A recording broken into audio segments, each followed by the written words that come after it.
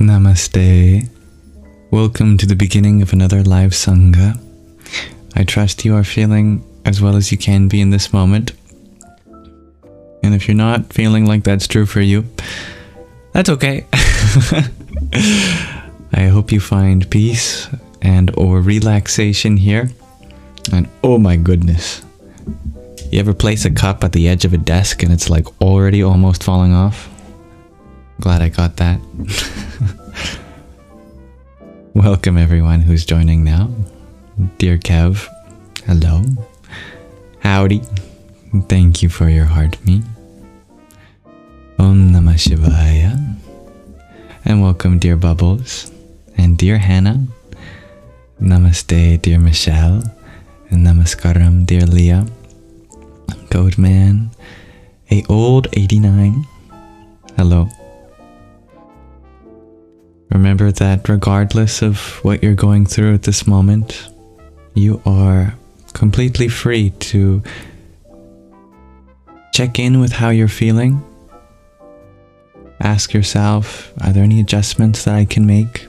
If not, that's okay. This too shall pass. Welcome, dear Henry. How are you, my friend? And Kev, you share it's unhealthily cold there. My goodness. Should I even ask what the temperature is? Or I'll just freeze to death just by thinking about it. Namaskar, dear Ragnhildur. And thank you, dear Codeman, for your heartmeet. Another day, another movie, shares Henry. I like that. Yeah. Even the dog refused to go, shares Kev. Well, that must be cold. Wow. Well, I'm very grateful to be doing another Sangha today. And I hope I can be an appropriate host and servant of the universe through all of you. Welcome, dear Gab. Dear Daleth. Welcome, dear Turtles. And dear Bumble. And hello, Melissa. That's a great movie, dear Henry. Eternal Sunshine of the Spotless Mind. Thank you, Bubbles. I have a prayer for us all from the Katha Upanishad as well as the Taittiriya Upanishad. It's one of the famous Shanti mantras. Om Sahana Vavatu Sahana Bhunaktu Sahaviryang Karva Vahai Tejasvina Vadhitamastu Ma Vidvisha Vahai. Om Shanti Shanti Shanti. That means, Om, may the Divine protect us both together. May the Divine nourish us both together. May our study be vigorous and effective, and may we not mutually dispute or hate any. May there be peace in us, may there be peace in our environment, and may there be peace in the forces that act on us. Welcome, dear Magdalene. And thank you for sharing the live, as well as Ragnhildur and Bubbles. May we all come together as fellow students of life to uplift each other, relate in one another's experiences, and share positive sentiments. Radhe Radhe, dear Gregorji, and thank you for your likes. Salut, Mikish Gaming. I am doing well, but I echo your question to everyone. How are we all? I'd love to know what kind of feelings to hold in this space for you. No feeling by itself will last forever, but each feeling is allowed to be there for the duration that it is, and it always comes with a message guiding our awareness somewhere. You're doing well, dear Fiddleleaf. I'm very happy to hear that. that you're small.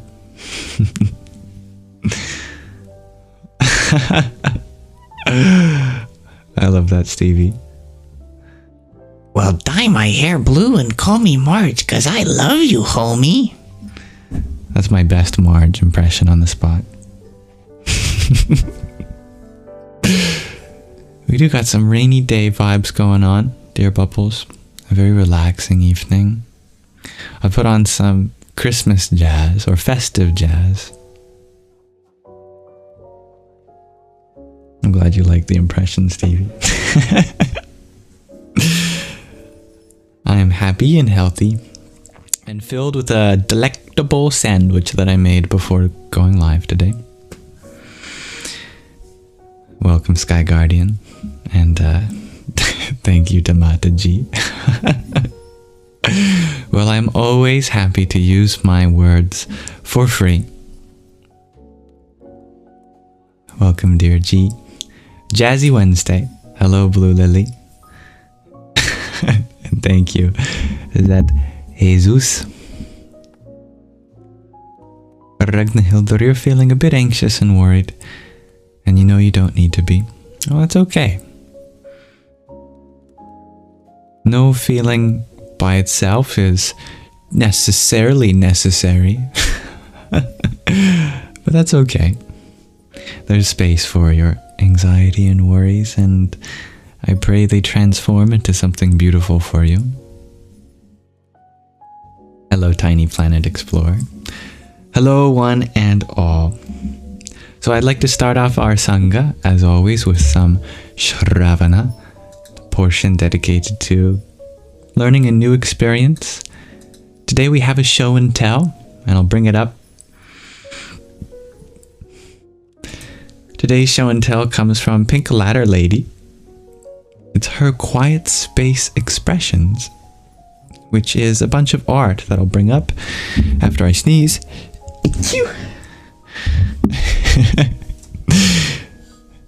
Let me pull up the first picture, and then as we go through them, there's a couple different ones that we can look at, but I'll read to you about what these mean to her before I go to the next one. And let me make this a nice size for you so you can see it nice and zoomed in.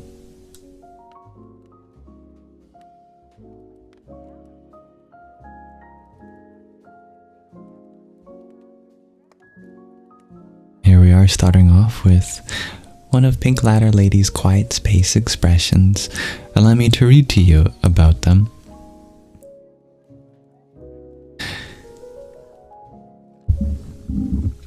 Pink Ladder Lady writes, "Hi Yam, sorry it's so long-winded. It means a lot to share my truth fully and as clearly as I am today. Integration is no joke. I experienced a fragmentation and awakening a few years ago. I have finally recovered linear communication and reconnected with expressing myself in a way that is easily understood and makes sense to others. I sense you are safe to speak this candidly and truthfully with about the nature of my art. For that reason, if you decide to share my art, please share only what you feel is appropriate from this letter. Please leave any out and/or all of it." And I'm telling you that there was nothing I felt necessary to leave out. "I have two reasons why I would like to share," she continues. "One, I experience emotions, feelings, communication, inspiration, my awareness, and my environment very strongly in my sense body. Sensing kinesthetically is my dominant form of understanding input data, communication. Tiny language barrier in my output communication, which makes me sound like a computer. I relate to that sometimes, but is super accurate. I am better able to connect to my emotions/emotional body through creativity. I often don't have words for my feelings and emotions. I feel connected to my emotions, but they have no voice and are silent until expression. Via creativity, I am able to identify and understand this part of myself freely and clearly. I aim to cultivate craftsmanship, and I may bring joy to others with my expression and relationship to creativity. 2. I paint, write, create as a conduit, mostly higher consciousness than my own for certain. I don't know anything, just an aware, empty mind. What I provide silence to often speaks. I work too with muses. I allow the muse energy into my awareness. It guides itself out. I allow muses with the discretion of their interest, intentions, and content. I don't mind listening or sitting with heavy, hurt, dark, even death energies, but I don't have the bandwidth or capacity for visual violence. All of my energy body shut down from the inside out.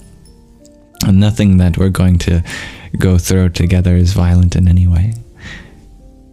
The feeling of the images remain if they do not let go, so I prefer not to paint with them.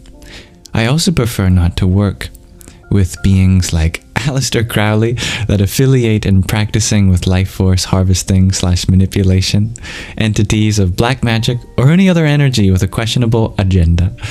That was a lengthy but necessary explanation. Beings of the highest truth and compassion are always welcome. Mostly it's gentle mystics, benevolent energies that speak without words. I just paint their energy. Occasionally a guardian energy will guide me through a prayer piece, something like their response to hearing a prayer of the heart. Reverence is always heard. The symbols, images, colors, material, etc. are with sacred intent. These pieces provide and carry a specific energy and intention, whether the observer of the art is aware or not. The sacred energy of the prayer piece is shared with them. I don't always know what the blessing or prayer is. I can feel the difference energetically, but it's of unspoken words, lol. Translating a sense to communication is a challenge with the limitations of language. I am able to share my interpretation of the feeling or vibration I pick up on, but I always feel as though I've left 2 invisible sentences of meaning out. What it means to me, in the spirit of love, creativity is shared with me. In the spirit of connection, I find meaning. These pieces mean to me a silent, confusing, dark walk through the night, whining to the moon. The moon listened. It was all healing, and I felt held. They represent a committed and devoted heart. To me, they mean nothing. They mean to me something that was heard in the moment. So, that is what Dear Pink Ladder Lady had written for her Quiet Space Expressions. Let's go through them now. We've had some time to look at this first one with some dragonflies, I see. Eyes too.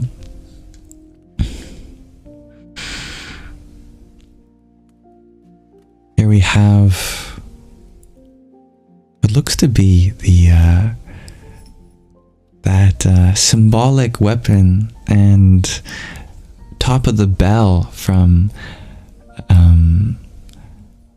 Tibetan Buddhism. I don't know if you've ever seen it at the top there. I wonder if I can pull up a picture of that.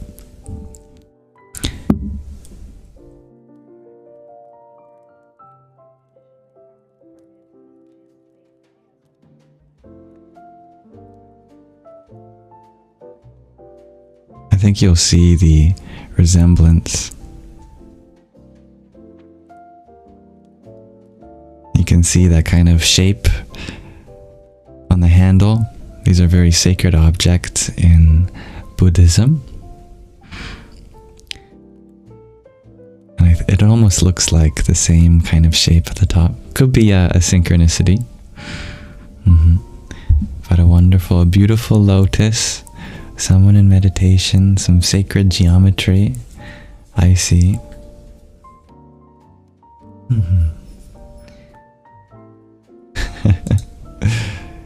Oh, I like this one. Looks like a mandala. Almost looks like a 4D shape in there.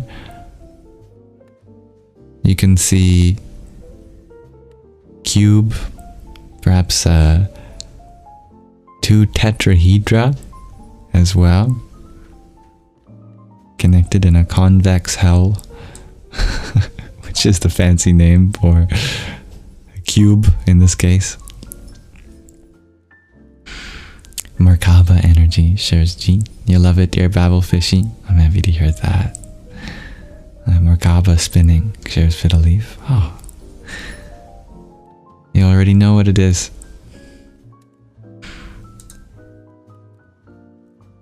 Here we have totally different kind of genre of art. I like this. This reminds me of some of the art in the 50s in American culture, a little bit. Pop funk. Is that what it's called? I can't remember. Yeah, I like the geometry here. Like movie theater carpet. Yeah, that's exactly. Some of the public transit buses have this kind of art on their seats too.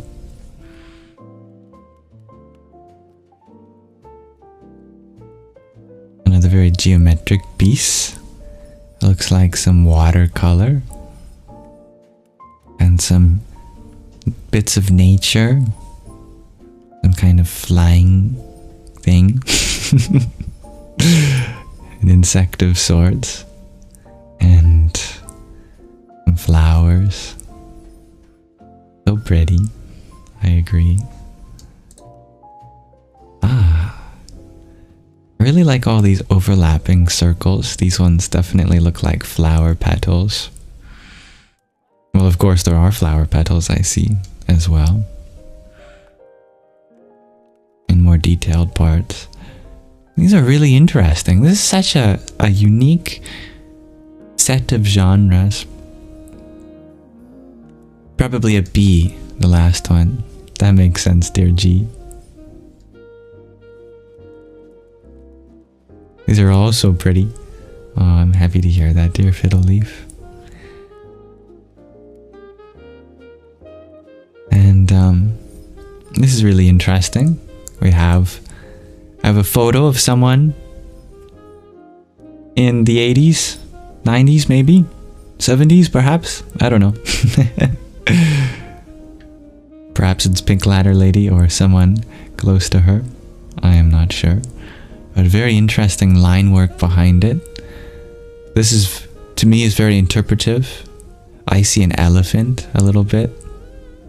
But it could be some other creature.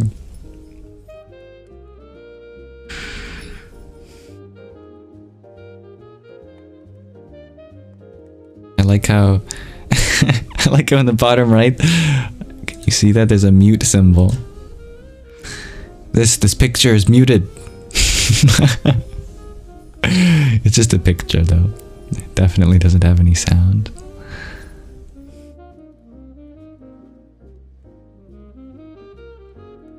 Baby flying thing, right? Here we have, I see a side portrait. Someone who looks very feminine, and another, oh, I just realized there's another one above their face. 2 of them, ready to kiss the forehead. It's very expressive. I agree, Bubbles. Lots of flowery looking shapes on there. I love the variety of mediums that Pink Ladder Lady uses. And that was the last one. This one looks like pastel, if I'm not mistaken. The gentleness of connection. I like that.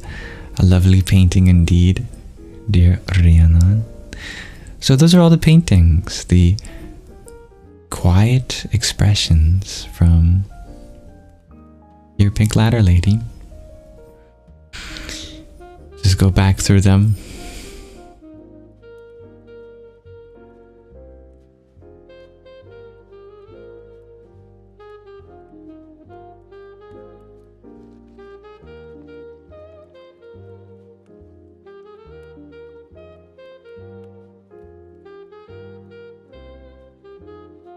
And there's the first one again. Well, thank you so much, dear Pink Ladder Lady, for sharing your quiet space expressions with us. I found them to be a lovely experience and a wonderful start to our Sangha today. And thank you everyone for going through them with me. If you ever want to share something of your own, do check out the show and tell submission form in the link tree in the bio.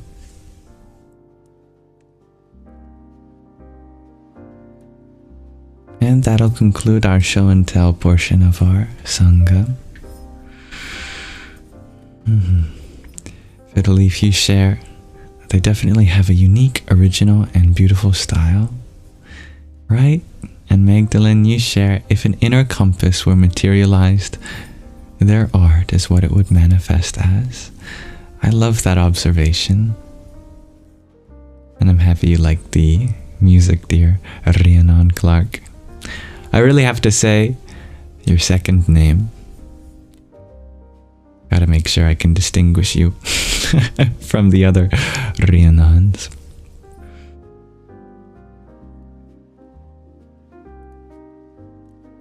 Welcome everyone who joined while we were doing show and tell. The second part of our Shravana, the part of our Sangha dedicated to gaining a new experience, is reading from another section of Moksha, Liberation, a woman's journey to self-discovery and freedom from suffering. We'll continue where we left off.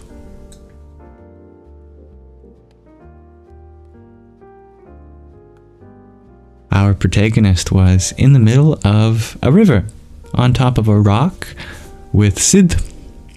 The two of them are secretly the incarnations of the divine, masculine and feminine, Shiva Shakti. But Shakti, our protagonist Uma, has not actually figured out who she is yet. They were just finishing a teaching, or perhaps... No, yeah, that's right. They were just finishing a teaching, and I'll continue from there. He stood. I attempted to do the same, but could not budge. He bent down, lifted me up, executed that graceful leap to the bank, and set me down on the sand. I straightened my robe, slipped into my sandals, and slung my backpack over a shoulder. We headed toward the ashram from where the chanting of the evening prayers had begun. "Where are you off to?" I asked. "To Gangotri, the source of the Ganga, and beyond," he said. "Beyond?" I asked. "Mount Kailasa," he replied. The destination of the monks. Their goal was to circumambulate the sacred mountain, a distance of 34 miles, and perform full body prostrations every 5 steps. "So, are you going to walk around the mountain performing full body prostrations, or are you climbing it?" "No one climbs Mount Kailas," he said. "I'd like to go with you," I said, suddenly, impulsively. "To China?" he asked. "China?" I asked in return, confused. "It's where Mount Kailas is," he answered. "Well, I can't go," I said, thankful at being able to take back my words. "I'll need a visa, impossible to get one at such short notice." At the dining hall, we were served the now familiar and dismal meal of chapatis, lentil soup, and 2 nondescript vegetable curries. A busload of chattering, loud women joined us. The sign, "Silence is golden," meant nothing to them. They were like children let out of school, and Sid and I did not speak. After the meal, we strolled back to my room. "I'm leaving on the early flight tomorrow," I said. "Have a good trip," he said. the oppressive heat and humidity, the ineffectual fan, the ineffectual mosquito netting that did nothing to prevent mosquitoes as large as cockroaches from swarming ecstatically around me, and most crucially, my own utter disappointment in Sid made me restless and angry. His beauty, his erudition, his clever way of controlling me, and possibly others, made him one of those all too common charismatic gurus. The time he'd spent with me, when I'd taken all that he said to heart, believing in him completely, believing that he had some affection for me, had served only to draw me in. Did he see me as prey? I had come desperately seeking his help, but he had been drunk, high, and without the slightest idea of who I was. How could I have been so taken in? 4 a.m, there was a knock on my door. Yes? I peered through a crack. Sid was holding a mug of tea. I made no move to let him in. I've decided to make a short detour to a freshwater lake, he said, where Lord Ganesha was born. An easy trek to around 10,500 feet. Will take a few days. Want to come? My heart and head each clamored for control. I don't have climbing gear, I said.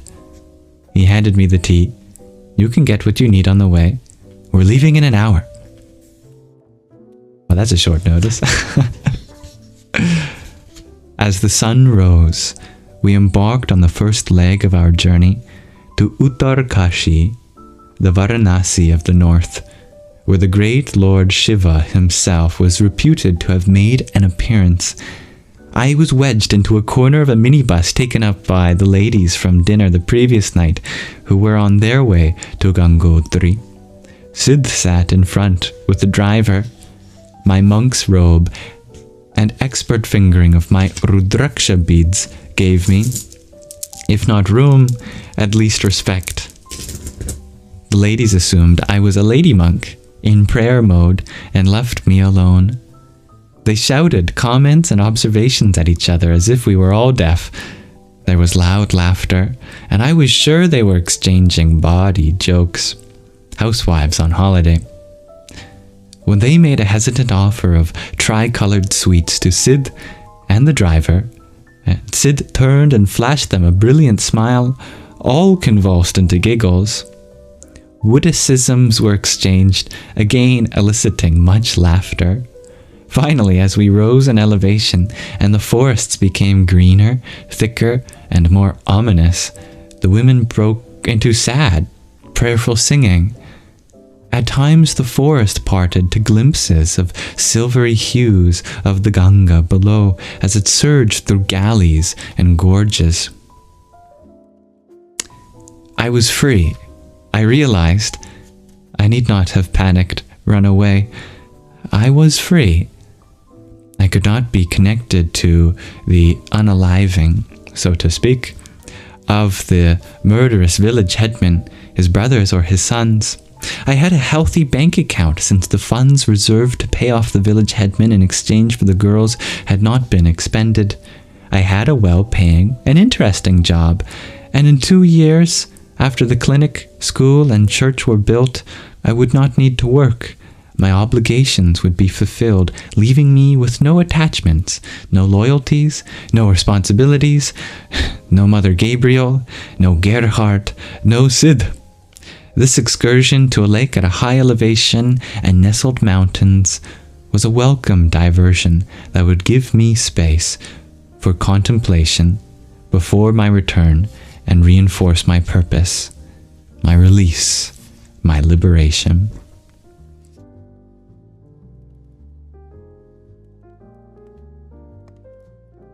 Why don't we pause our reading of moksha, liberation, there for now, as our dear protagonist is on a quest up into the Himalayas with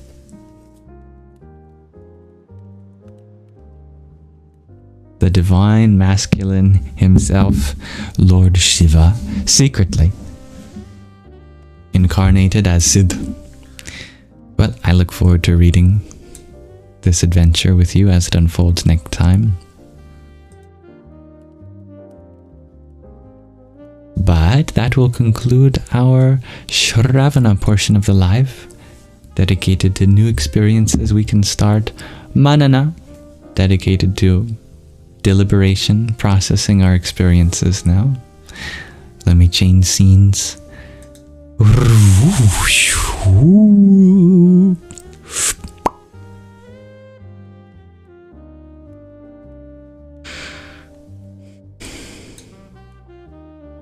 Welcome everyone who joined while we were reading. And thank you, dear Jifaji, for the finger heart, the TikTok, and the pair of roses you sent while we were reading too. Om Ganganapataye Namaha. And dear Babblefishy, thank you for your tiny too. Yippee! Hello, dear Ariel. Was that a haunted transition? Perhaps haunted by love, because I love to interact with you, which is what this section of the live stream is dedicated to. And we can turn our attention to whatever is on our hearts and minds.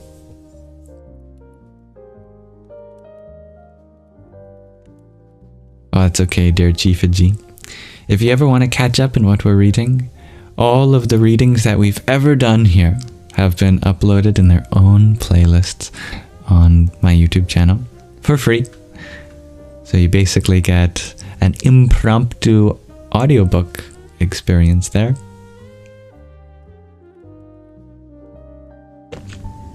I'm glad you appreciated my enthusiasm in that.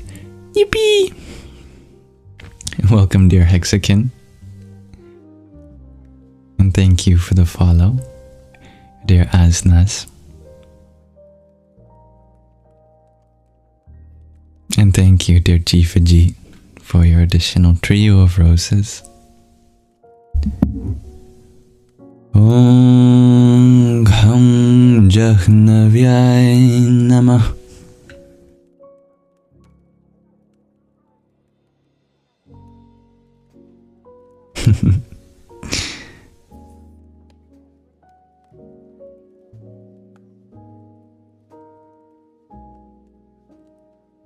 You don't have to limit yourself, dear Hexagon, but I appreciate the positivity always.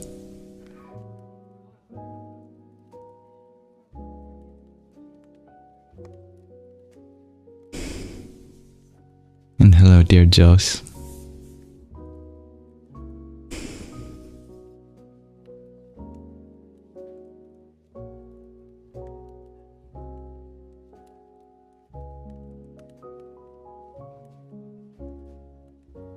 Thank you, dear Jose, for your hand hearts. Here's some back to you.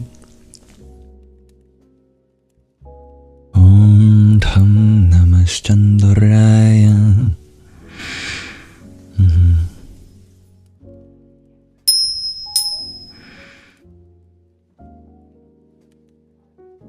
I would love to know how all of you are feeling at this moment. All of you who wish to express how you're feeling, of course. Otherwise, you're welcome to just listen. And hello to all my listeners, silent viewers. You never have to comment. Perfectly okay. Dear Mia, you ask, do I still get triggered?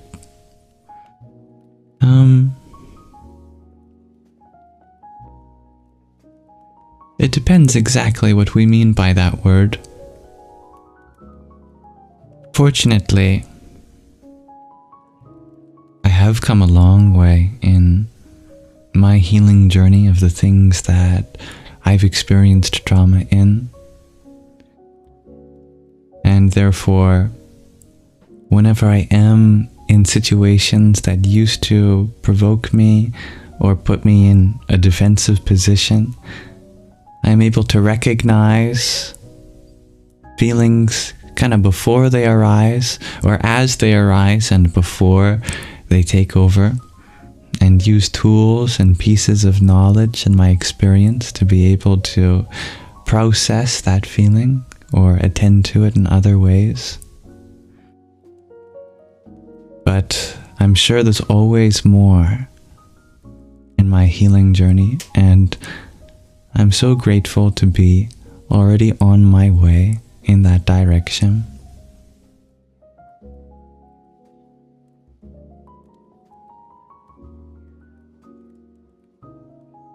Dear Isabella, thank you for your tiny too. Yippee!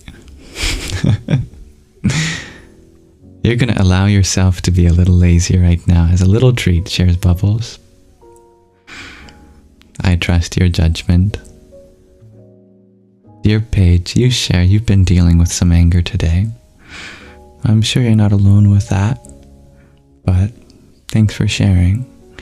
That is very honest of you. And if you want to share more, I'd be happy to listen. You're feeling blissful, dear Fiddle Leaf. Oh, I'm very happy to hear that. Effigy, you're feeling fairly neutral.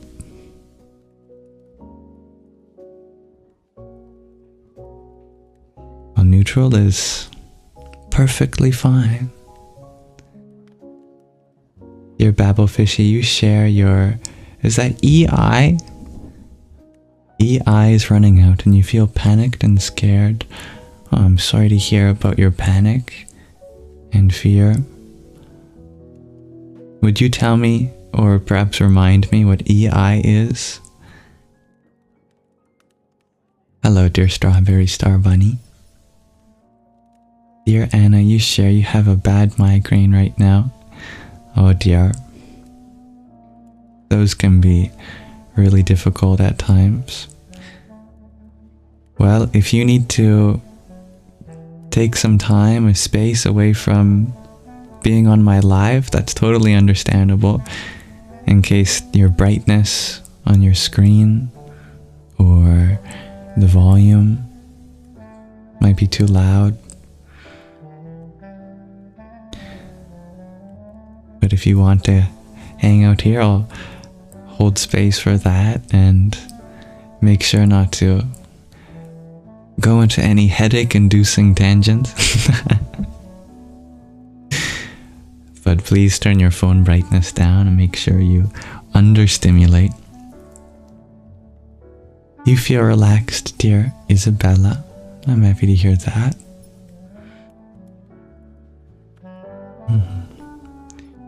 Dear Hexakin, you share you were avoiding from sharing how you're feeling. Oh, you're always welcome to share how you're feeling. It's okay that you're not doing all right. Setbacks seem to build up. You're not alone in that. Now you share that I told you not to say that. I've never told you not to say anything. I've just asked of you in the past to never underestimate the value of positivity. But remember that positivity doesn't mean denying your emotions, because that's not a very positive thing to do. It is completely allowed in this space to express how you're feeling, especially if you've been having a hard day. To me, that's not what I mean by preferring positivity over negativity.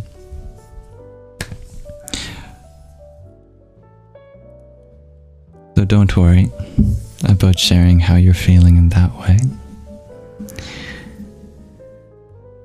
Thank you, dear Mia.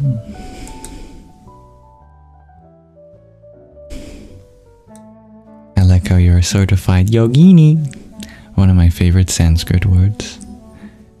Dear Debbie, you had asked, what is happiness to me? Happiness to me is in the pursuit of wonder in the pursuit of possibilities, when we have things to explore within ourselves, within the world around us, when we are on an adventure, not necessarily one that takes you through the jungles of an Amazon, but the jungle of our mind and heart, to experience the newness of yourself unfolding through this body and mind and through the world at large. That's just one approach. But I invite everyone to answer this question: what is happiness to you? All answers are based in the truth of each of our own experiences.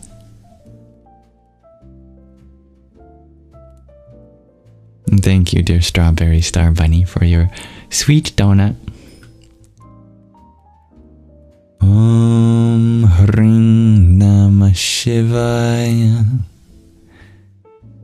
Dear Paige, you share you're doing things that you haven't done before. Boundaries, and it's bringing up past trauma.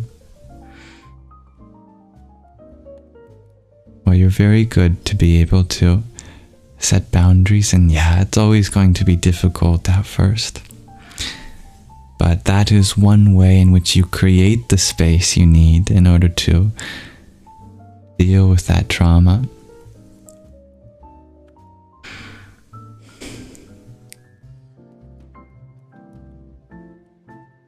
Is it emotional intelligence, EI? Asks Fiddle Leaf. That would make sense. Yeah. Running out of emotional intelligence. I could see how that could induce panic. It's a good time to take a step back.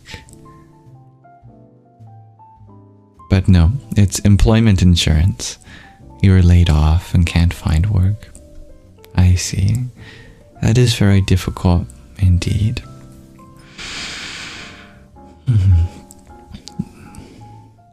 Work provides us with financial security, and of course, financial security provides us the ability to feed ourselves, to pay for necessities. But remember that it was the work that provided that for you. But what provided the work for you? That is your ability to put yourself out there and have trust and faith in the universe or the divine. And that is your true treasure. And if you keep that, there's nothing to ever be afraid of.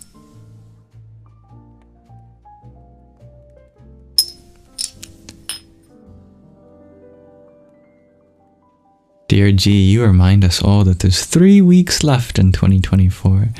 Been reviewing the last 4 months, or few months. Wow. Now that you put it like that, it's amazing to think that a new year is approaching so quickly. But we're always welcome to set new goals for ourselves, not just every year, every month, every week, every day, every hour, every minute, every second, but every moment. Every moment we can feel like we are anew. Every moment you complete another lap around the sun from where you were a year ago from this moment.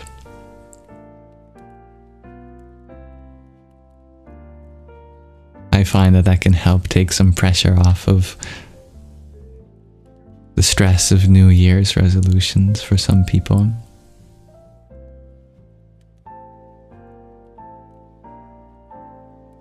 Dear Kiki, you shared that you avoided feeling triggered. That's your struggle, but you managed and feel a bit agitated.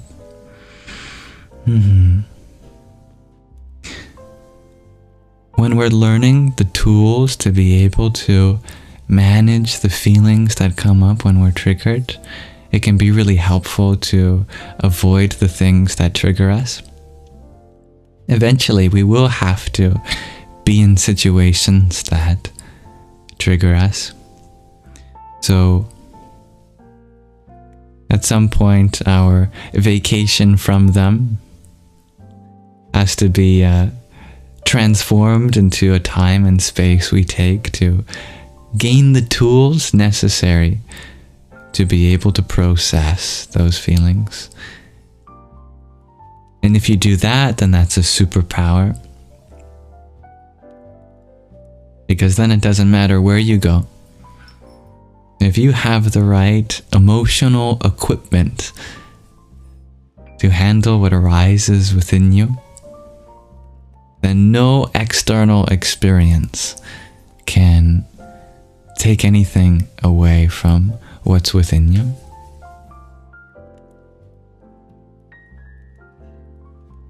You've got a good memory, dear Sky Guardian. Yes, there are many traditional ceremonies by shamans and indigenous communities in the Amazon that do ayahuasca treatments. Dear Isabella, you share that happiness is our smiles. I love that. And dear Kiki, you share your children and love to them is your happiness. Spoken like a true mother. Rhiannon, you share that happiness is a tickling of the heart, sitting with the joy of being. How poetic. Electric imagination. That would be a great acronym for EI, or ecstatic instinct. Dear Gregor G. Dear Rhiannon Clark, you share you're going to apply for a new yoga class position tomorrow. Well, I wish you well in that. I wish you flexibility in your career. Get it?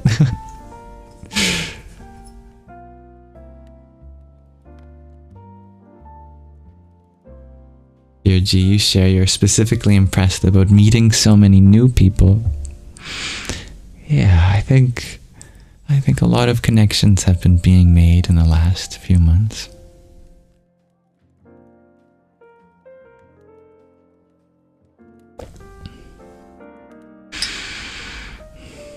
Oh, I'm happy to hear that, dear Fiddleleaf. You get triggered all the time. You're just better at handling it these days. That is growth. Welcome, dear Punk Rock Heaven.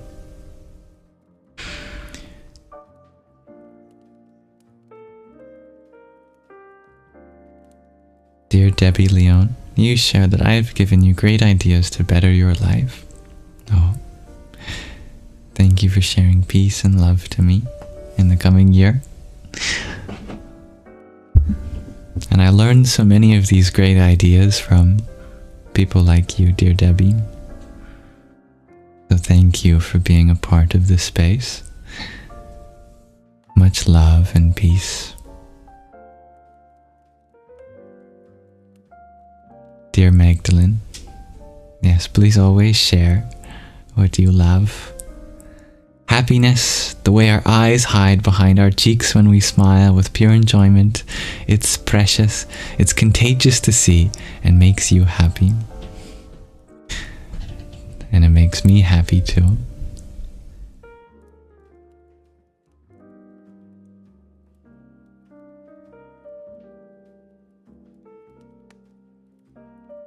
Welcome, dear Matt Giza.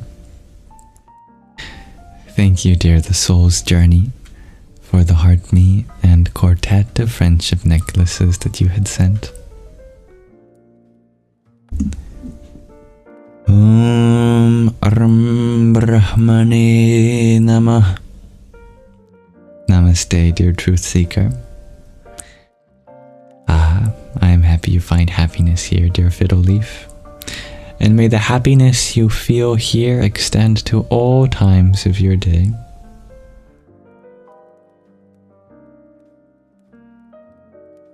Dear Mia, you share you're about to launch emotional intelligence journal. Facing some obstacles. Prayers, please. Well, I'm sure that the obstacles that you are facing, I pray, are going to lead to even more success in what you share through this journey and journal of emotional intelligence. I pray that these obstacles only increase your own emotional intelligence. Eureka moments. Yes, indeed, dear Rhiannon Clark. Eureka!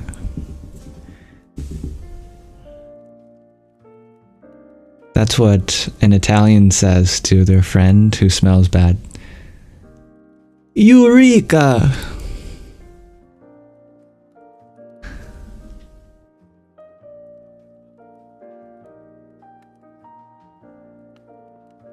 Yes, exactly, dear Fiddleleaf. Om Ganganapataye Namah. May Ganesha remove your obstacles. I speak Italian? Yeah.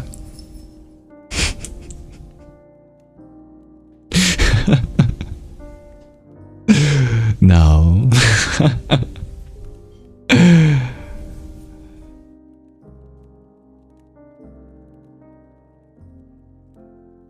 Thank you, dear Truth Seeker, for your heart me. Om Gringalikaye Namah. Happiness comes when you are grateful, shares Ragnhildr. And it doesn't take a lot to be grateful. We could be stranded in the middle of a jungle. And we can be grateful for the fact that we get to see such beautiful nature. And that can be enough to keep you going. Hello, dear Anna. Thank you for the reminder to drink water.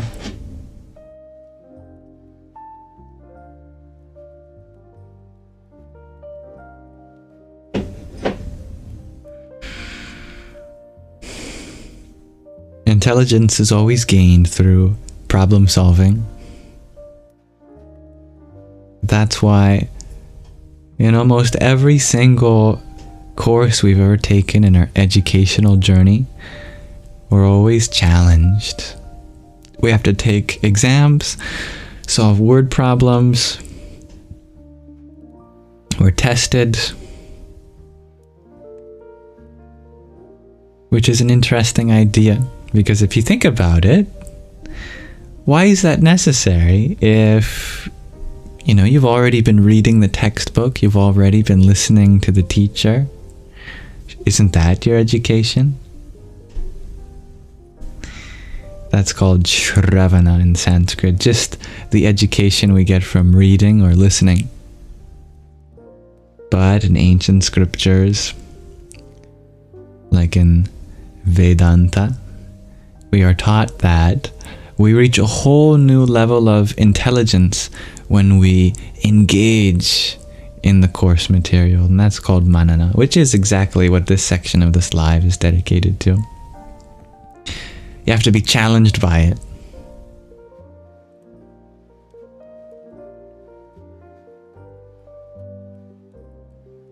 Imagine that the knowledge itself is wearing boxing gloves.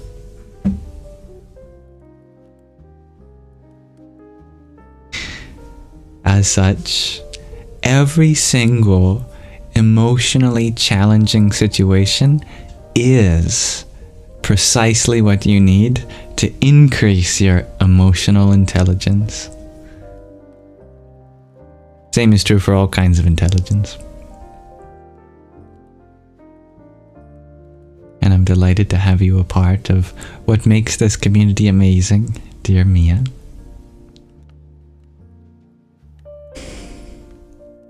And I like the way you put that, dear Fiddle. There's always enough evidence to complain, and there was always enough evidence to be grateful. We choose. Beautiful. Dear Sea Bunny, What is the emoji between the C and the B? Doesn't show on my screen, I'm afraid. You ask, how much value should we give to the mind? A very important question. It's a spiral, or a galaxy, looks like. Thank you.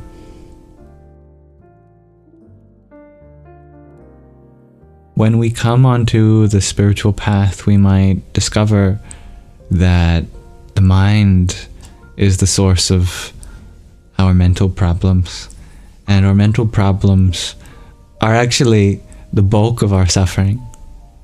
A lot of the suffering that exists isn't as big as the mind makes it out to be. Like if we fall and we hurt our knee, the body creates a sensation of pain, and there's a little suffering there. But then the mind starts adding to that, starts going, oh, how foolish of me that I fell here. If I'm always falling, how will I ever get to where I want to in life? My chances of being a track and field runner are ruined. I'll never be an Olympian, and I'll never make my parents proud. It can be easy to spiral. And it's the nature of the mind that it generates thoughts based on whatever you are experiencing. Just a little pain in your knee can explode into an existential crisis. So, a lot of our spiritual journey is in taking us away from our mind when it's exaggerating some things, for example. But that's not to imply that the mind is something that's only a problem. There's a great quote in ancient scriptures that says, your mind holds the key to both your imprisonment and your salvation, your liberation. So in the beginning, we find our mind to be our worst enemy, but then we find it to be our best friend, and we have to have some space away from it for a while, as much as we can. And in that space, we realize our role. We are not the servant of our minds. We are not the servants of our minds. We are the guide of our mind. But the mind is a bit of a brat, and it doesn't want to be guided. So some spiritual discipline is required in order to get the mind under your guidance. I won't say the word control, because the mind is autonomous in many ways.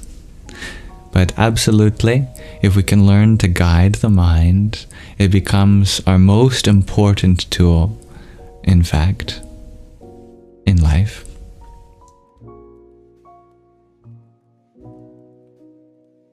So we should value it as a tool.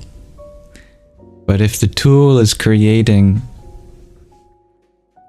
terrible pieces of work, if the quality of thoughts it's producing is bad, then we don't have to value those thoughts. But it's not the problem of the tool itself. It's in the craftsperson that is wielding the tool. And it's our responsibility to be able to use that tool to create high quality thoughts.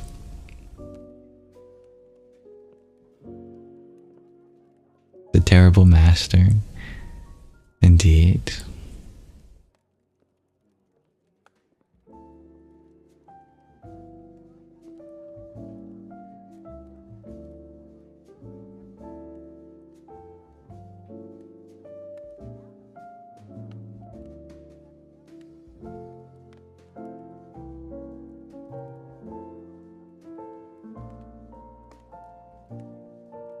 I'm not sure everyone knows I live in Canada.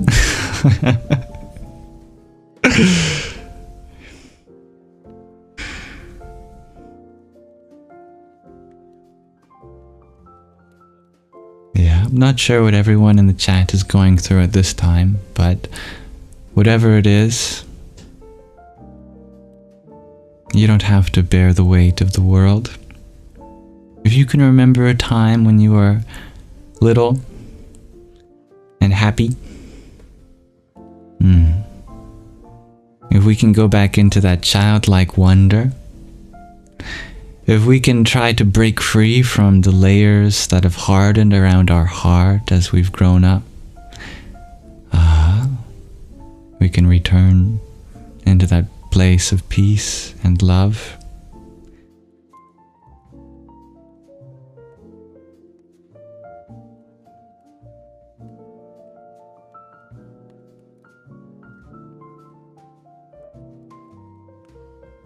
Not everyone has been afforded a privileged childhood, and that's okay too.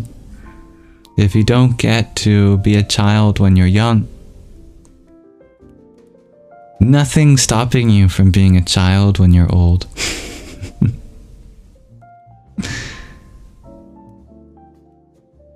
Try this. Thank you, dear Ragnhildur, for your swan.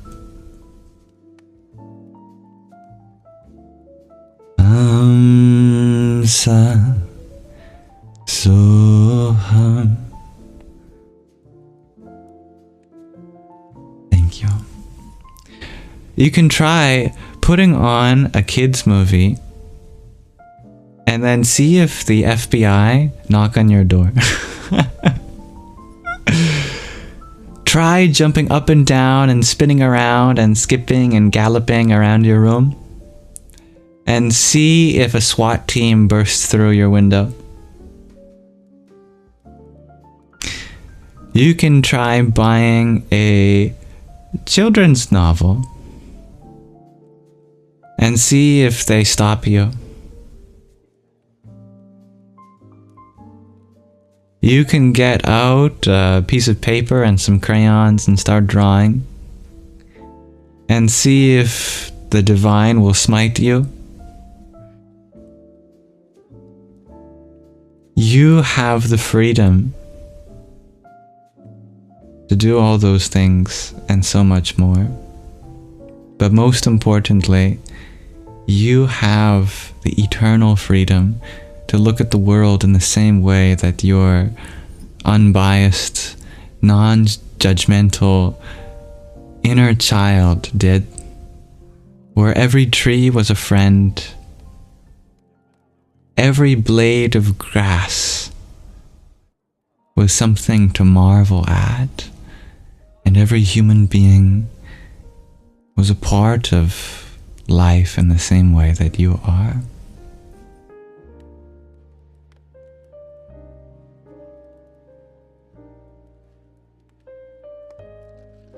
I love the way you put that, Pyre Princess. Growing old is mandatory, but growing up is not.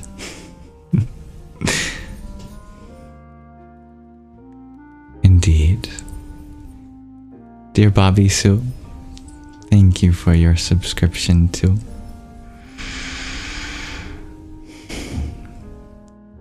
You and everyone else here are blessings to the Sangha, and I'm honored to live in a universe that has you a part of it.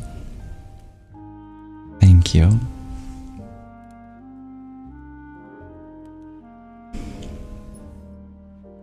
Dear Crossfires, welcome. You share you went to a metaphysical shop today and you saw Krishna and all the things you've been learning here. Oh, that is a perfectly valid way of spelling his name. You love those kinds of shops. Well, I think it's so delightful that your eyes have been caught by the things that we share here. That makes me very happy to hear. And maybe one of these days Krishna can come home with you.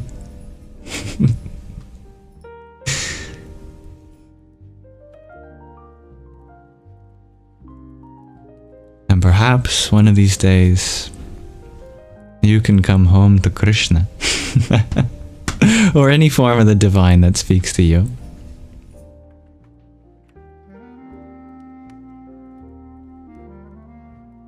Dear G, you share you need a space for all of us to come and hang, and we can just chat by a bonfire. That would be delightful. Bonfires. Are they called bonfires because bon is good in French? Is it a good fire? I consider it a good fire.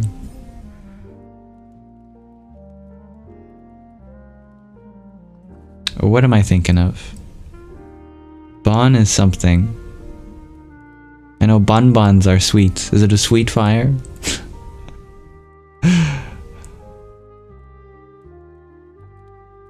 Fire just brings out the cave person in all of us. I could stare into a fire for a long time. In fact, I could probably look at a fire a lot longer than a TV. Maybe that's why back in the day, instead of having a TV at the center of your living room, you'd have a fireplace and 2 chairs. You just stare into the fire. It's said that each fire can be a portal into the spiritual fire that represents our ability to transform, to purify this world, get us into contact with our true self as the igniter of love and compassion.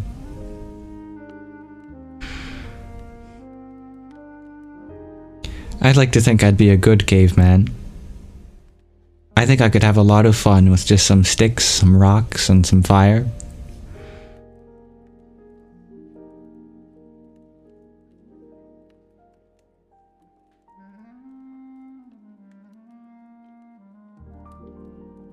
Why does getting fired not sound so bad? A change. Oh, I love that, dear Rhiannon. I am correct. Bon means good in French. Oh, good. Thank you, dear G.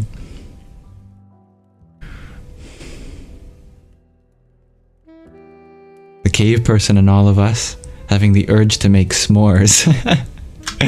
Yes, I like that idea too. You'd also rather watch a fire than a TV also, dear Fiddle Leaf.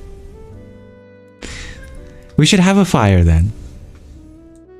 I need to get a fire behind me going. I need to get a Yule log.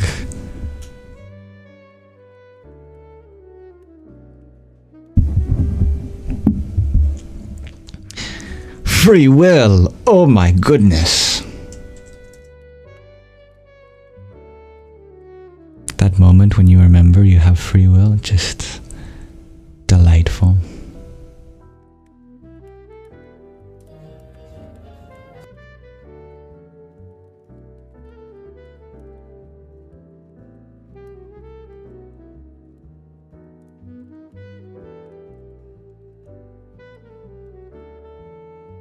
Ready? See, what we'll do is we'll just take the web browser, put it behind me, and then the camera settings. Once they open,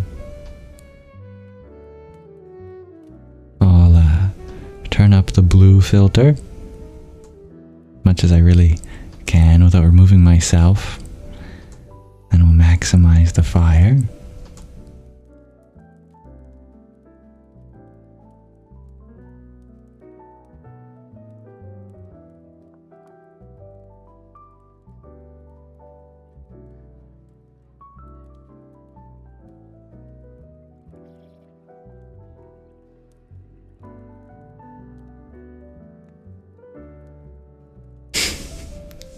That kind of works. Although you can't see the fire. And now it just kind of looks like I'm on fire.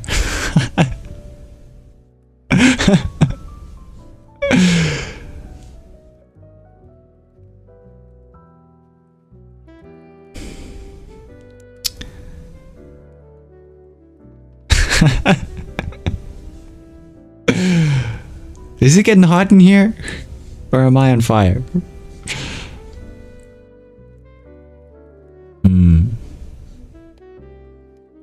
I'll work on it next time.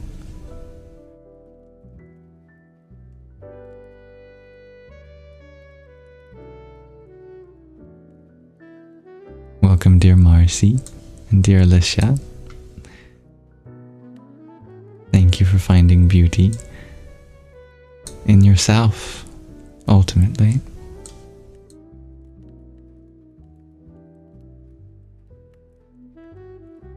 And thank you, dear Dob Darker, for your heart me. Radhe, Radhe. And my eyes were on fire too.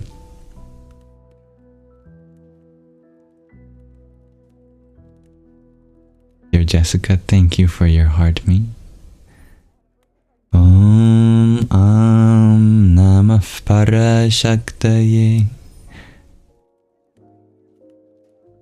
It's because I'm so angry. You can see the fire behind my eyes.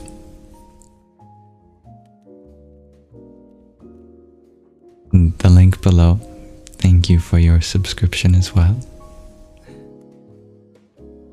Om Shri Mahalakshmi Namah. Like Kali.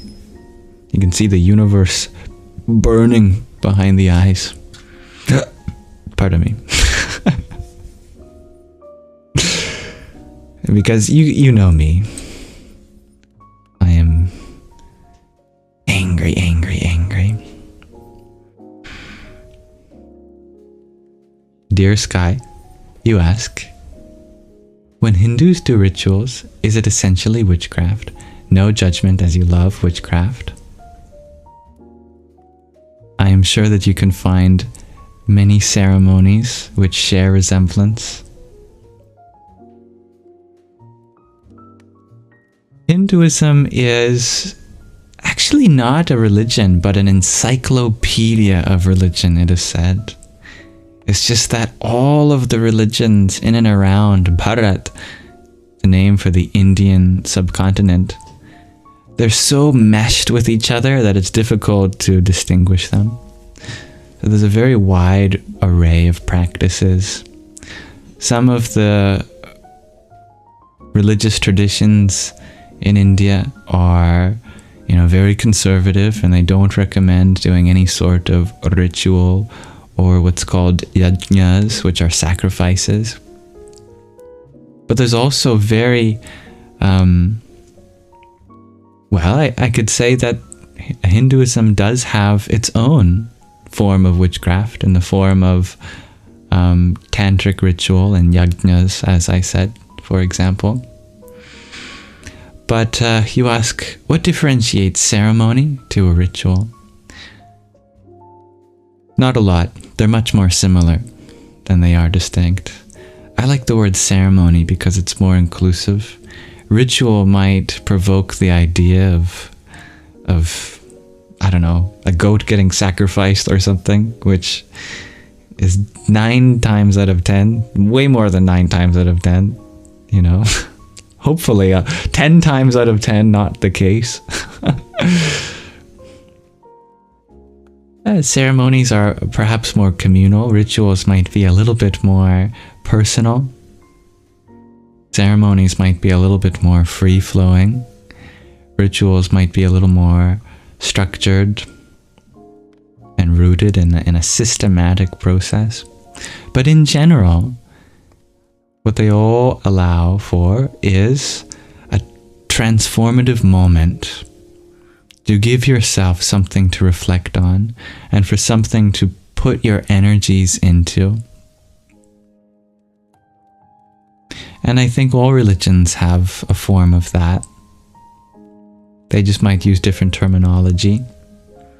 Like Christians have ceremonies or rituals surrounding holy water and being baptized.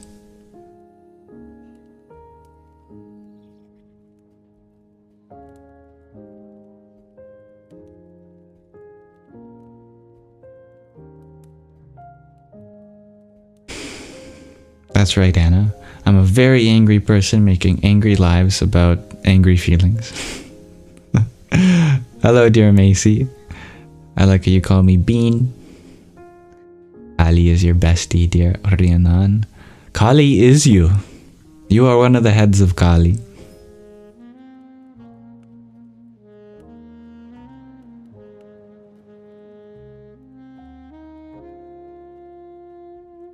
Dear Sky, you ask, have I ever unbaptized myself? This is something you are interested in. No, and I've never been baptized, so there's nothing to unbaptize. But you can certainly create a ceremony that signifies for yourself a coming into a new identity. That's always allowed, but you never have to. I know a lot of different religious organizations have rituals for you to convert, but true conversion takes place in an instant. If you feel like you're no longer a part of something, that's all it takes. And if you feel like you want to try something new, that's all it takes too. But these ceremonies can be helpful. If you have experienced religious trauma, for example, I understand how you could want to kind of dissociate yourself from that. That makes a lot of sense to me. That can be very healing for you.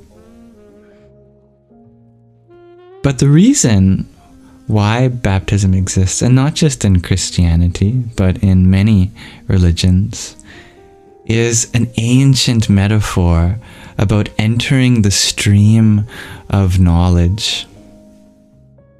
And you find similar practices all around the world. In Christianity, of course, but also in Zoroastrianism. Of course, before Christianity was really Christianity, there were similar practices in Judaism, such as the example of John the Baptist, who was, technically at the time a Jew, but also one of the first Christians. In Buddhism, there's the idea of being a sotapanna, which means a stream enterer, which means you are on your last few cycles of reincarnation. You've entered into the Dharma, the flow of knowledge from the Buddha. And in Hinduism, there is the idea of bathing in holy rivers such as Ganga and Yamuna. But then there's the spiritual river of Saraswati, which flows in between the two eyes as the Sushumna Nadi, merging with Ida and Pingala.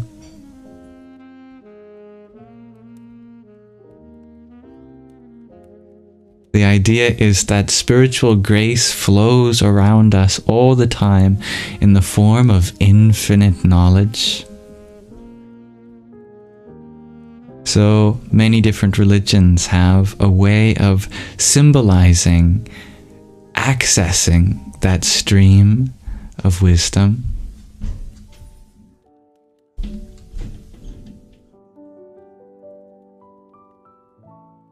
And thank you, dear Kevin, for your heart me.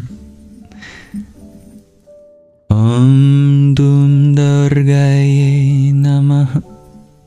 And dear Tattvamasi, for your quintet of roses. Om Sum Suryaya Namah. Dear Shai, you ask, how do you stop defining your identity in relation to externals? You don't. Because you do have a relation to externals. But you recognize that you are not the external. You're not the object of the relationship, but the subject, the internal. That you have nothing to gain from the external world. There's nothing you're missing when it comes to yourself from the world. We come into the world with nothing. We don't even come with a body. We have to get that from our mothers. And then we return it back to Mother Nature too. So everything that we get from the world, we have to go without eventually.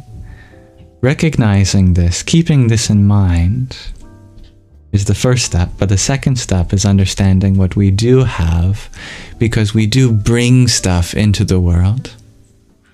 We might not be able to take stuff out of it. We do give to the world. We give ideas, perspectives, meaning, purpose. We give happiness, we give joy, we give love, we give compassion, we give patience, we give understanding. And that is our essential nature. So whenever you are in a circumstance, which is the most general thing I could ever say, if you're ever in a circumstance, which is all of the time, remember what you have to offer rather than what you have to gain. Because everything we gain from this world, we have to leave behind at some point. We give hope. Yes, dear Crossfires. Good night, dear Chloe.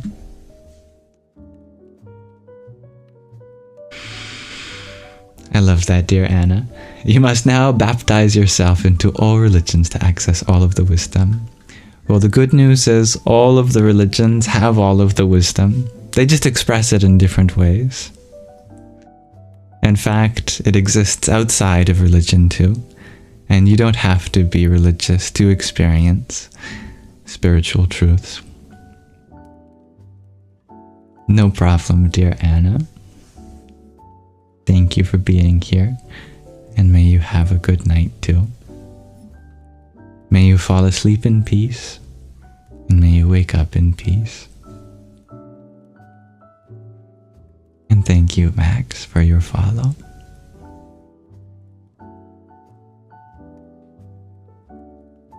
Hello, dear Chloe. Now I'm scrolling up after I said goodnight.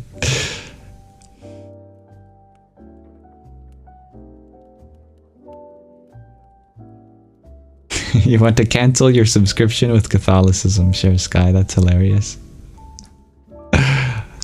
Your terminology is very funny. Yeah, you can do that. Actually, you did that the moment you stopped, the moment you were ever taken advantage of. The subscription was cancelled for you. In fact, if you never really felt like it was your path, you were never even subscribed. Let me put it like this. Do you remember being baptized? If you don't, then have you really been baptized? It wasn't for you, if you don't remember it. It was for the people doing it.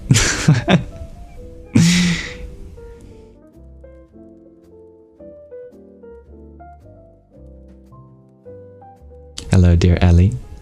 You share that every time you see me, you swear my hair is longer. Well, that does make sense, doesn't it? You must have very good eyesight because it grows every day, just a little bit.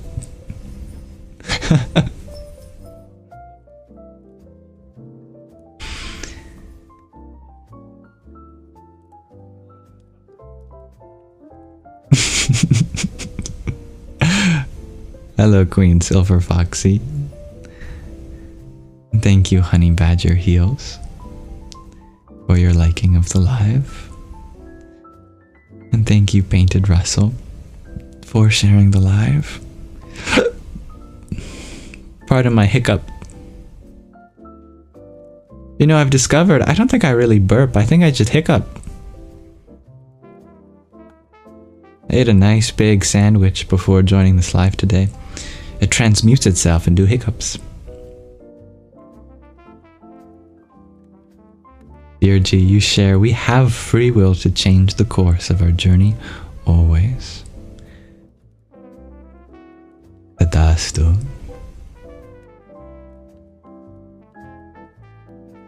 Dear Honey Badger Heels, you ask, divine will or free will? What's the difference when the divine is the abode of your freedom and your freedom feels divine?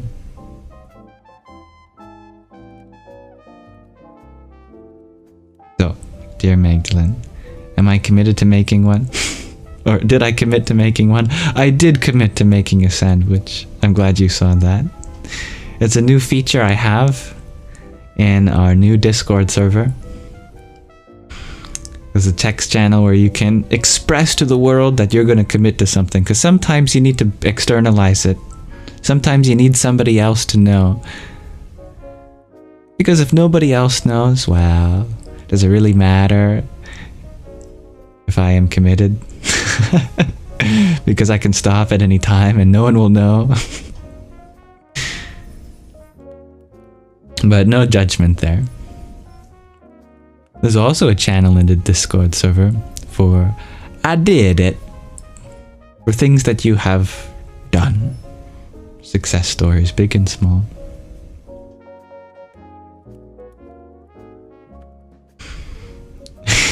I am very difficult to pull away from, shares Rhiannon. So much positive vibes. But you must sleep. Yes, please go to bed. Everyone is always welcome to come and go as they please.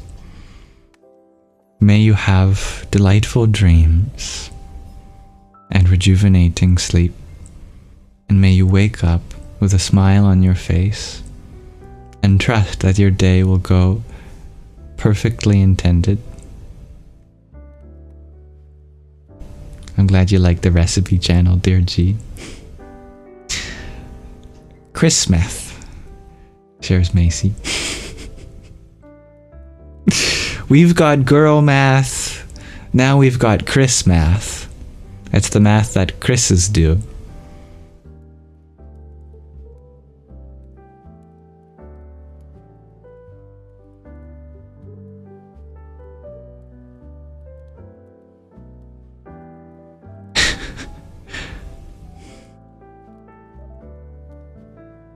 Chris math is the absolute algorithmic confusion that they undergo every time someone makes a pun out of their name around the holidays.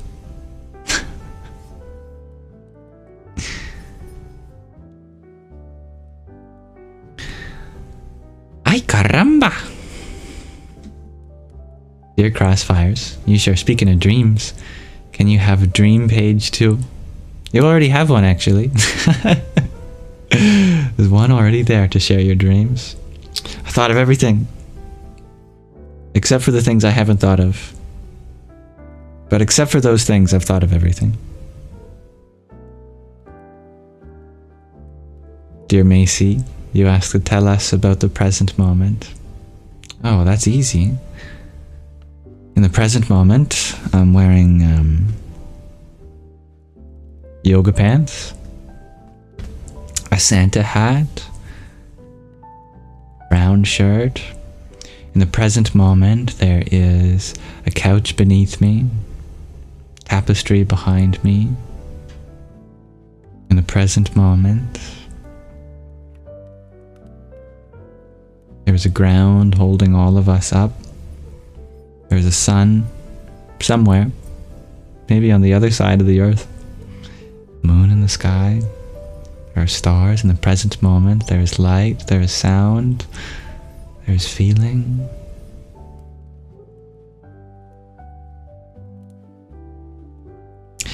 If you ever want to return to the present moment, you can just start making observations about what is before you now.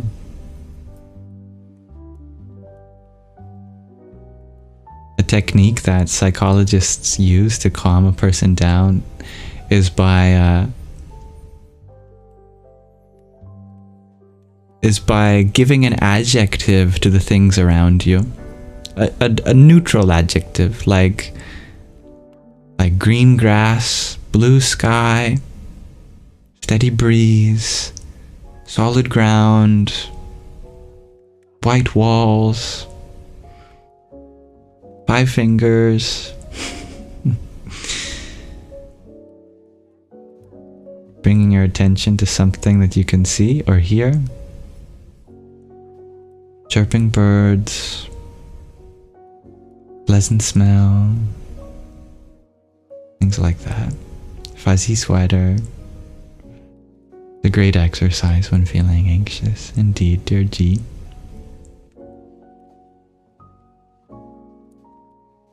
Dear user 623. Katie, if I remember your user number. Where's the dream page? The dream page is called I Dreamt This, and it's in the self-expression category.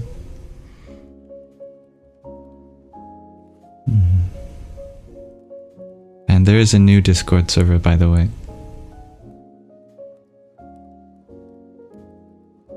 No longer the Yam Fam. It's still there. I'm not gonna delete it or anything like that.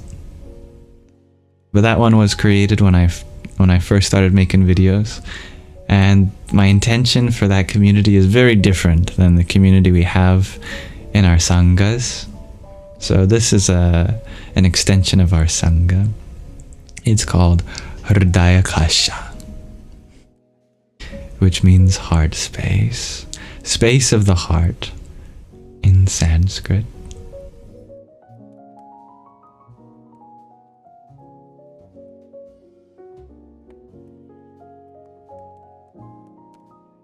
Hello, dear user 775. I'm not sure who you're referring to. Rosa? Is that my nickname? Rosa. Why did your great-great-great-grandmother Maria visit you? Maybe to deliver her secret cookie recipe that the family had forgotten. And it's time to bring the spirit of great-great-great-grandmother Maria into the world again with her divine cookie recipes that heal all wounds.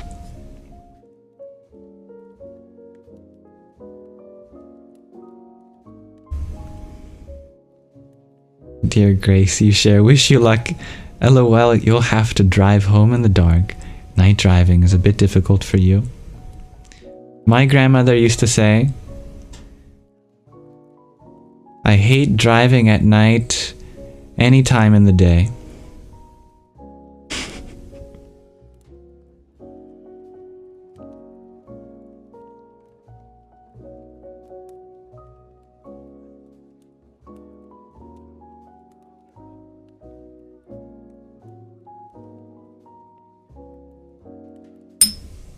I will certainly extend my prayers to you. You will be fine.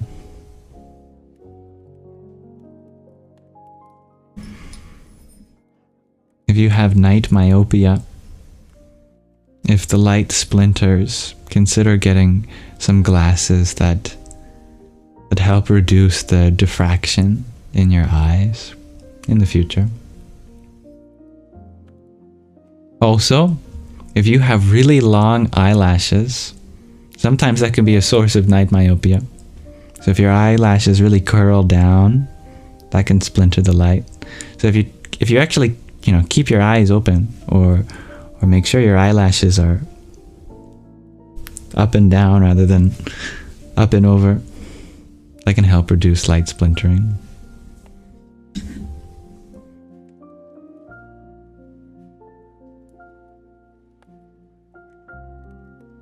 Dear Galena, thank you for your heart me. Welcome. Om Vastu Devataya Namah. A question from dear Marcy. Between romantic intimacy and physical proximity, how do you judge a person's importance? You make them important. You don't judge their importance. Importance is something you create for people. And I pray that everyone in your life is important to you.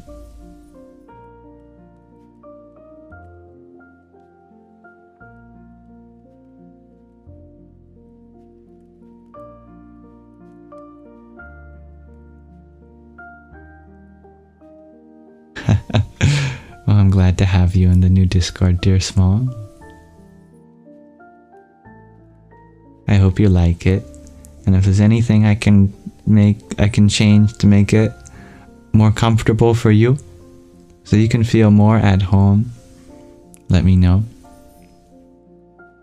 Magdalene, you sharing that your eyelashes fall straight down like Snuffleupagus. Snuffleupagus, that is not something I've heard in a long time.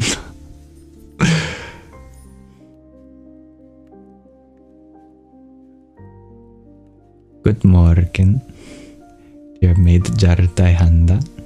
Thank you for your Heart Me and Team bracelet.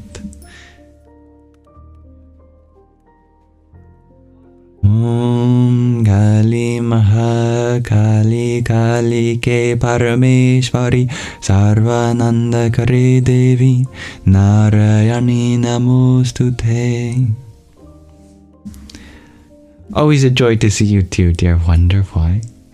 Thank you for your warm regards.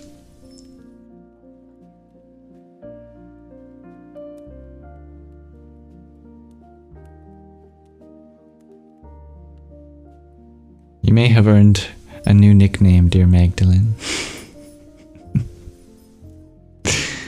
Hello, dear Lisa.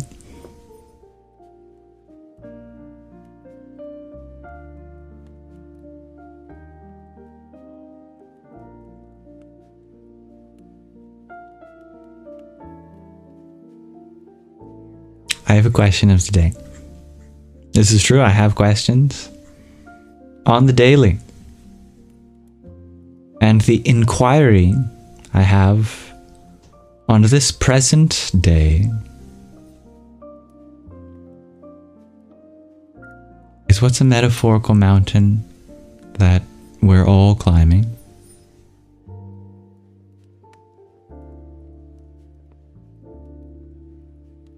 Mountains, rich, full of symbolism, full of metaphor, analogy.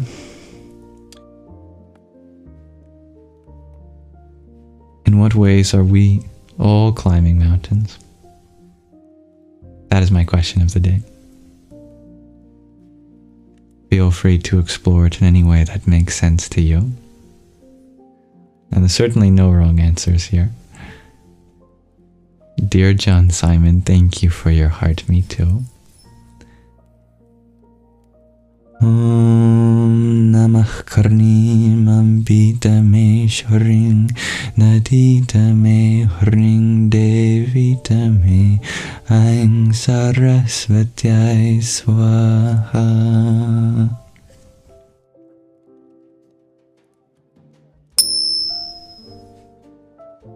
Dear Macy, you share self-indulgence. That is a mountain that takes a lot of energy from us. Ironically, Fiddle Leaf, you share for you personally, it's your journey back to California.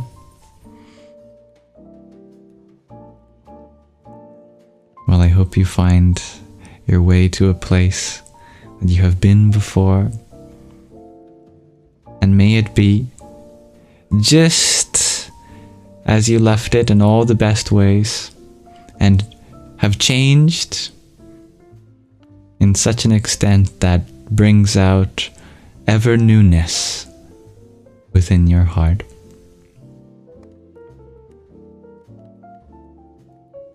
Yeah, that's right, dear G. Magdalene Rumi Snuffleupagus Rangy.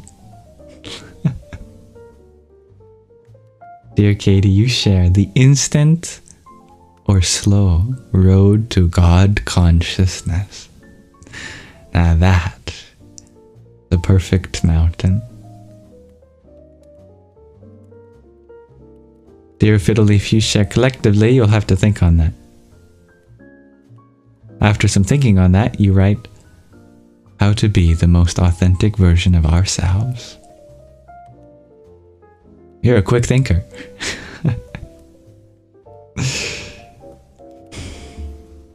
Emotional intelligence shares Ragnhildur. Yeah. Step by step. Dear hashtag, you ask, which part of the US do I live in? It's a trick question, because I don't live in the US. I live in Canada.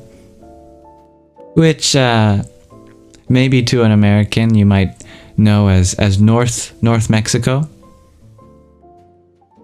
North Mexico.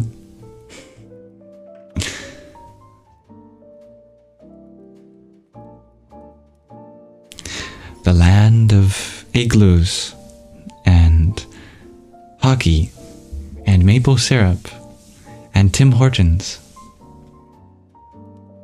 and their Timbits.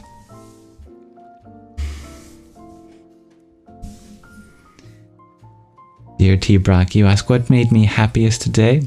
Well, seeing you here, dear T. Brock.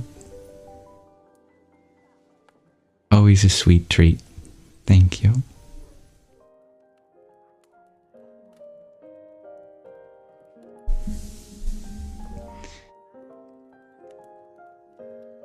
Dear Gregor G, you write, the mountain of metaphors we refer to as Holy Scriptures. I love that answer, dear Gregor G. Crossfires, you share. Knowing and learning how to have true love has always been your mission. A very noble quest you are on, dear Crossfires. And may love continue to be true. Dear Blue Lily, your answer of the day is finding joy or peace in the present moment. I like that answer a lot, dear Blue Lily. Dear Lisa, you write, keeping close to God and relying on Him. Just like Moses. Sometimes you gotta climb a mountain for that. Indeed. Dear Katie, you ask, which is better, Tim Hortons or Dunkin' Donuts? I'm not sure if we have Dunkin' Donuts here. I know that's more American. But I like to celebrate our diversity. I think every restaurant, or coffee shop, and fast food chain has their own unique addition to the world of food and having a place to share a meal together, time together.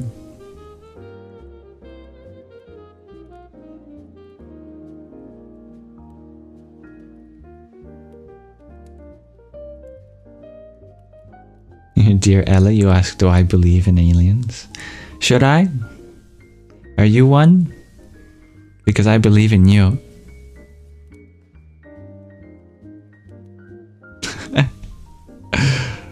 Oh, that's gonna make everyone hungry if I say this out loud. Gregor G. Raspberry jelly donuts.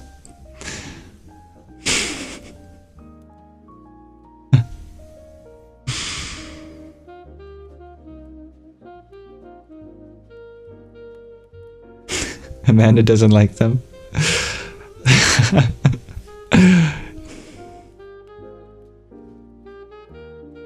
Thank you, dear Galactic.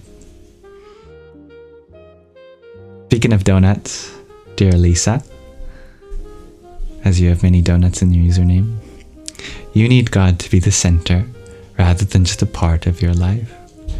That is deeply profound on many levels.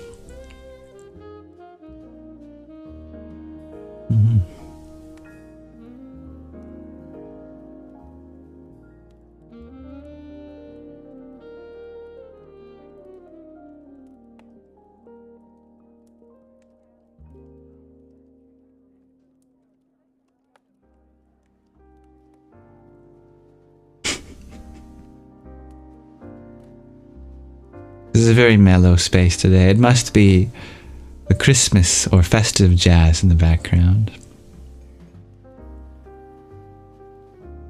or my vibe permeating you all.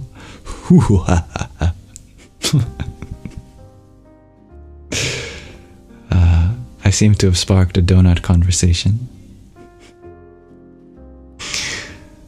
But it's a very nice thing to go from the topic of a country into something sweet as a treat. It's a good association. I like that. You can talk about donuts and music for a long time, shares Fiddleleaf. I do not believe otherwise. Now we're just listing donuts now. We're acknowledging the existence of Boston cream, shares G. Strawberry cream cheese, shares Amanda. What else is there besides donut and music, honestly? Well, you know, everything in this music... Oh. That's a slip from what I was going to say. Everything in this universe either is or isn't music and donuts.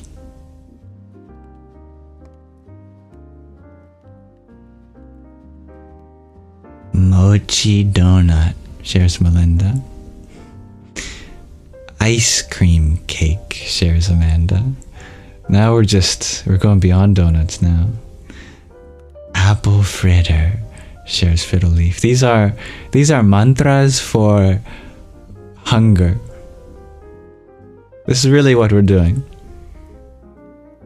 There are all sorts of different kinds of mantras.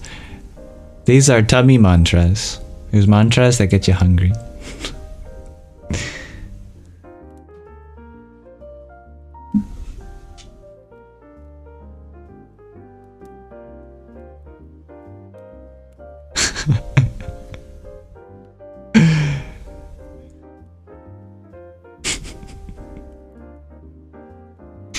Some people believe the universe may be like a donut, in the sense that it wraps around in on itself. If you go in one direction long enough, you come just like a four-dimensional donut.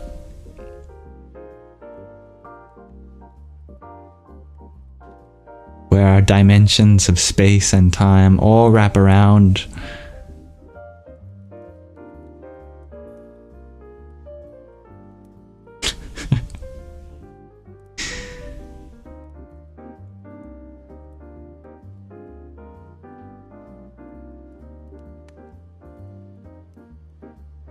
You feel like you are cheating just by sharing these names of foods there, Amanda. You have multiple sclerosis. Would you tell me more about what that's like for you? I would love to learn. Not to change the topic, but yeah, I would love to know about what that experience is like for you. If you're willing to share. Just thought I'd take the opportunity to learn from someone who experiences that. Thank you, dear Wonder Why. May you have a best rest of your wonderful present moment.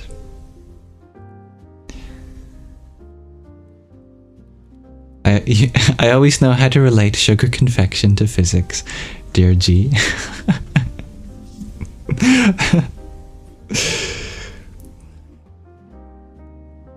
Well, of course, it's the go-to example in topology.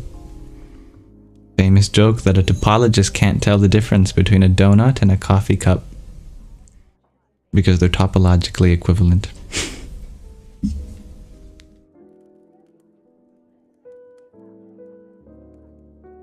Glazed croissant, shares Zenkra. Are you gonna finish that croissant? Welcome, dear Brian.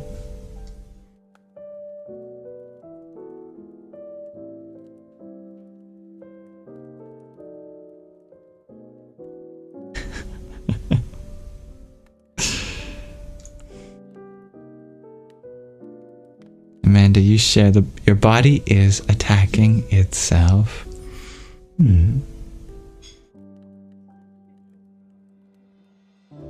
That sounds like a constant battle. I like how you've instantly transitioned back to strawberry smoothie. The flow of sweet treats. E to Infinity, you share that as a fun fact, you did a science fair project on topology in elementary. Well, I love that. We've got our communal topologist. Good to have you on board. Now, what do you think of the pronunciation of the Millennium Prize problem? Is it the Poincaré conjecture? You know, a big problem in topology. How do you pronounce it? Is it Poincaré?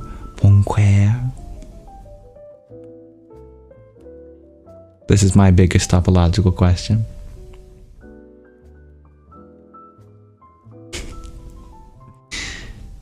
Is there a glitch in the yam verse right now? Asks Katie.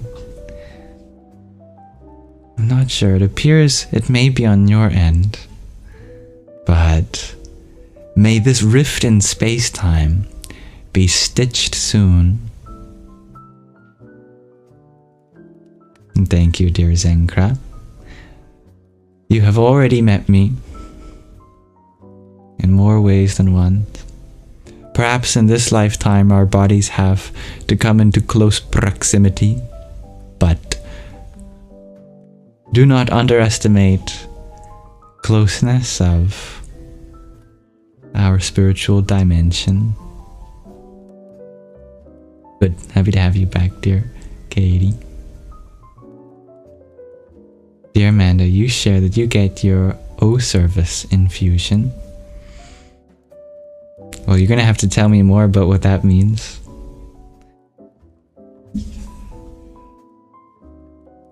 Do you think we're all feeling our inner child tonight, shares G? I think you're right. But I'm happy to hear of your love for giggles, dear Zenkra. Giggles are one of the few ways in which the divine speaks through us, all of us. Even if you're particularly stubborn, whenever you laugh, the divine comes through.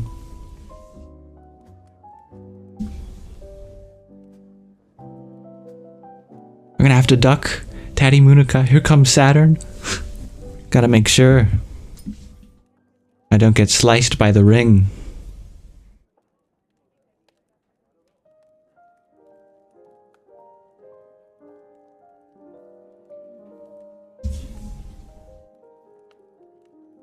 Amanda, you share it's medicine injected into you every 6 months. I see.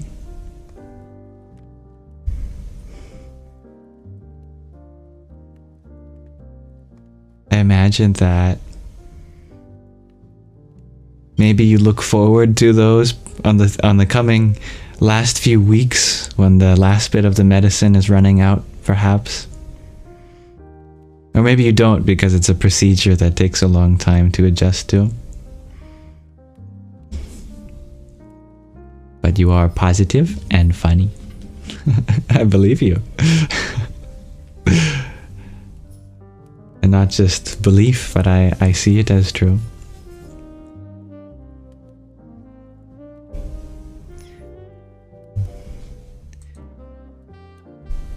Dear Common Metaphor,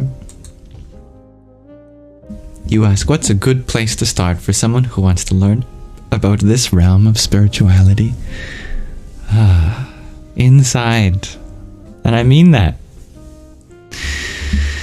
Yeah, everything that is spiritual for you is within your experience already.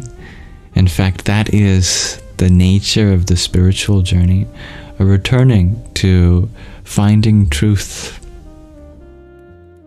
from inside yourself. This world has nothing for you. in terms of spiritual truth. You won't find it in any book, any teacher, any course.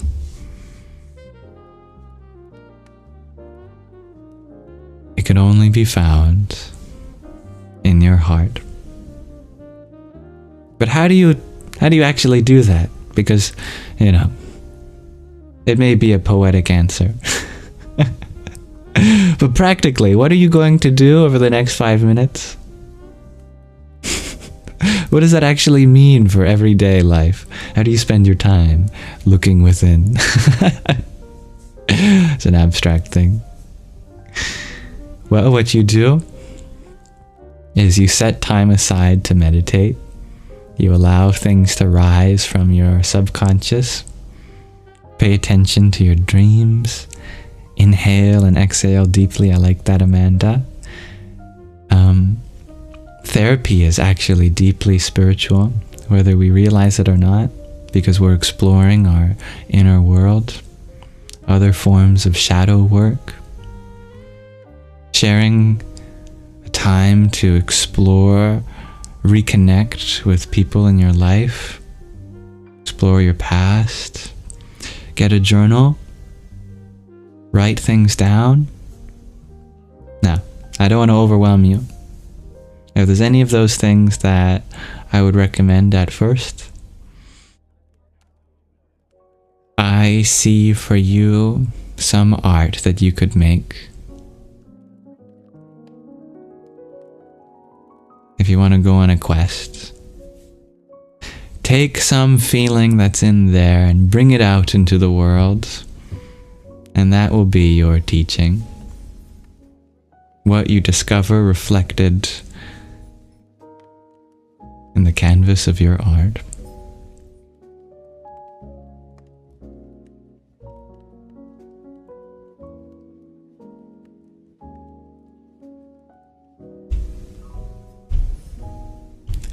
Dear Hybrid Gen, you share. Can you walk a thin line from one mountain to the next on faith alone? Scary, but yes. Like that, dear Jen, you are very, very gifted in your way to express such an idea. Dear Common Metaphor, you ask, do I believe that dreams are interpretive tools for discerning meaning? Absolutely. Absolutely, as long as you take charge of the meaning. There's a lot of shared experiences we have in our culture, but the exact symbolism might differ for you. Explore what it means to you.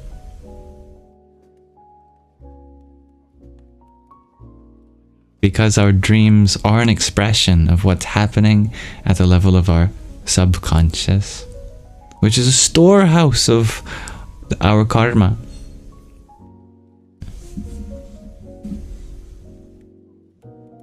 A mountain of art, shares Bluesman, as an answer to the question of the day. I like that.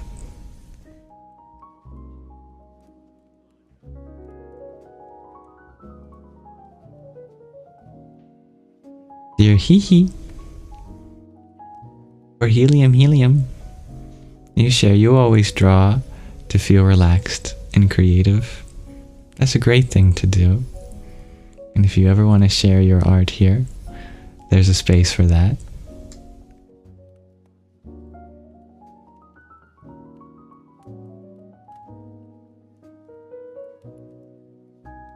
Dear Farmer, you ask, can I do ASMR today? Well, I can try to be very relaxing with my voice as much as I can. And I'll try not to get so excited that I yell. Or jump up and down and make loud noises. It is Sundays, which we do ASMR Sunday, but those days are perhaps better described as ASMR inspired.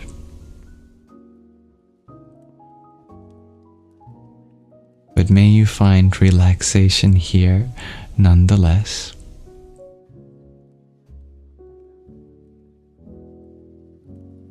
dear Fabrizio, you wonder what's playing? Well, the whole universe, really, in one big play, a divine universal play. But in the background of the soundscape of this live, there's some festive jazz playing.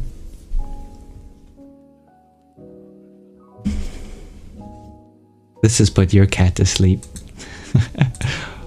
Oh, one with a very creative username. Dear Jacob. He's curled up on you. I think cats love jazz. If you look up music for cats, a lot of it is just jazz.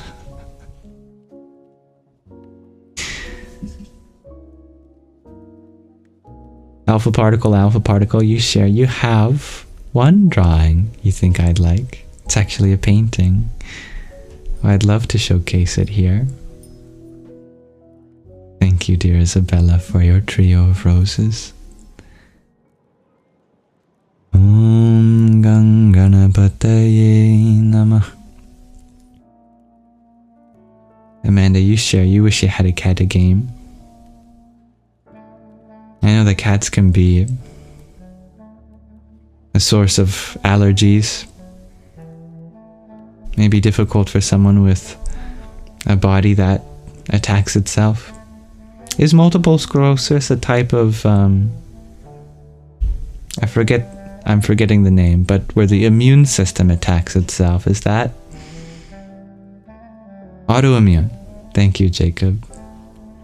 Is it a type of autoimmune disease? Yeah.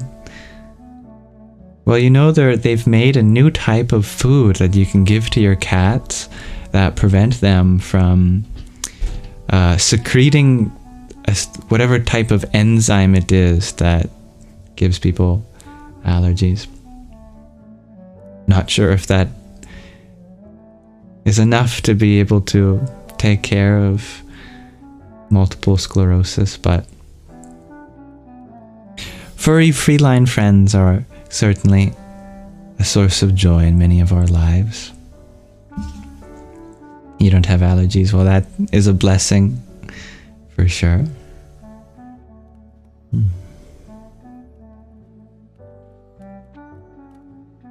Dear farmer, you're wondering, can I tell the story of the Big Bang? Ah, yes. The story of that time. My friend and I were in trouble because we had been using our new iPods that we recently got for mischievous purposes. And so our parents, respectively, were both very mad at us, and we had been basically grounded and to do chores together in my friend's parents' apartment. We weren't even allowed to talk because we were in that much trouble. We were cleaning up the house and we were racing around making sure everything was neat and tidy because we wanted our privileges back. And while I was running out of the kitchen and my friend was running into the kitchen, we collided. And everything in my hands and everything in his hands just exploded. It was a big bang. Our heads hit each other. Everything just went everywhere. I was carrying a bottle of water. He was carrying some cans of food. And went all over the house. And one of the things in our hand ended up falling right in front of their dog, who was just about to eat from the food bowl, and then it hit the lip of the food bowl, and then the food bowl flipped over, and then the food went everywhere, and then the dog scrammed, knocked over his water dish, and then water went everywhere, and there was stuff on the walls, stuff on the ceiling. We slipped in that and we fell. And that was the Big Bang. This is a true story.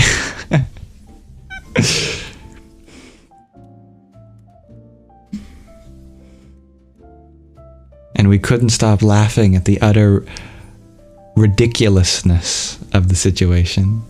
And our parents were still mad at us, but you could tell that they were trying to stop themselves from laughing because it was just so comical too. You know, one of those things where you're not really mad at your children, and the moment they do something ridiculous, you almost crack up yourself, but you gotta maintain the disciplinarian role.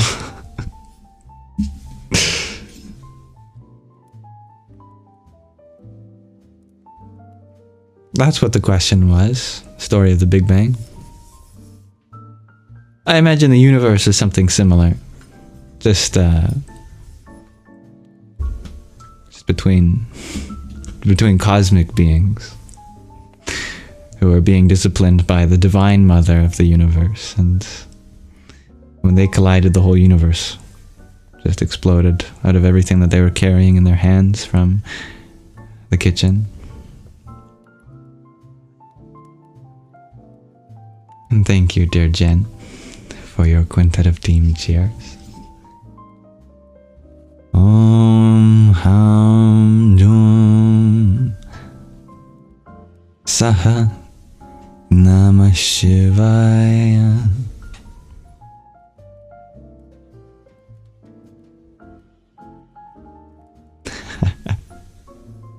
What mischief did we do on our computers? We discovered that the internet was full of very intimate things that children our age probably should not be watching.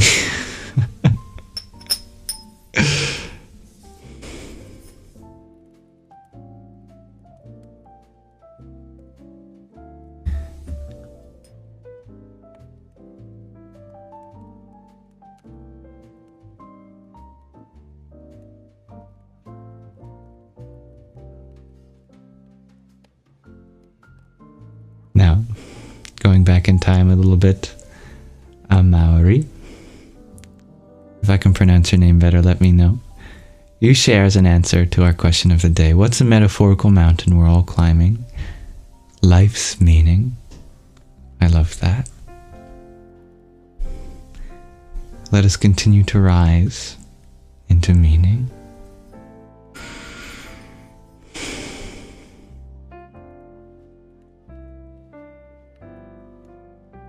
Dear hee, you share a thing said. If something spills, don't get upset. Just say that's going to be a clean spot in a minute. I love that. Indeed.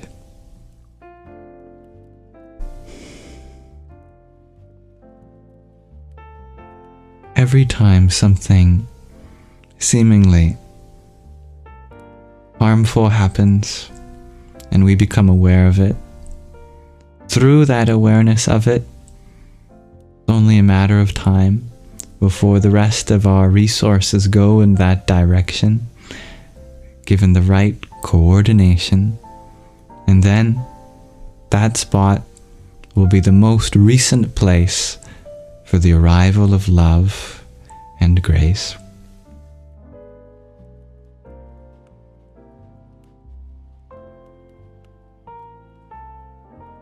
I like your question of the best holiday movie recommendations, everyone. Princess Bride is on the list already. That is one of my favorite movies of all time. I like how it's Christmas for you. It does kind of have that magical spirit.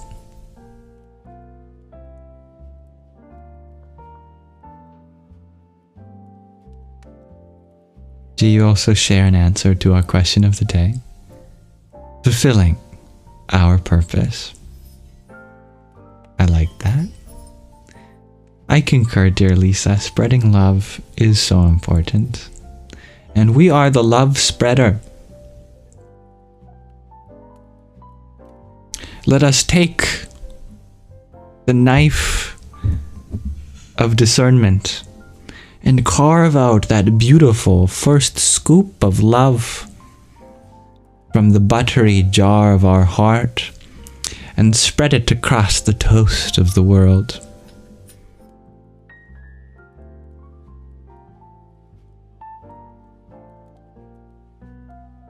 Dear John Simon, you wonder, what are the big differences between Buddhism and Taoism? They are much more alike, I would say, than distinct. And so, I'm not sure if these count as big differences, but here are the biggest of them. For one, the community of practicing Taoists religiously is very small. Buddhism is very small too at the level of other world religions, but it's still at the order of millions of people. Taoism has almost transitioned into being more of a philosophy than a religion, for example. But they both share the idea of being a way of life, because the concept of religion and philosophy, as we understand it through Western religion and philosophy, is very different than what Buddhism and Taoism truly are. Buddhism and Taoism are both non-theistic, meaning that they don't really talk about a god or creator in the sense of something to worship. It's a lot more focused on finding your way into the present moment, freeing yourself from attachments, dissolving notions of duality and polarity. Good night, dear Isabella. Hello, Stevie G. The concept of the Tao is really beautiful and unique. It is not so different to perhaps Nirvana in Buddhism. And there's tons and tons of overlap in their philosophies. But Buddhism comes from India. Taoism comes from China. But they certainly have influenced each other over the years. We get the concept of yin-yang from Taoism, for example.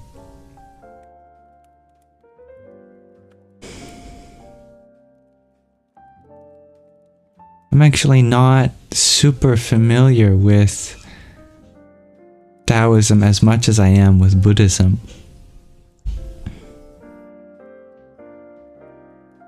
So that's probably the majority of the things I can point to that are distinct.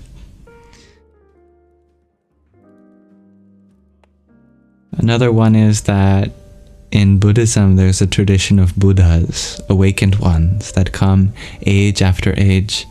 I'm not sure if a similar thing exists in Taoism. But truly, the Taoist texts are so expansive. They're like many, many, many times bigger than the texts of other religions. So there's a lot to explore, and so much that I don't know.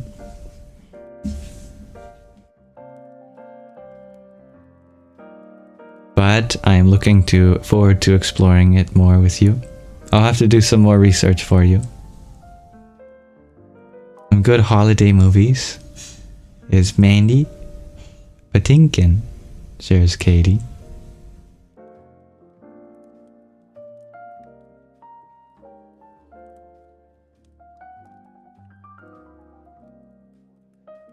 Good night. Oh, I already said good night, dear Isabella, but yes. Dear Muffins, you ask, am I a theist?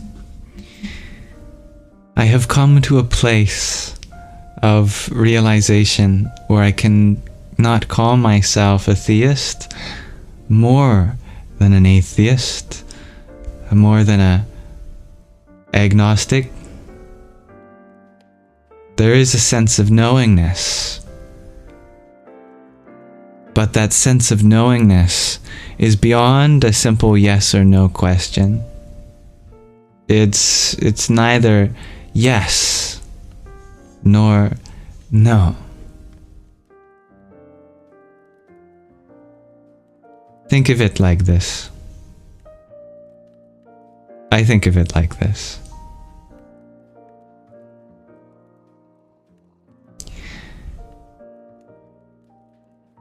The question of being a theist or an atheist is a question of the existence of God. And God is just a label we ascribe to whatever the source of existence is. So, the question is, that separates theists from atheists is, does the source of existence exist itself? When you put it in terms like that, it's not as simple as a yes or no question anymore. Because what does it mean to exist at that point? If existence is the set of all things that can be experienced within our senses, our mind, is the source of all that something in that too? Not an easy question. But at the same time, wouldn't the quality of things existing share that quality with where they come? And so, whatever exists must have come from something else that exists too. Therefore, the source of existence can also be described as existing. But do you notice, when we explore this question by unpacking these definitions, we're really just arguing about definitions rather than the nature of our reality. It's not so different than the question of whether Pluto is a planet or not. Regardless of the definition of a planet, Pluto is still going to be the nature of itself as it is.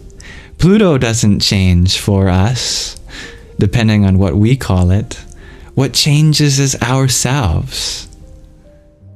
So it's a question of how do we accommodate existence and its source? What does that mean for us? In the same way that it doesn't truly matter what we call Pluto.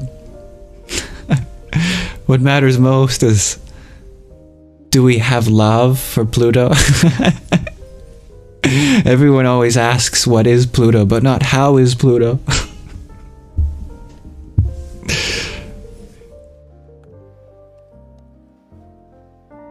All I can say is that whatever allows this experience to arise, persist, and subside is certainly something that I am grateful for.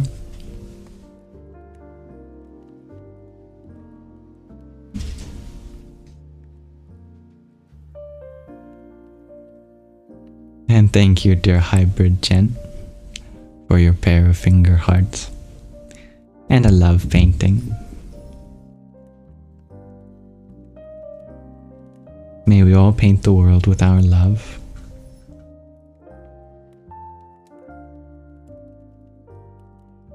Om Sadhyo Jatam Prapadyami Sadhyo Jataya Namaha Bhave Bhave Nati Bhave Bhavasvamam Bhavod Bhavaya Namaha.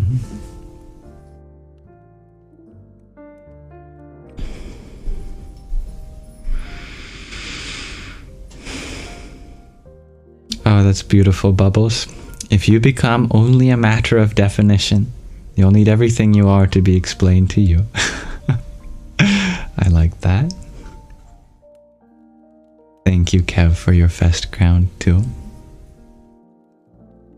Om Tat Purushaya Vidmahi Mahadevaya Dhimahi Tanno Rudrah Prachodayat.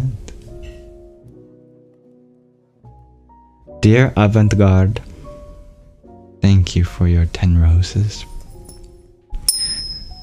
Om Aghore Byota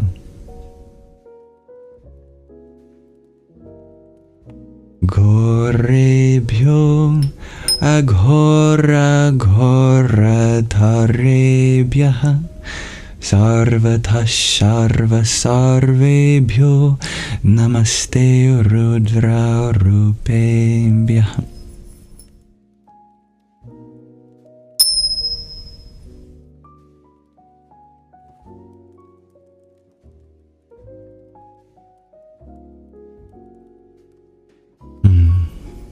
I love that, Lisa.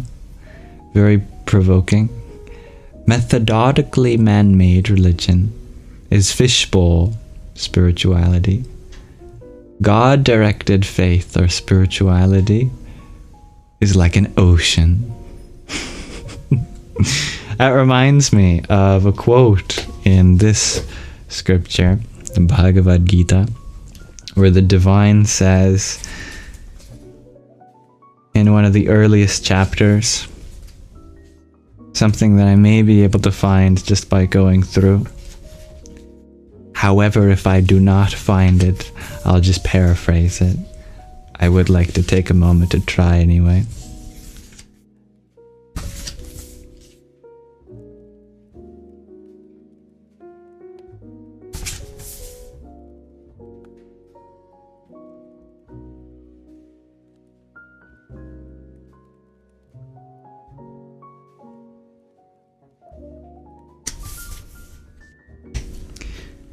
It's a quote that I will paraphrase as, to the wise ones, all the world's religious texts have only as much use as a puddle of water when there is a flood or an ocean all around.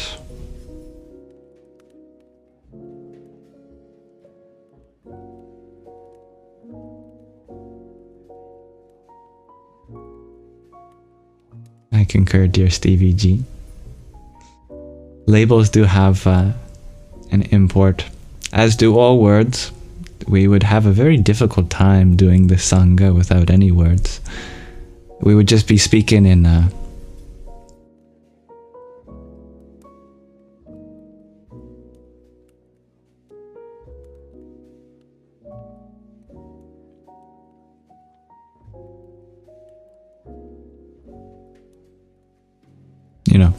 you say, Stevie G, we're all climbing the mountain of life to come back and remember who we are. I like that. Dear Miller, you had wondered, how many languages do I know? Really just baby talk that eventually molded into something that we can commonly call English, which is a bit of a miracle to me because I still feel like a babbling baby at times. But other than that, I know a few words from other languages. But I'm still trying to get a grip on the English language. My God, what a language.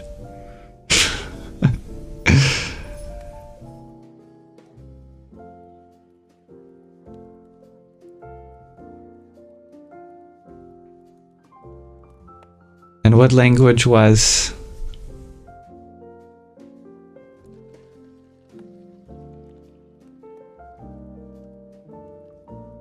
Well, traditionally, that language is known as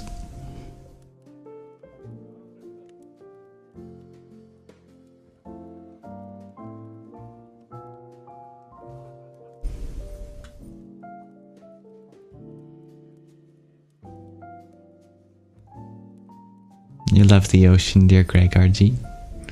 I love your love for the ocean.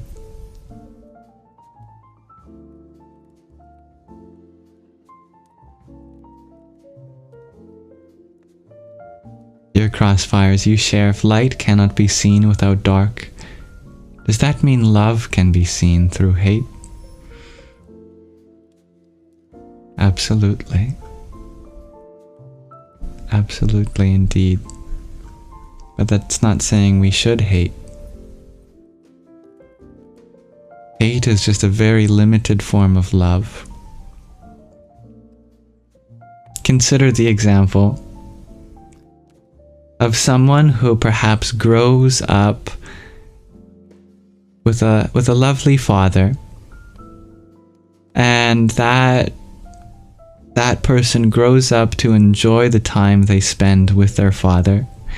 And one of the things that they do together is they watch the sports games, and they love cheering their favorite team on. Every time the ball game is on and their favorite team scores, they love to celebrate. But maybe one day this person's father dies, and they're left with a kind of wound. To feel connected to that love, they continue to show up to their favorite games and cheer their favorite teams on. But over time, that love gets limited. It might exclusively go only to one team. And they don't give that love to other teams. And that disparity grows and grows to the point that now they even start to hate the other teams. They might even boo the other teams and get angry when the other team wins. But it all came from love. Love for their favorite team. Love for their father. Love for the time they shared together. But when we don't know how to fill in the gaps with our love, when we don't know how to celebrate each other equally, to love not just one thing, but everything, then the disparity that creates can result in hate. I like that, Fiddle Leaf. Hate is the ignorance that we're all on the same team, that every other person is cheering on their favorite team in the same way that they did with their dad, that they all love the game, that their common ground is not limited to a team, but to the game as a whole.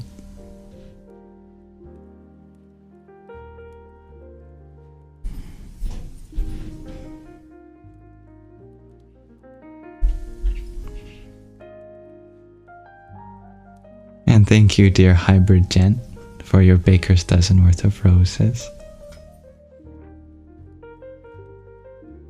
Om Pram Hanumate Namaha.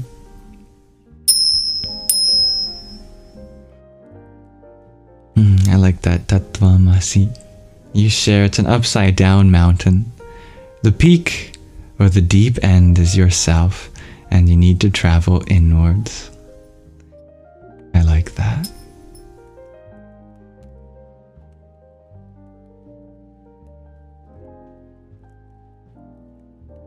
Dear Anthony, you share, we're here to annihilate the illusion of fear and see that only unconditional love remains. Powerful words, dear Anthony. Spoken like Bhairava.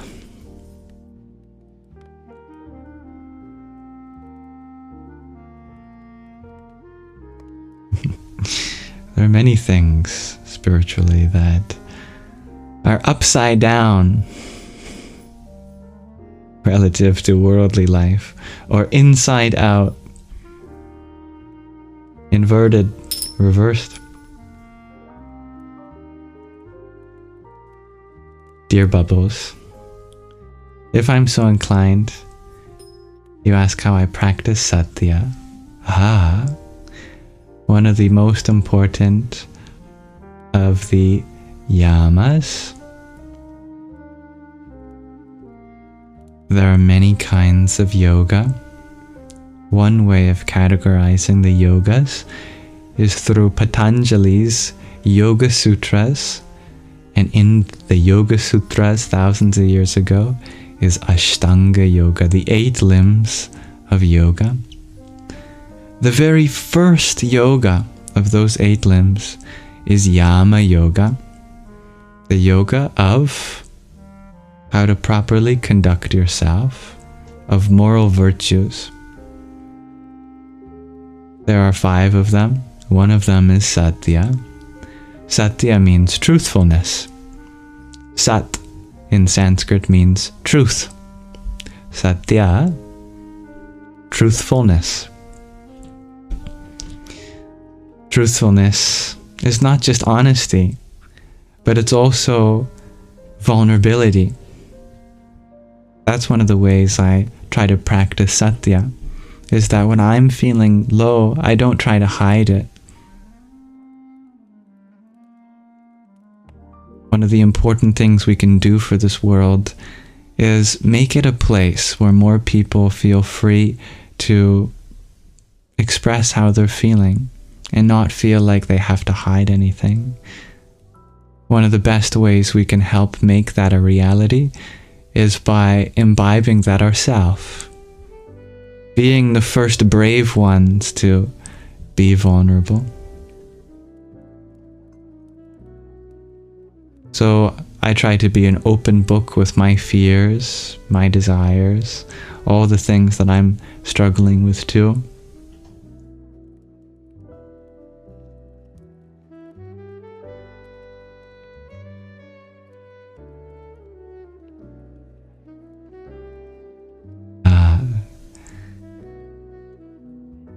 A wonderful quote, dear Lisa, from the Sikh tradition. Sat Nam, yes, Sanskrit for truth and name. In fact, the English word name comes from the Sanskrit word nama, and it's not that long ago that English speakers would say nama, just as in Sanskrit. Mind you, you have to go back to Old English. But still, in English, you have nama. Sat nama. What is a name but an identity? Dear Lisa, Sat nama. My name is truth, or the name. Our universal name is truth itself. And it's a mantra, it's a tenet in Sikhism. In Punjabi, which is an example of a schwa deleted language, the A at the end of Nama gets dropped, so it becomes Sat Nam.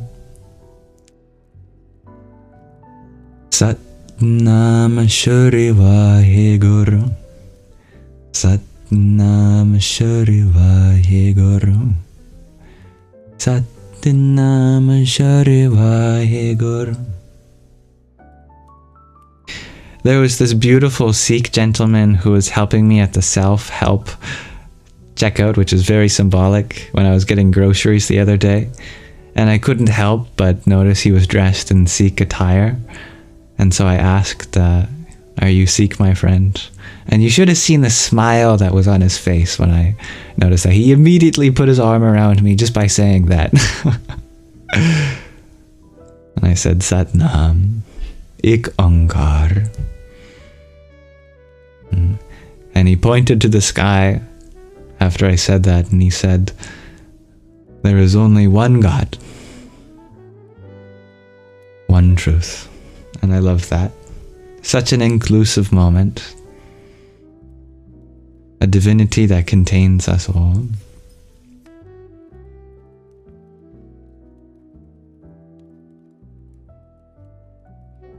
Can I start leading Sangha in Old English, dear Jill and Simon Aladdin?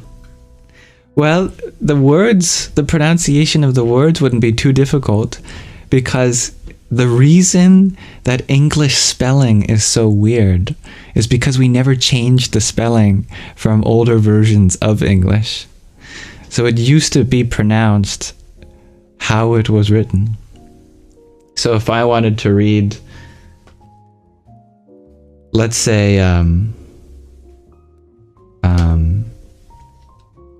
the Lord's Prayer, that's a good example. Our Father who art in heaven, hallowed be thy name.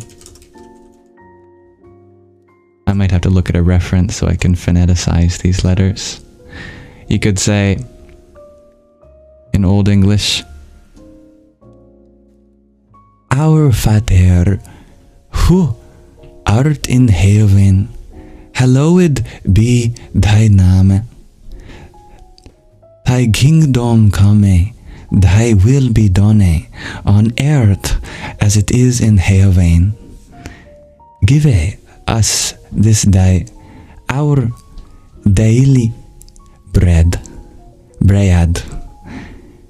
and forgive us our trespasses.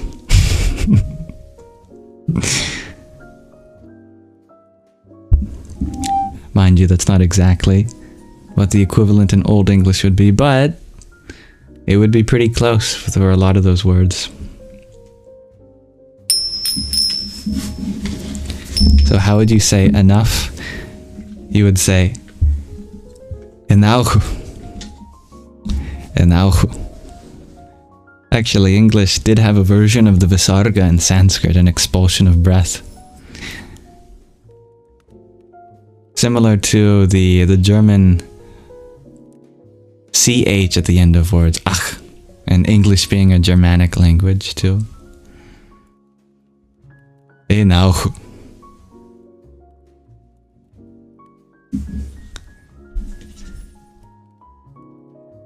Thank you, dear Sus Namaste, for your heart me. You feel like you're watching a live from the Lord of the Rings character.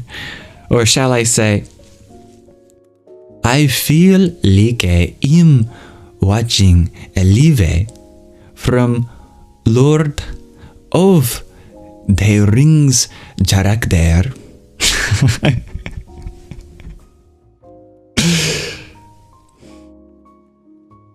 So is Latin a powerful language like Sanskrit? Asked Daviji. Yeah, they're both considered liturgical languages. Sanskrit is the liturgical language of many dharmic religions like Buddhism, Jainism, and of course Hinduism, and some parts of Sikhism. But Punjabi has taken over that. Latin is the liturgical language for the Catholic Church. By the way, a liturgical language means a language that is most commonly now used just for liturgy, for sermons, for example. Latin is very ancient. Also coming from the Proto-Indo-European family, as does Sanskrit. You love Punjabi words, dear Jacob. They're so expressive. The people of Punjab, their culture, their tradition is so expressive indeed. Hello, dear Sean. I'm happy the bench video resonated with you. I certainly have sat there for hours myself. Yeah, all the different OUGH endings in English. How confusing to English language learners. Tough, cough, ploughed the trough. The tough cough ploughed the trough. They tauch, kauch, ploughed, they trauch.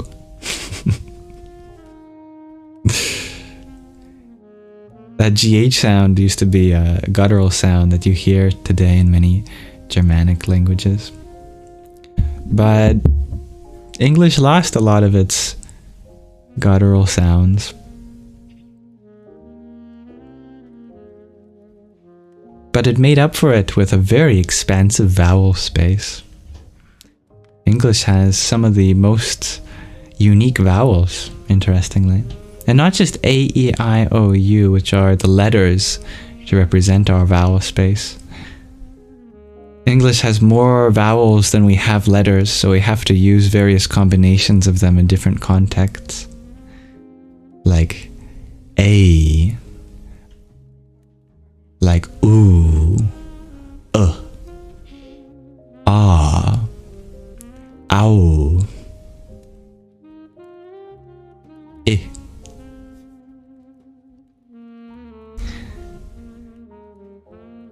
You'll notice that the vowel space is continuous, unlike the consonants, which are distinct.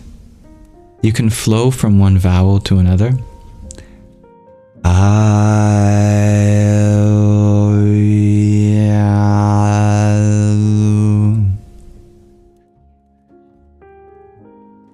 It's said that in ancient times, vowels were the soul of language, and consonants were the bodies of language. Just like how vowels are more formless, so are souls, and how consonants are distinct, so are our bodies.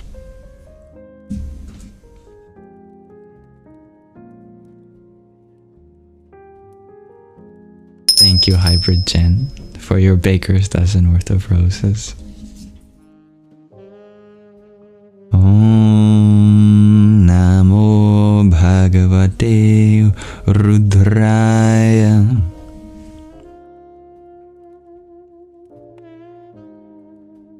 I'm very enjoying your company, dear Fiddle Leaf. Dear Mirna, your answer of the question of the day is climbing the mountain of enlightenment. I like that.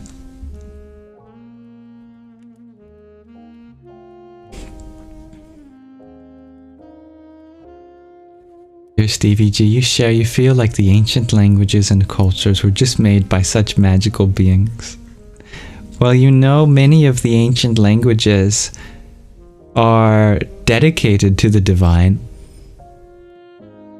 or accredited to the divine, I should say.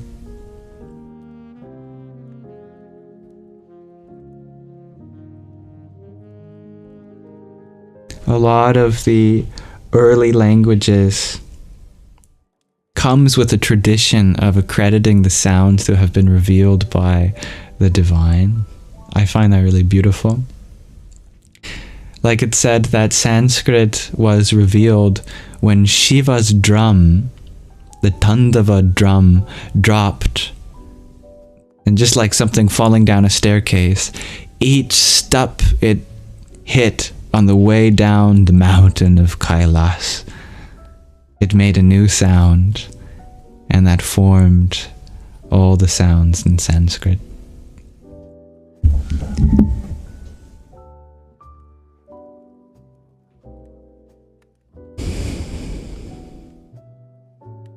Hello, dear Lumi. Oh, you can't call me a saint yet.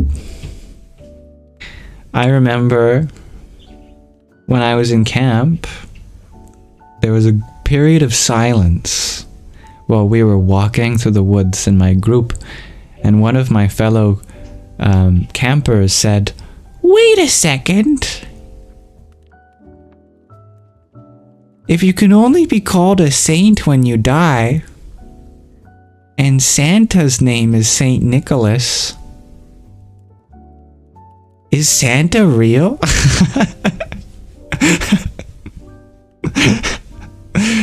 And immediately everyone else in the group was kind of thinking, "Oh wait, you know, this kid's got a point." And all of the counselors were trying to think of a way not to dismiss that or the existence of Santa.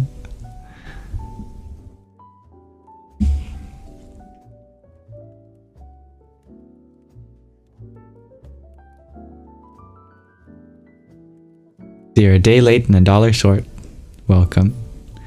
Your answer to our question of the day is climbing the metaphorical mountain of self-discipline. Ah, I love that.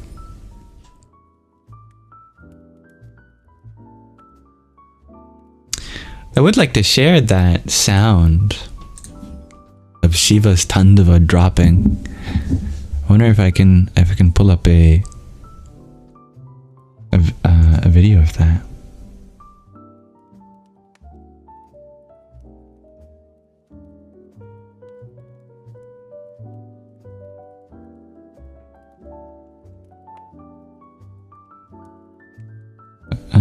Was it the Tandava or was it the Damaru? It's the Damaru.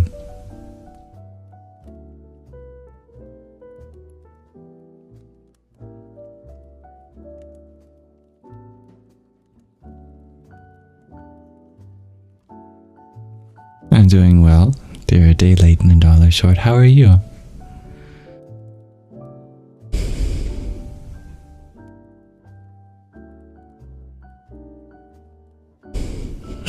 Kids are so wonderful.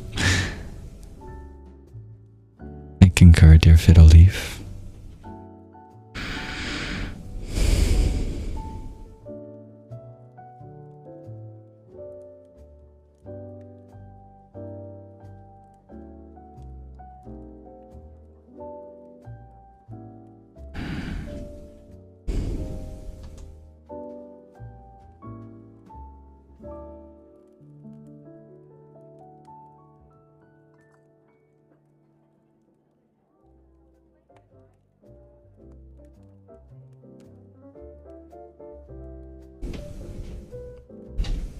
I hope my silence isn't bothering anyone. I'm just looking for that video. If I can't find it, it's okay.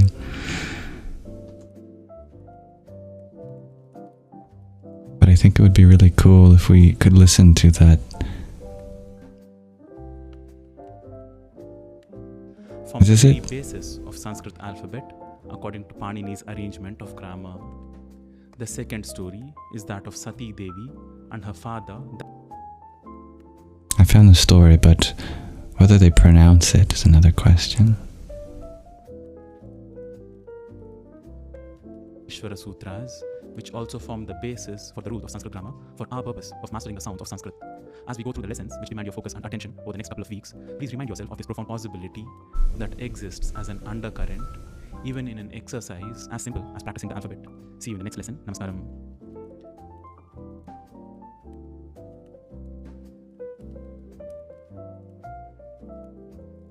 Don't think they chanted it in that video.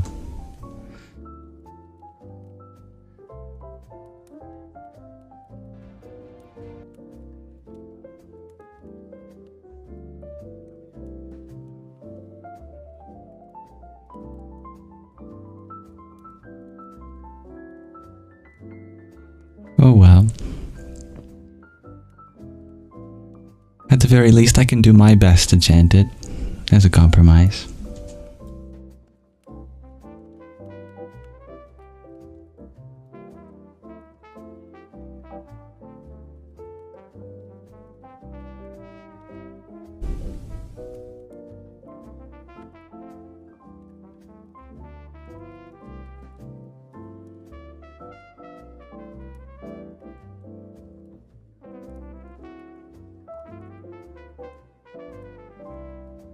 What's behind me?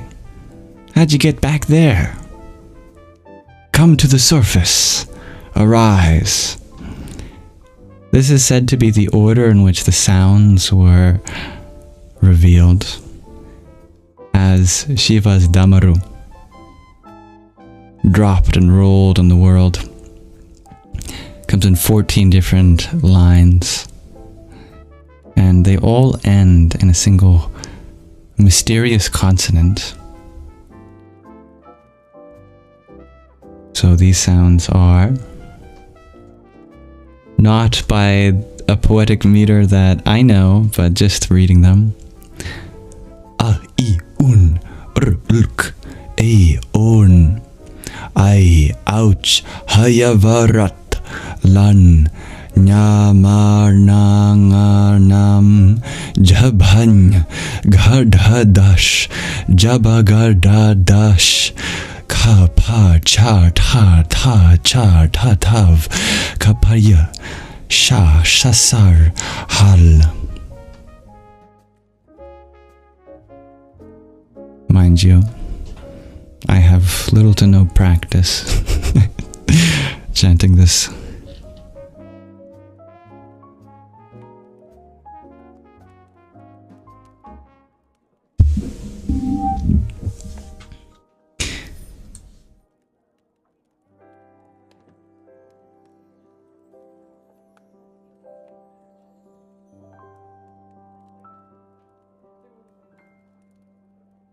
You love Sanskrit, dear, day late and a dollar short. You learned the vowels. Ah. The vowel space is beautiful. It's that our throat chakra has a lotus of 16 petals, and each petal represents one of the 16 vowels. A, I, U, R, A, I, O, Ow,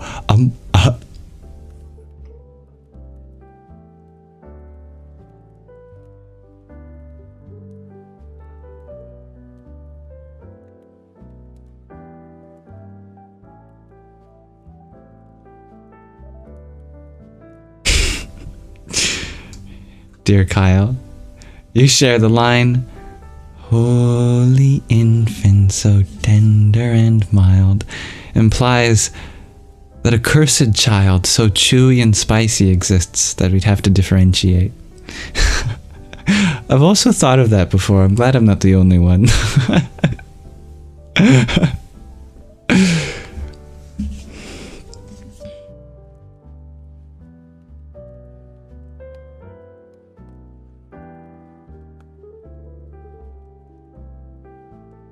Happy holidays, dear the Canuck Gypsy.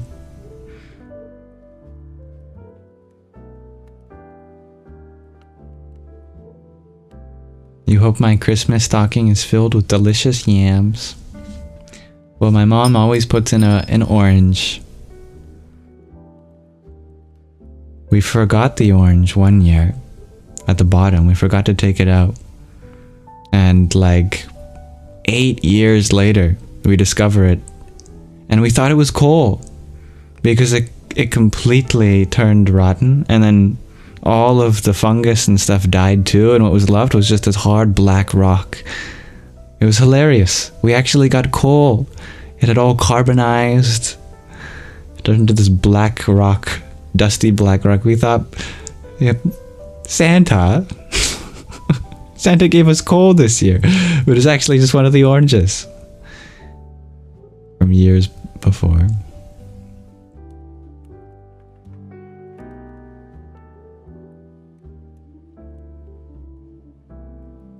Dear Gregorji, you wonder, how many more Indian instruments do we all know? So we got manjira, damaru, sitar, flute.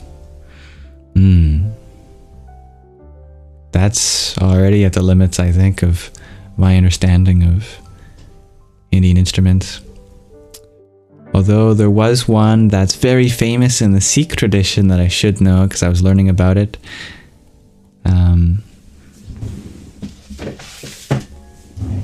I'll just consult the Book of Sikhs because there's a whole chapter dedicated to that instrument. The rabab.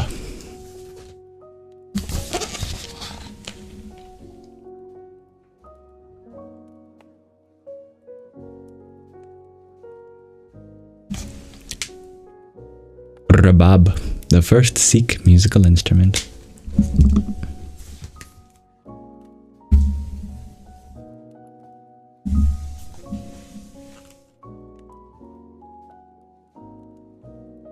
The Sikh gurus used to sing as well as instruments, or used singing as well as instruments to evoke spiritualism among the listeners. The first musical instrument that was used for this purpose was the rabab. a pear-shaped lute-like device. And a quote from Sikh music by Guru Nanak Singh. Bhai Gurdas confirms that with the accompaniment of the rabab, the praises of Guru Nanak are sung in every home.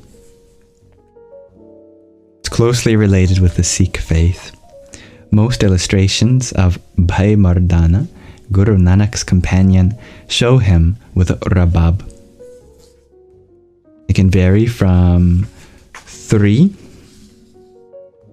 to even 6, but it comes from Afghani people. So I'm not sure if it would exactly count as an Indian instrument. But yeah, you'll hardly see an illustration of Guru Nanak's companion without that rabab. That's how you can always know. And I think it's really beautiful that an instrument is so tied to the faith.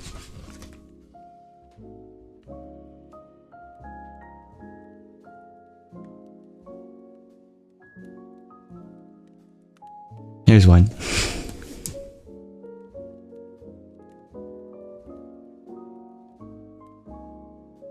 Playing his rabab.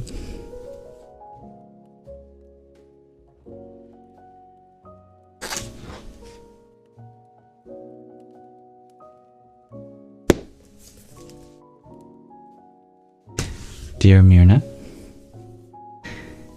you ask, Guru Nanak is the Langar Guru? Oh, that's a good question. Was Guru Nanak the one who brought in Langar? I think it was. Yeah, it's critical to the faith. Brought by the first Guru. Guru Nanak is the first Guru. The most important figure.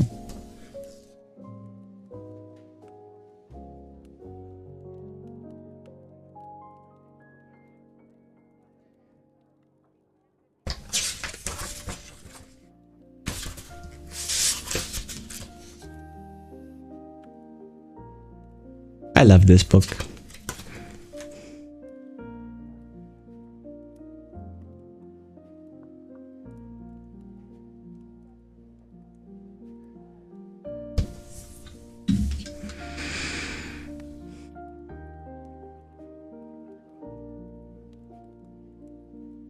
Thank you, dear MJ, for your hand hearts. Here's some for you too. Om Brang Bhairvaya Namo Namah.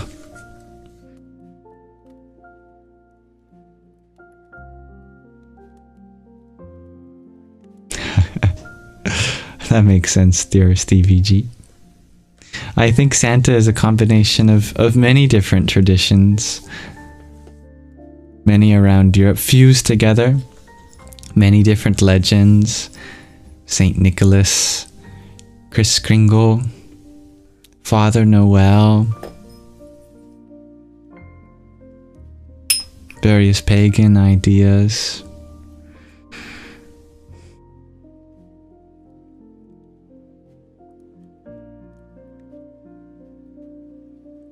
But I like the idea that the reason his face is so red is because it's cold.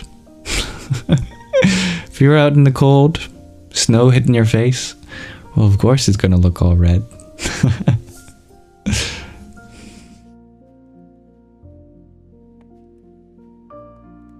Hello, Phi Omega.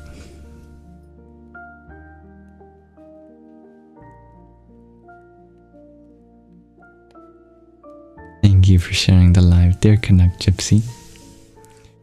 Dear Blue Lily, you wonder if I can play the rabab? I'm sure I can play sounds from it. Whether those sounds resemble anything you'd call music, that may be more subjective of a question.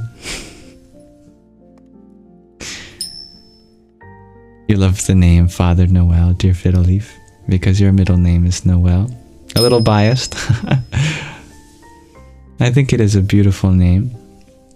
Yeah. Childhood. Or a friend of mine, even to adulthood, has the middle name Noel too. I think that's really cool.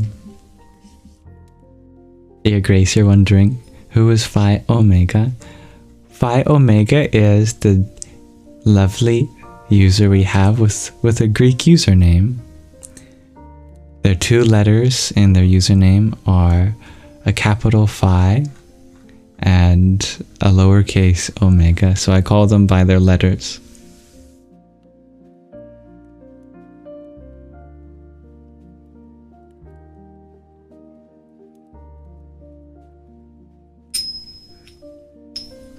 Mary Chrysler. Dear Lena. Dear Grace, you wonder, do I play any instruments? I am an instrument. Being played by the divine. We all are.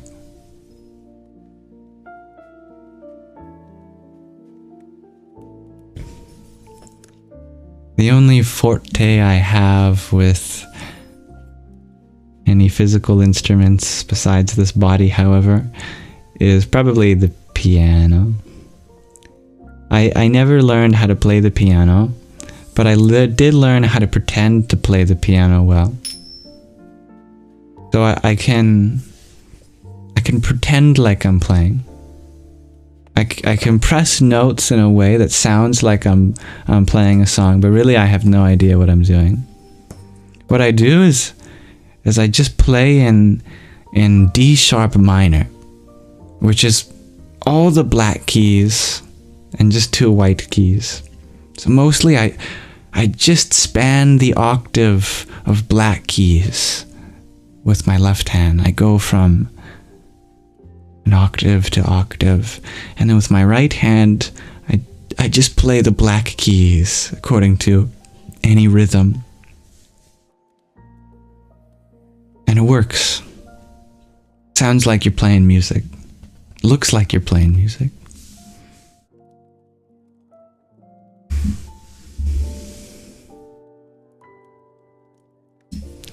That is true. I do have a bass guitar in my room. That was gifted to me when I was much younger, and I showed interest to my father, who is a musician, and he very quickly bought me a bass guitar. And then after a few days, I decided I didn't want to play the bass guitar. So for years, it's just been basically decoration, unfortunately. I should probably give it away, but I'm afraid it would break my father's heart, probably. More than not playing it.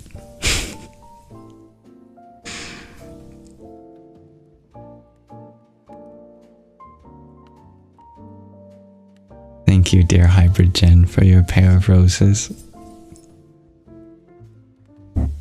Om Shrim Mahalakshmi Namah.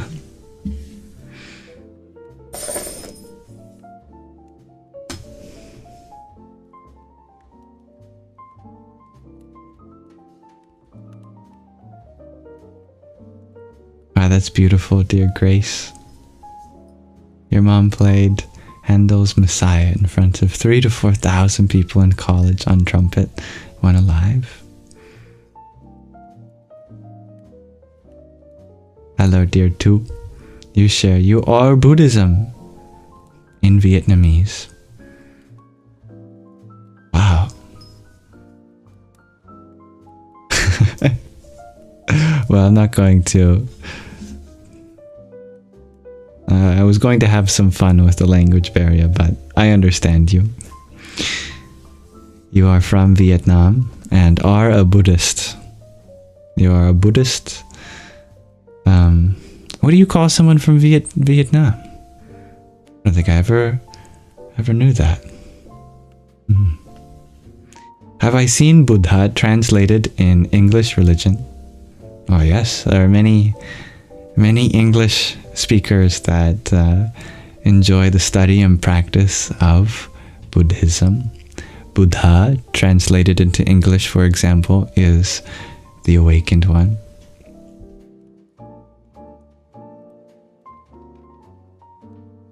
That is correct, dear Myrna. That someone from Vietnam is Vietnamese, but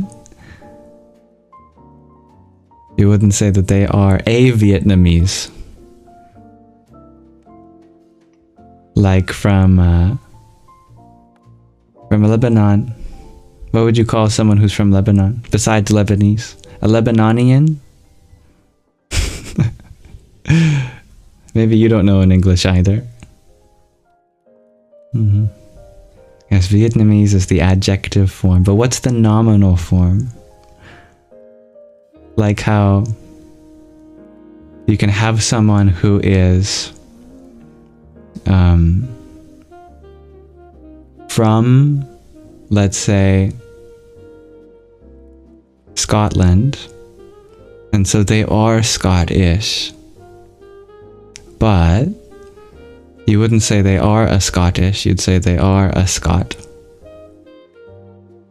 Right? Someone from Poland may be Polish, but they are a Pole. So what do you call someone from Vietnam?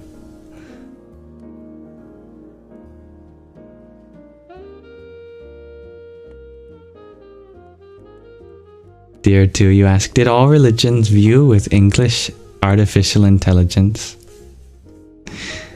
Artificial intelligence definitely opens up a lot of discovery for translating language. But one of the few things we can thank the English for is that they did have a rich tradition of translating the various texts that they came into contact with.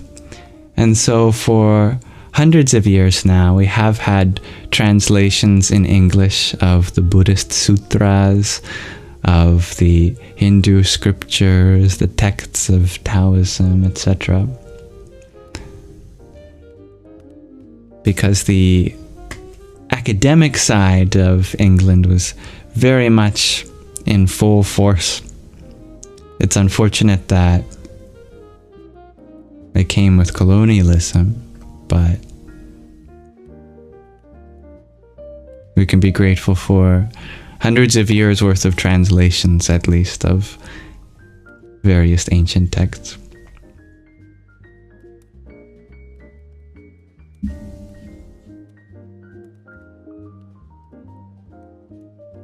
You think you do say a Vietnamese and a Lebanese? Well, if there isn't a nominal form, then I guess you use the adjective as a nominal form. Yeah. You can use an adjective to sometimes just refer to a noun.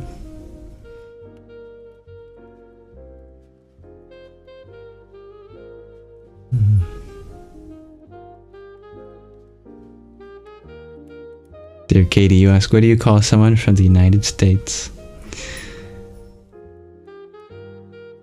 Trapped?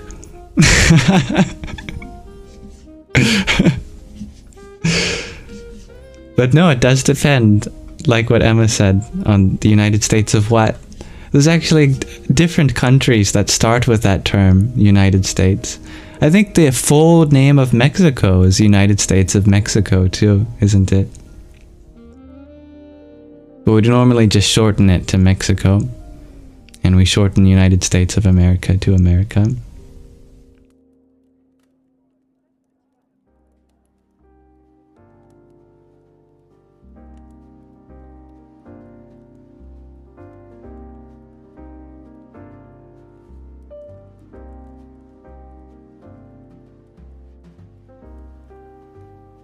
Vietnamian? Dear Stevie G. I'm not sure. Dear 2, you ask, what is India, Hinduism, blue skin? Like, think of the sky. The reason some forms of the divine, some gods, have blue skin is to think of the whole universe as the divine. And if you're looking up into the universe, what color do you see? Generally, on a sunny day, you see blue sky, or at nighttime, you see that dark blue outer space. And so many forms of the divine in India have the same color of skin as the sky or as space. And the name for that color is Kala or Krishna, which is where we get the names Kali and Krishna, which are two forms of the divine, two gods, a god and a goddess, who have that color skin.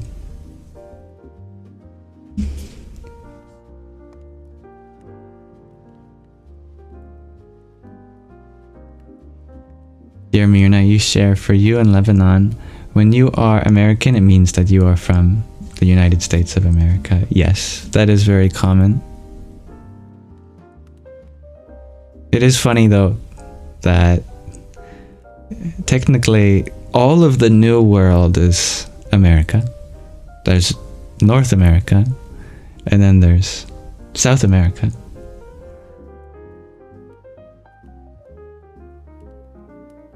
And one part of the Americas banded together to create a set of states that were united with each other. And so that became known as the United States of America. But it's not all of America, just a little part of it. And there's also Canada and Mexico and Central America and South America.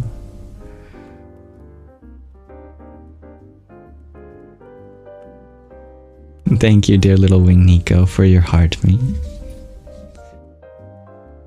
Om Kham Jahnavyai Namah.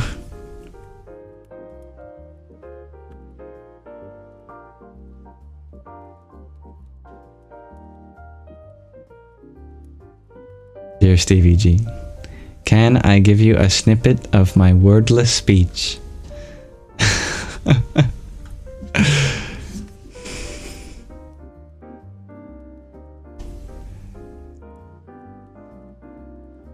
Well, what would you like me to talk about without words?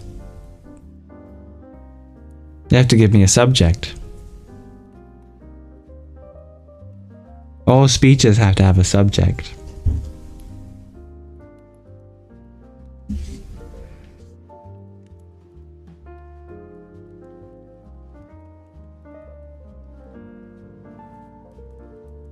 And thank you for the follow, dear Vito. Dear, a day late and $1 short, you had asked, what do I think of the perspective of us living in a hologram?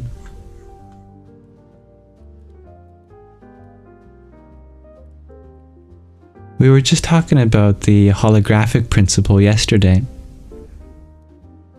When physicists were studying black holes through the equations of general relativity and quantum mechanics, they discovered that the unit of information is a two-dimensional plane, or a measure of area in a two-dimensional plane.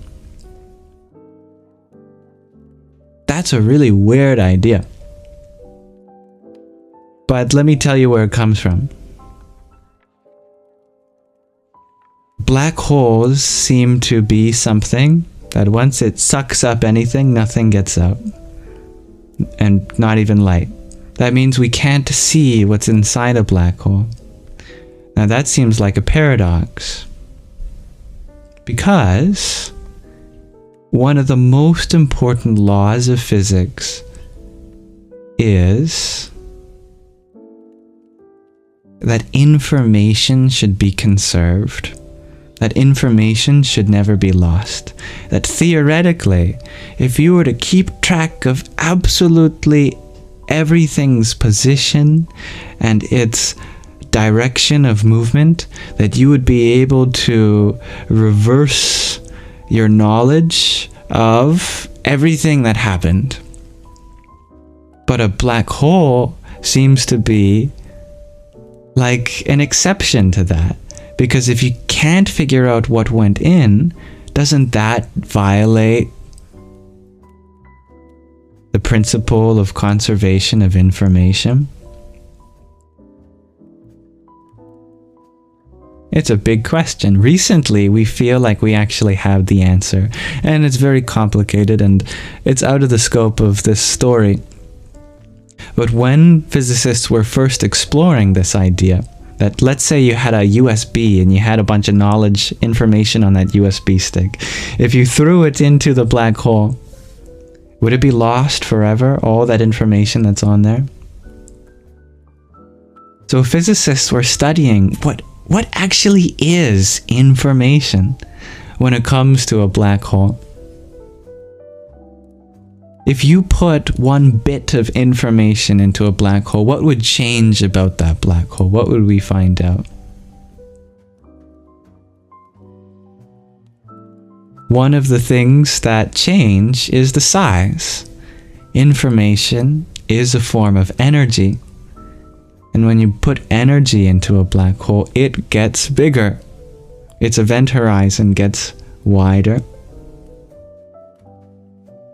And it grows proportional in information to the surface area of the black hole.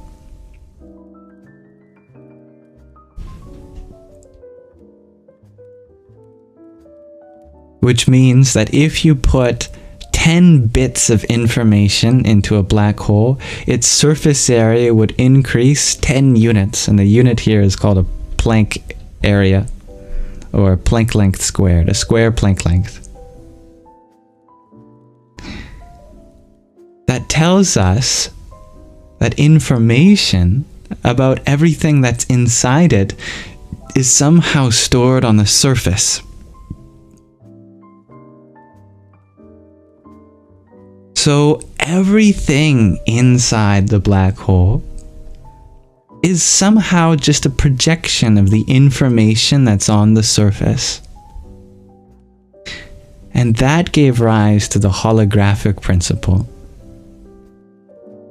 The idea that there's a way of encoding information onto something that's two-dimensional that gives rise to a three-dimensional space within. And so, because of the similarities between what's on the inside of a black hole and our whole universe, physicists wondered, would the same hold true for our universe? Is everything inside it just a holographic projection of this infinitely far away bubble? And actually, we're all just living on the surface of that bubble, but we're being projected into this 3D space to appear in a third dimension. And that's the holographic principle. Mind you, what does that change about the way we live our lives? Nothing. It's not going to change the fact that we have responsibilities and work to do and an earth to live on. Lots of problems in our society to attend to. Mother Earth's needing us more than ever. It's just a neat idea.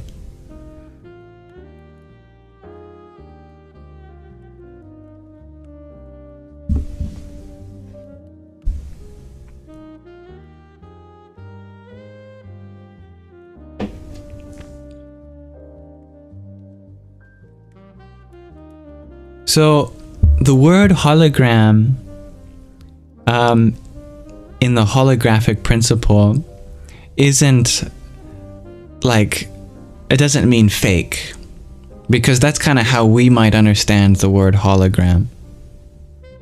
When you think of the word hologram, you might think, oh, it's not real, it's just kind of pretend.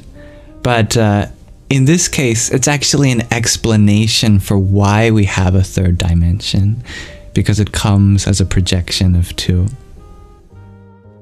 And it's a big mystery why we have three spatial dimensions.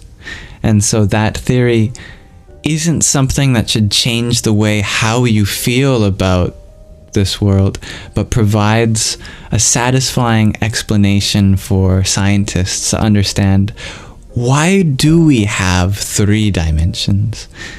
Well, if it's a natural consequence of having 2 dimensions, then now we can explain 3 dimensions based on 2, and maybe the same holds true for 1 dimension, that the second dimension is just a projection of the first, and then that's just a projection of the 0th dimension. And so there's a natural sequence creating the dimensions. So it provides us a satisfying understanding of the structure of our space and time.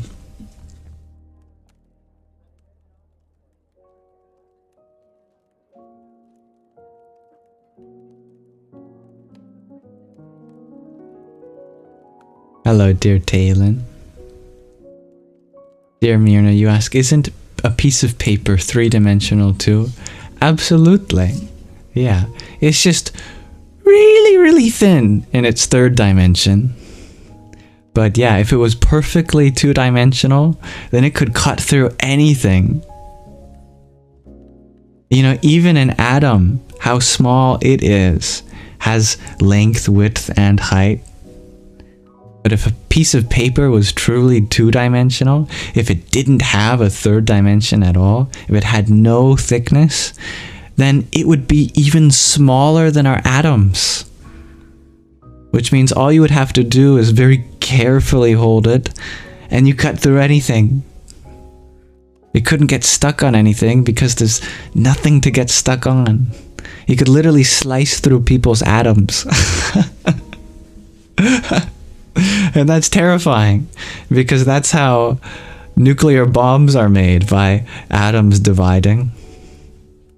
So we can be very grateful that pieces of paper are not perfectly 2-dimensional, and that nothing in this universe is, because everything would explode because you'd slice through atoms themselves, and that would release so much energy.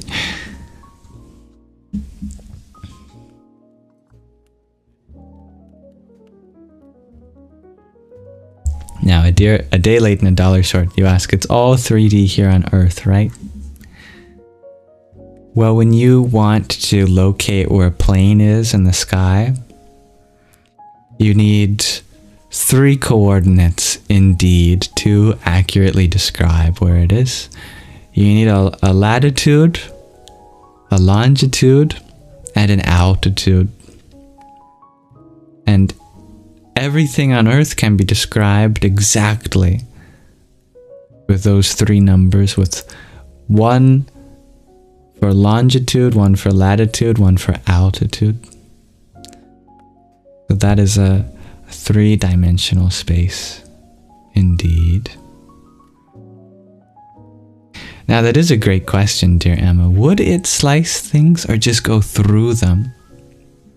Yeah. We are avoiding the question, well, if it has no thickness, then what's it made of?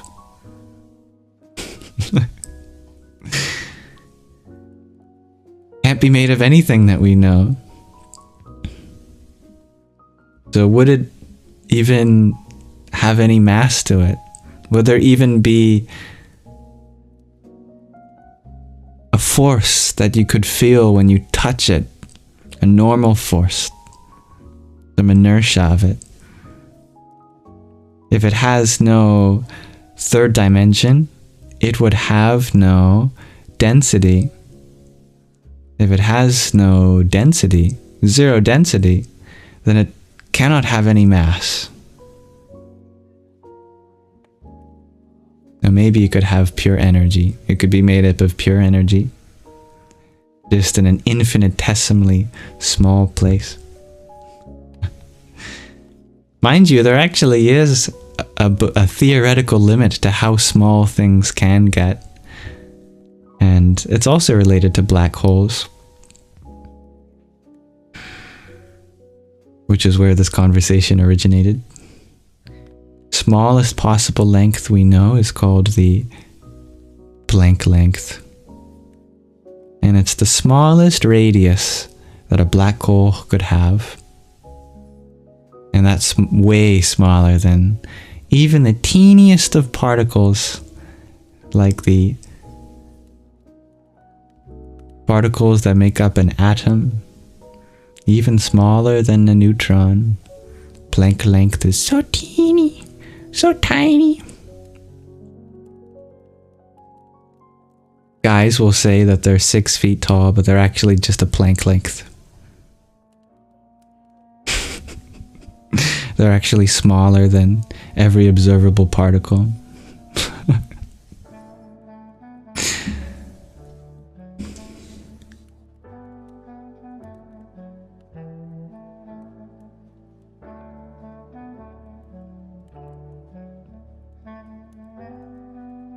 Thank you, little wing Nico, for the heart me you sent.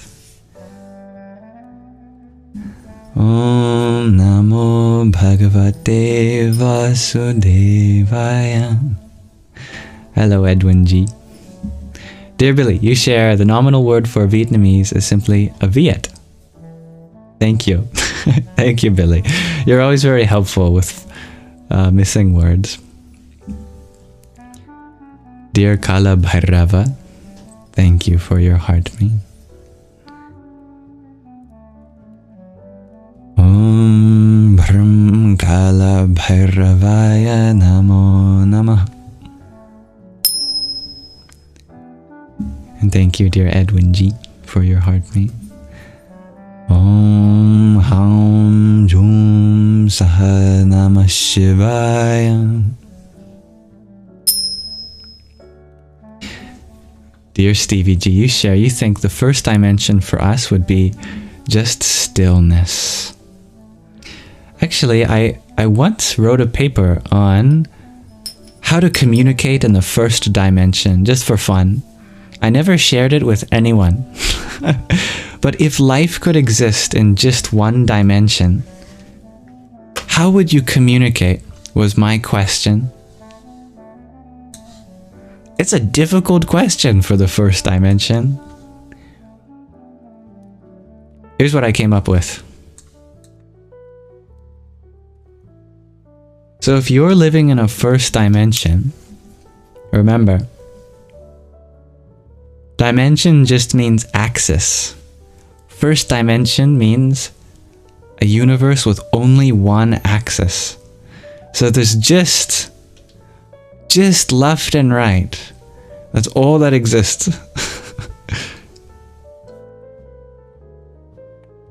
This is the whole universe. You can go to the left or you can go to the right. And what makes up a one-dimensional universe? Well, the only thing that can. Lines. Here, I'm just distinguishing these lines with color. But really, there'd be no way to distinguish lines other than length. The only property that things could have is just length. Length and position. Where you are. You can't move past each other because that would imply a second or third dimension. So, suppose you're this red line and you want to deliver a message all the way to this blue line over here. You can't exactly go through the pink line or the tan line, tan line, or the green line. And you can't yell across because that would imply space above or below. Your only freedom is to jiggle in between the space of your neighbors. So you'd have to come up with a series of jiggles for you to pass on a message to that line, and then pass those series of jiggles onto that line, and then pass those series of jiggles onto that line, and then pass it finally to the blue line. And you have to do it in such a way where the blue line knows where the message is coming from. So all of these lines have to adjust the jiggles so that when it finally gets to the blue line, the line knows that that the message had come from 4 lines to the left. They would require a lot of collaboration. If even a single line were asleep, they wouldn't be able to deliver the message. No one will be able to communicate past that line. This would be a universe where absolutely everyone must get along. Otherwise, nothing productive would ever happen. Everything is dependent on everyone working together. Because if one person doesn't want to deliver the jiggles to the next person, then that next person has absolutely no way of receiving any information beyond them. It would also have to come from a lot of trust, because you'd have no way of proving that anything existed beyond your 2 neighbors.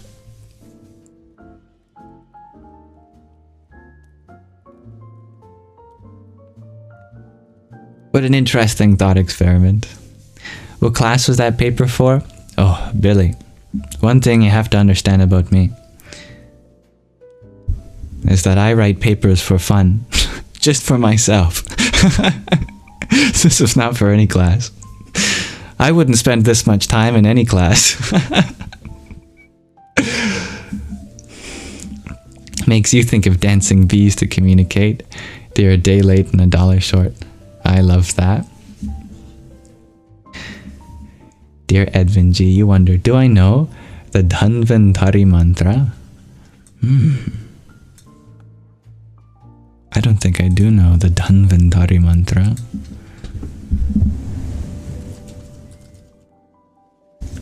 I always like learning new mantras.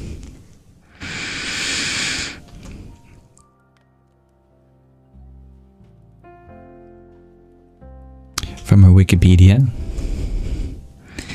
She's got a long mantra. Om Namo Bhagavate Vasudevaya Dhanvantraye Amruta Kalasa Hastaya Sarvamaya Vinashanaya Trailokya Nathaya Shri Mahavishnave Namah. Wow. Now that is quite a mantra. I like it.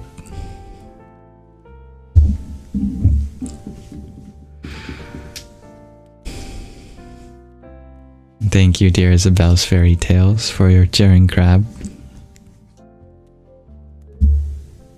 Om Dhyambakam Yajamahe Sugandhim Pushti Vardhanam Urvarukam Iva Bandhanan Mrityor Mukshiya Mamritat.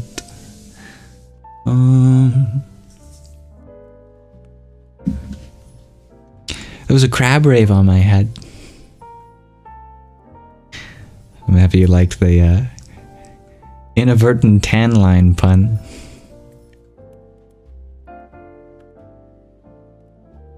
Now, dear Katie, you ask, could anything happen? Well, as far as I know, there's no rule in the universe that says everything has to go the way it has gone up until this point.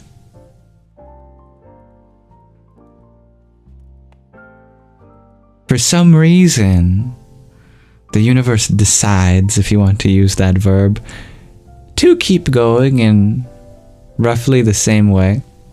But what's stopping there from being a totally different reality in the next moment? Whatever has the capacity to create this moment surely is not limited by anything. That which is beyond understanding, anything is possible. Welcome, dear Chastity. You... Yes, I recognize you. You don't have to introduce yourself as as that though. I will remember you, don't worry.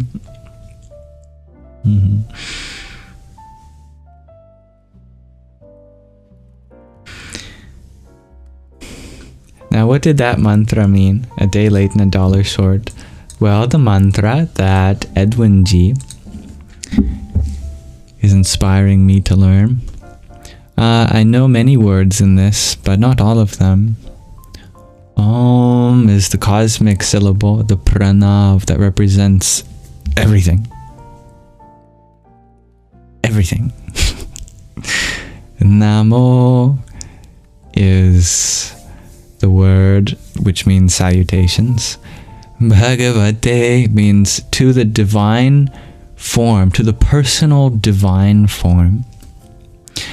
Vasudevaya means to the form of Vishnu, to that being which pervades everything, the all-pervasive one. And then words after that I struggle with, so let's pop it into a calculator, shall we? A calculator. If there was just a calculator that could just crunch out the meaning of these Sanskrit sounds. Actually, ChatGPT was down, my favorite Sanskrit translator, but it's up now.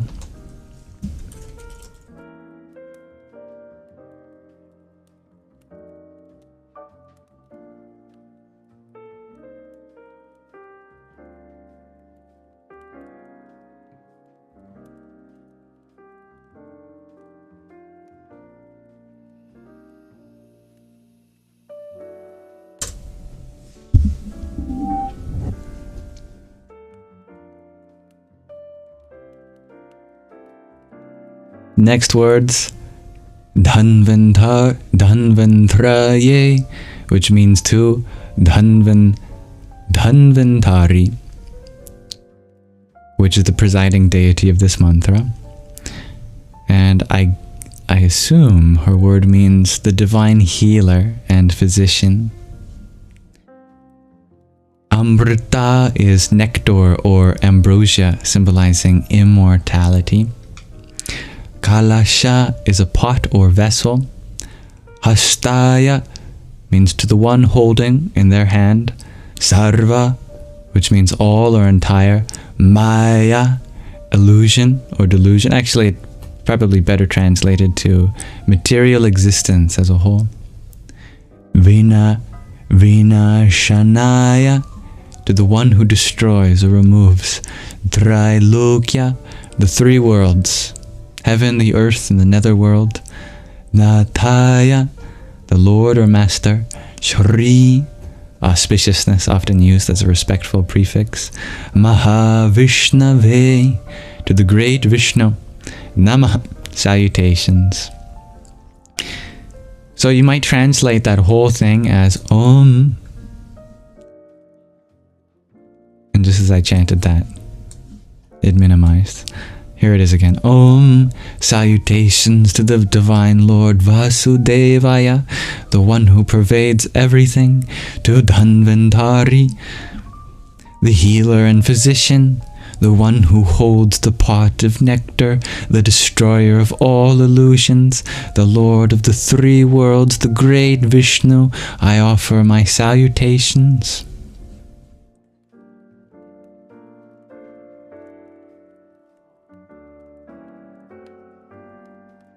Dear Jacobs, you share, we define everything as everything there is, but what about everything there could be? And that is exactly what the divine is. There's always two realities. The reality of the manifest, which we call existence, and the reality of the unmanifest, who goes by many secret names, and the one revealed now is the divine. The divine is precisely the potential for all that which has yet to be, and the source of all that which has already come to be. Yes, those are the masculine and feminine aspects. Father is the source, the mother is the nature, which is manifest. Anything could happen, I said, dear Billy. Your first thought, so unicorns could exist, of course. Perhaps not on our planet, but maybe on another one of the trillions of planets across this universe, which may be one of trillions of trillions of trillions of universes, each one in a cycle of trillions and trillions and trillions of creations, preservations, and destructions throughout the infinite multiverse. I'm sure a unicorn is somewhere. If not somewhere already in the world, hidden in a dimension that we might not have access to.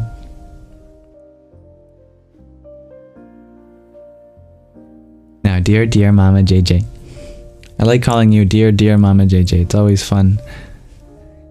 You ask, hello, by the way. Can I tell you more about the three worlds? Is one like the equivalent of the Catholic purgatory? I'm not exactly sure what the equivalent of the Catholic purgatory is.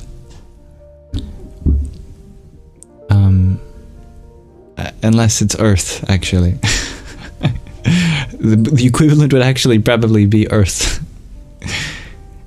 In various Indian traditions, there are 3 planes of existence called the Triloka. And it includes the earth, the heaven, and the netherworld. Some people translate the third to hell,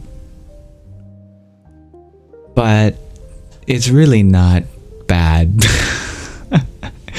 It is actually just being born as an animal. So it's not about being punished. It's about living as an animal for a lifetime. And the way that this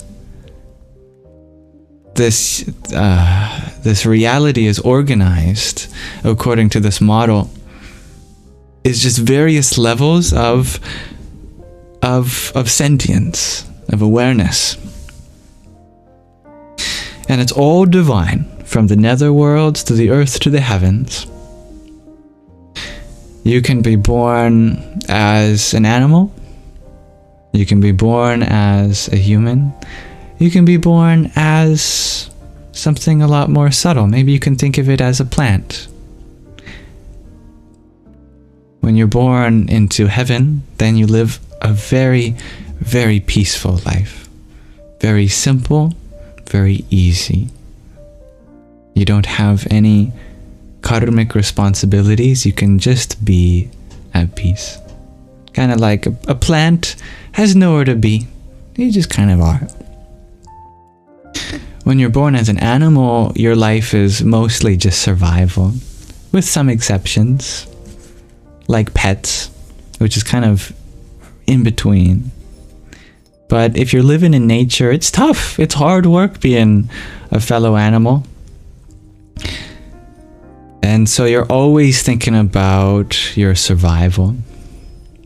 But if you're born on Earth, if you're born as a human, I should say, on Earth, then you live in the perfect balance between the responsibilities of an animal and the peace of the heavenly beings.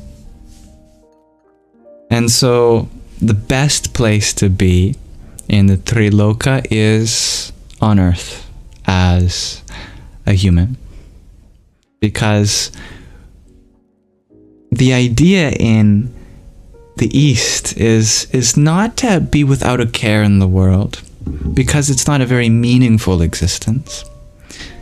So heaven is more of a temporary vacation, because you can be in a lot of pleasure, but you're not growing. And every being wants to continue to grow, to continue to learn, to achieve new things, to take up challenges and gain wisdom, gain strength, gain an awareness for newer things. And the idea in this model is that a human being is perfect for that. That you can live the most purposeful life here, which I think is a really great idea, because then you're no longer trying to live for a future time, or you're no longer trying to live for the past, but you know that the most advanced faculties are here in a human being, that you're going to experience both suffering and peace, and it's in the balance of those things that you feel fulfilled. So that's I think a good entry overview of the three loka.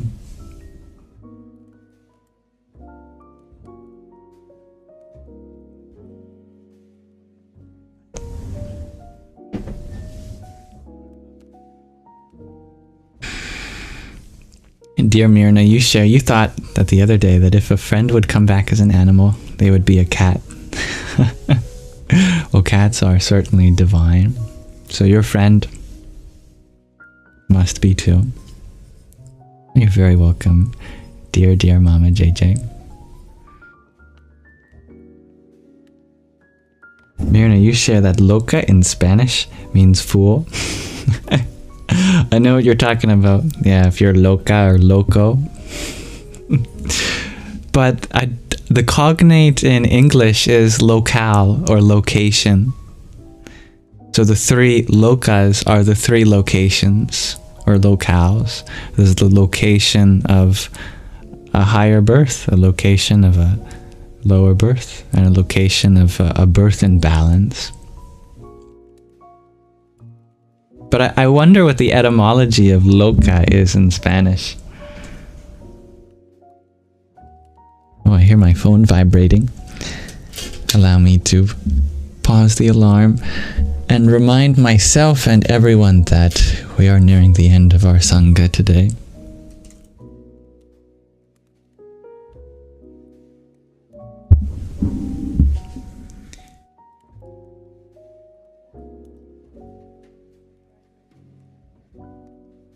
It's an abbreviation of... wait, what is it? Is it locomotive? No, that doesn't seem right.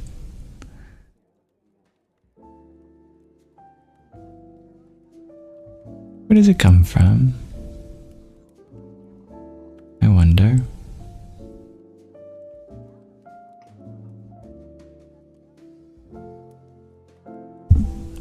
I'm curious if it's related.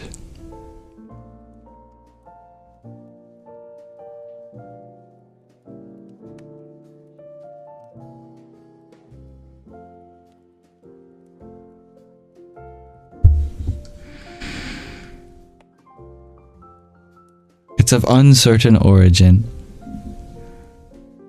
Well, that's anticlimactic. It is perhaps from Arabic lauqa. Maybe you know that word, dear Mirna. L-A-U-Q-A. It's transliterated here.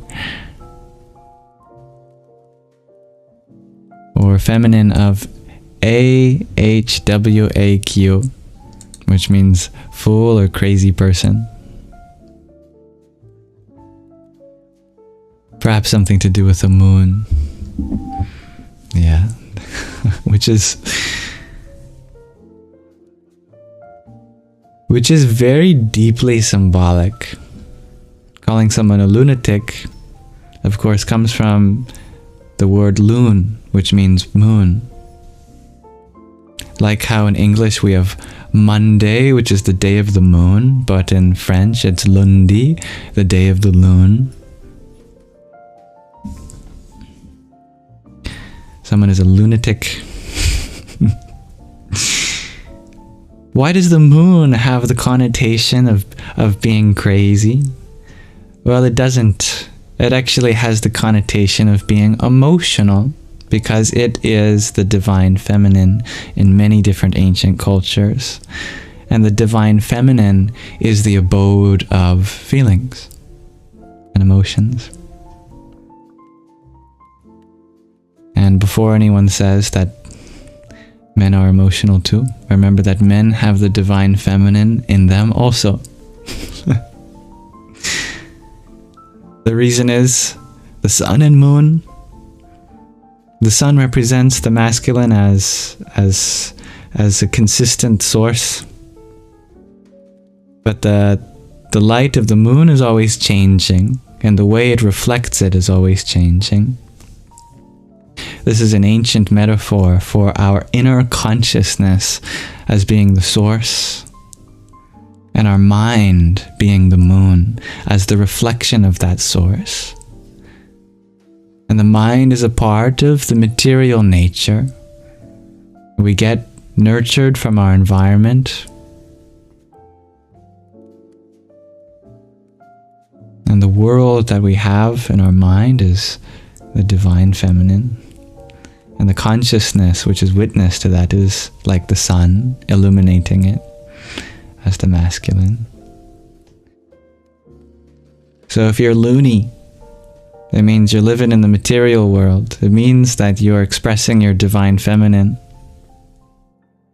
It means that the mind is changing.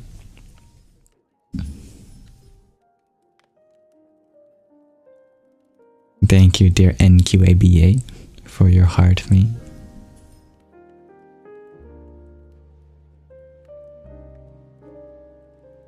Om Kali Mahakali Kali Ke Parameshwari Sarvananda Kari Devi Narayani Namostute. What is moon in Sanskrit? Asks dear Stevie G. Chandra. Chandra. Chandra. But that's one of many names for the moon.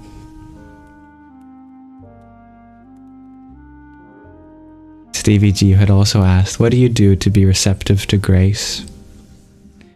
Grace showers upon us from above all the time. To be receptive to it, there's the story of the 4 pots, which we've gone through before. I'll do it again because it's a wonderful story. I'll go faster this time with the help of my blackboard. I think it would be a great visual metaphor.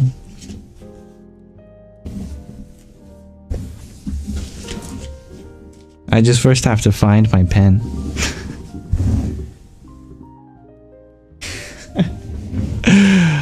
I always lose it.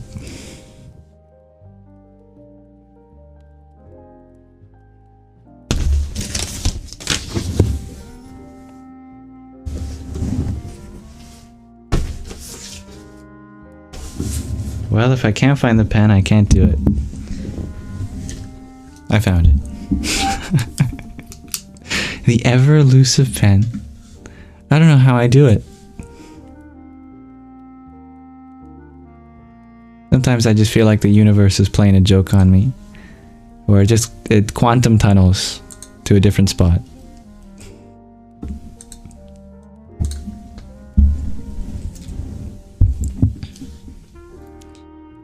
Thank you, dear Morgan Bhakta Devi Dasi, for your fast burst. Om Hum. Oh, I didn't expect to do that bija. Om Hum Vishuddhaya Namah. A bija for the throat chakra. Sandy took it, that's right, dear Katie. Thank you, Hybrid Chen, for your donut too. Now, can you see the blackboard? Of course you can. The metaphor here is rain.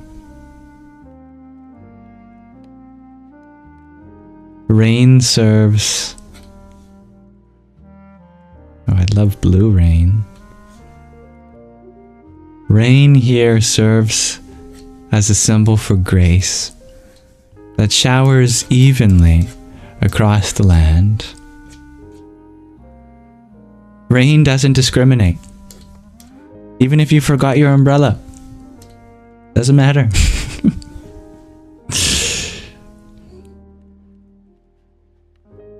So there's a metaphor of 4 pots. If you want to be able to collect the rain, there are 4 different pots that you're going to want to avoid.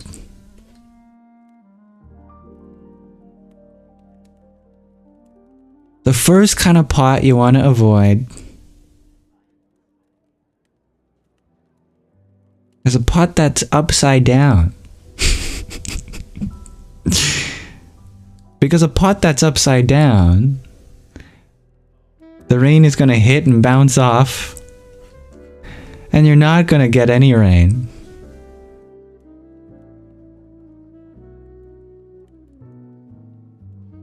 That's the first kind of pot to avoid. Second kind of pot to avoid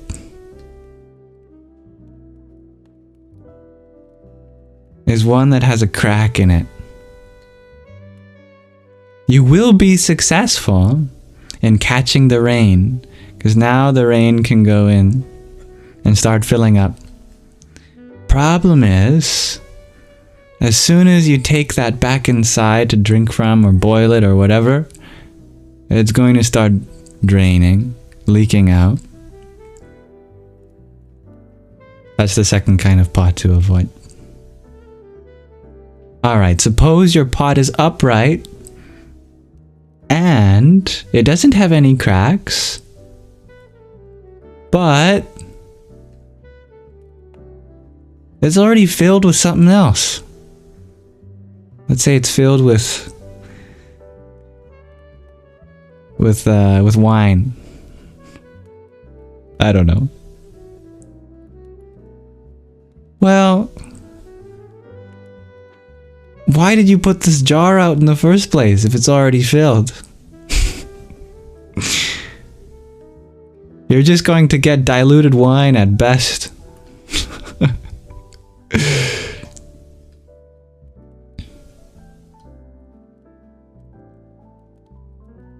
And lastly, suppose you have a jar that is empty, doesn't have any cracks, and is right side up, but it's dirty. Got some dirt in the sides. You can't really see unless you cleaned it. Well, you will finally successfully catch that rain. It will go in. But when you take a sip of it, it's not going to taste that great. And you're going to think that there's something wrong with the rain.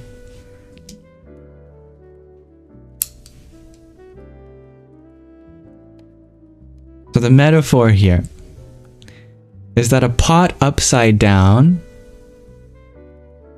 is like saying, I don't believe. I won't be able to accept any grace. There's no room in it. The divine's never given me anything before. How can I receive grace when I'm not even sure it exists? That's like having a pot upside down. Having a pot that is right side up, but it's cracked, means that you fill up with that grace and you feel great, but your energy gets drained in other ways. And then when you feel like you're empty again, you feel like the divine didn't give you enough. That you were blessed in some way, but there's something else in your life where you're just giving that grace away and you're not actually putting it to full use. It's like you have enough faith to be receptive to a little bit of it, but not enough to keep it there. There's some other drain in your life, like, for example, your attention keeps going away to other things. That you're grateful for from the time of 4 in the afternoon to 5, but when you get hungry, then you start getting negative again. And it starts leaking out like that. It's a full-time job having gratitude.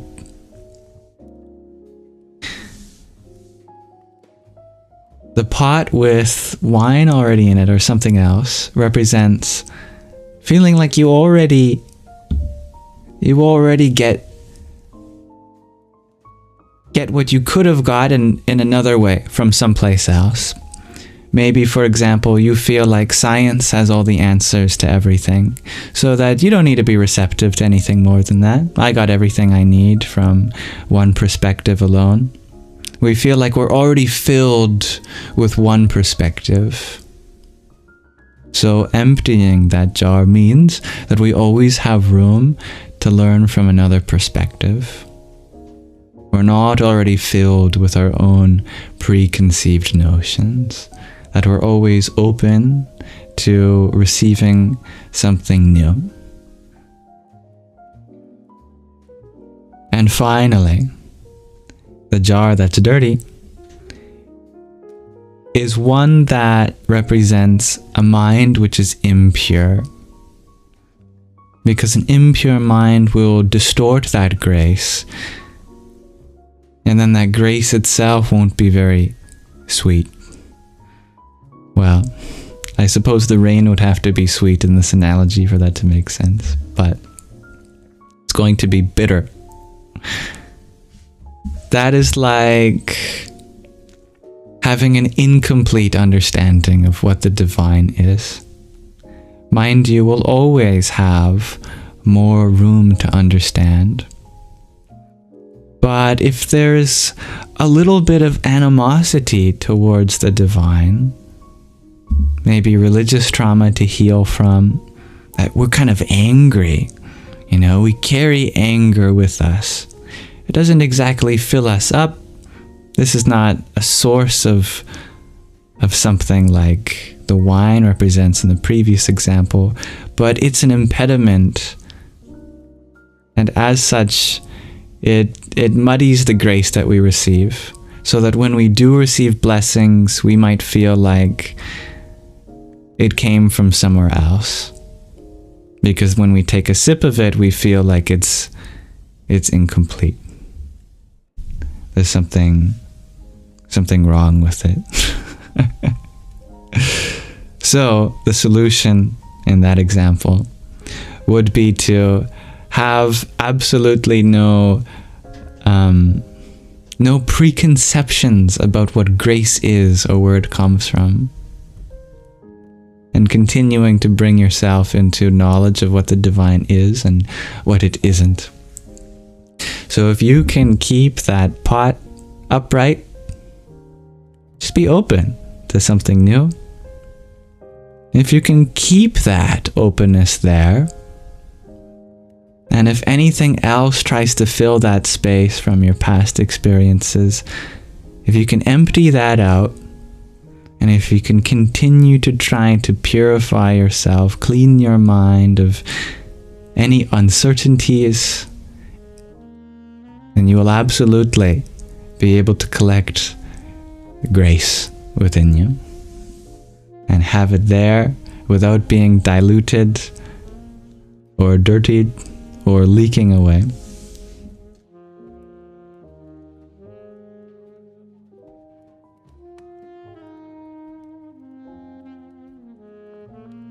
I hope that makes sense, dear Stevie G.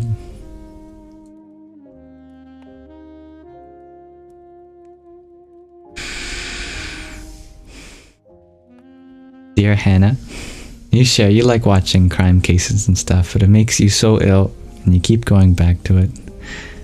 That does sound like a leak. You have a fascination with the human mind.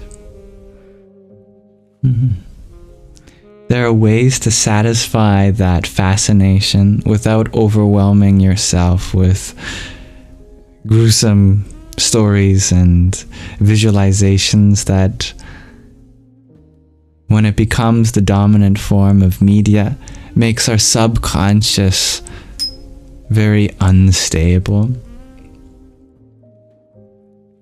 What we tell ourselves during the day, what we learn during the day, what we think, what we witness, all of that sinks into our subconscious. You can imagine if you're always attentive to, terrifying stories, then that's what's going to be living in the subconscious, is a bunch of terrifying stories. My father says that he gets nightmares almost every night when he remembers his dreams, at least.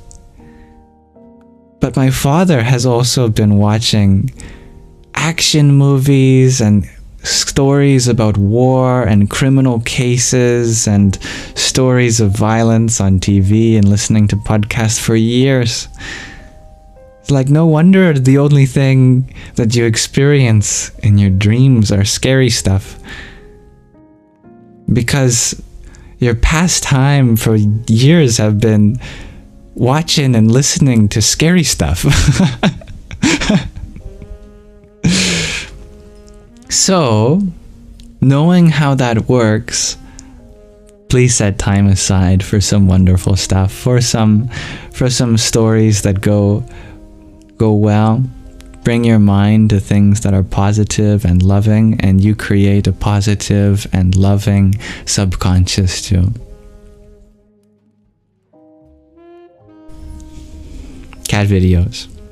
Yeah. And what you get from any source of media in particular can always be substituted in other ways. Like how we said about a curiosity for the human mind. That's wonderful. You love case studies. You love learning from people whose minds work differently than yours does, or perhaps work similar to yours, but given the right or perhaps wrong situation, it brings out some dark parts in all of us. That is absolutely a fascinating concept.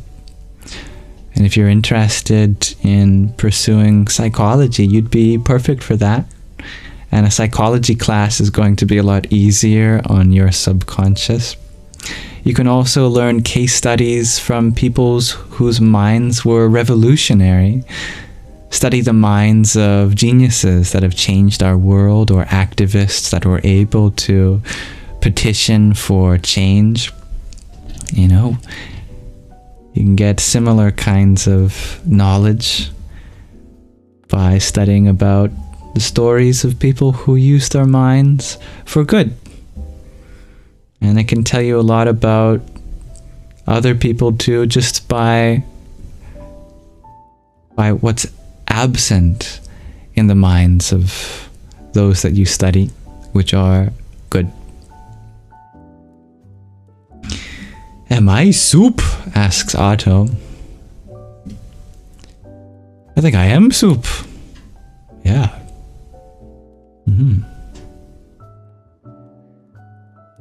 I'm a human broth. Coming from primordial soup.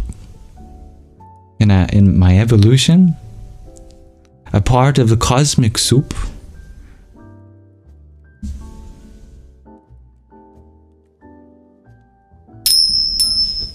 Oh, it's wonderful, dear Hannah. I love to hear of your interest in psychology. Make sure you take care of your own psychology, though.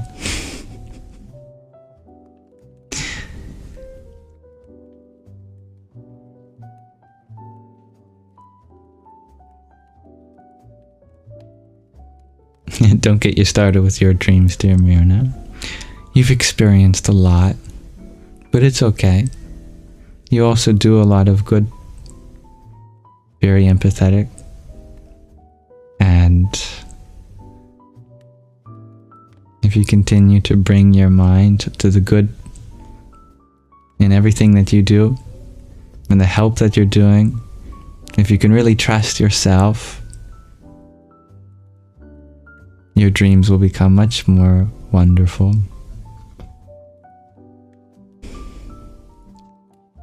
Dear Katie, you wonder, am I in psychoanalysis?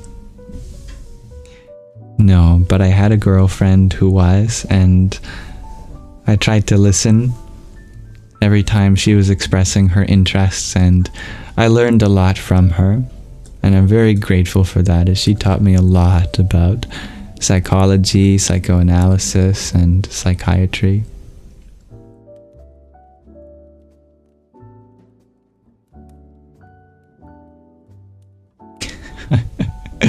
You love it here. It's refreshing after that murder case, shares Hannah.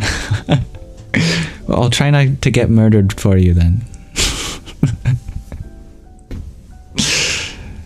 Instead of taking life away, maybe we can create life.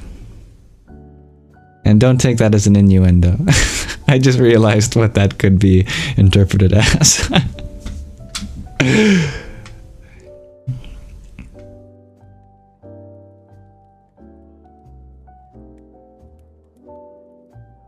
How else do you take it? Well, life is not merely biological. Life is what we breathe into each other's life with our stories, with the meaning. Our consciousness is life, and that cannot be created nor destroyed. When you say a body is there without a consciousness, then do we say the body is alive? No. In fact, we call it a dead body. So where's the life then, if not in the body? It must be in the consciousness.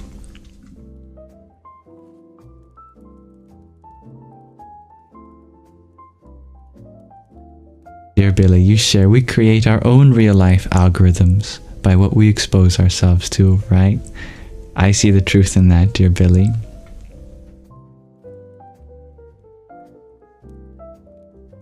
Now, what type of therapy am I doing, dear Katie? Right now, I'm not in therapy, but I highly recommend it to anyone who is feeling like it could be helpful. Try it out. My most recent therapist was one who was working in internal family systems, and I learned a lot about that modality of getting different parts of ourselves to communicate with each other, and I find it to be a very helpful tool. Dear George, you share you're having trouble finding life and learning lately. How do you get back? But you're also living patiently and lovingly? Well, that's life. You are life itself. How can you get back to that which you have always been? When I hear this question, George, I think you probably wonder how to get back to a version of yourself that you had in mind. A version that was definitely an authentic version of you. And maybe you feel like you're held back by some of the things that you've gone through since. And so you've been kind of working through some emotions lately, and you haven't been able to fulfill your responsibilities or, you know, get around to those projects that you felt inspired to in the past. Does that resonate with you, dear George?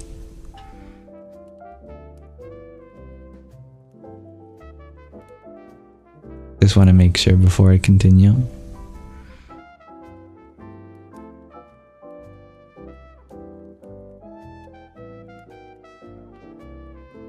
I like that, dear Hannah. You wish we could take casual field trips to outer space in this lifetime. Well, psychology is like our inner space, and you are already exploring so many of those inner spaces.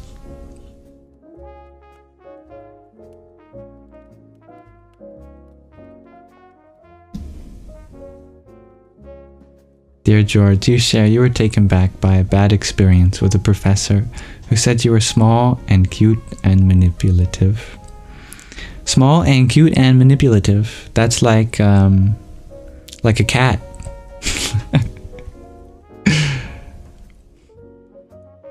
That fits the description of every cat I've ever met. Actually, there's big cats that aren't small, but they are cute. Probably also manipulative. But I'm sorry to hear that, dear George. What other person's words say about you is only as valuable as they have understood you. If you don't feel understood by that professor, then who are they really talking about? If you don't feel understood, then they don't know you.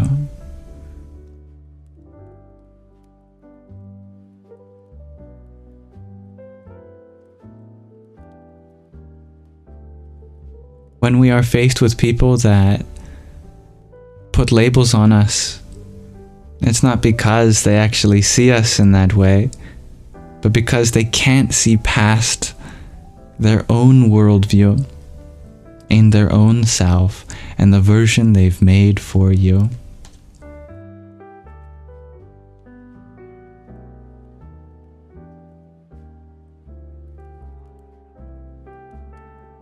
So does that say more about them or more about you?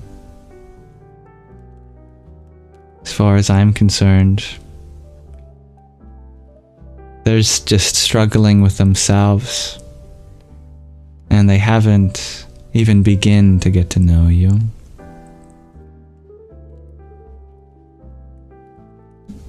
Hello, Demili. I'm up late. Well, it's only 10 p.m. where I am. Although I would like to get to a point where I'd go to sleep that early. Oh, hello, dear Raina. Welcome.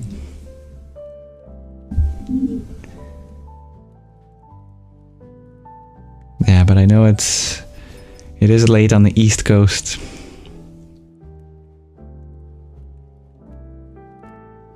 George, you shared, they asked you to leave your program and you did.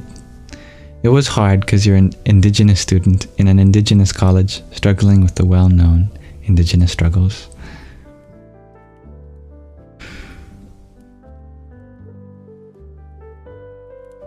A lot of studies, unfortunately, are only just beginning to take into consideration the wisdom and the story of your peoples.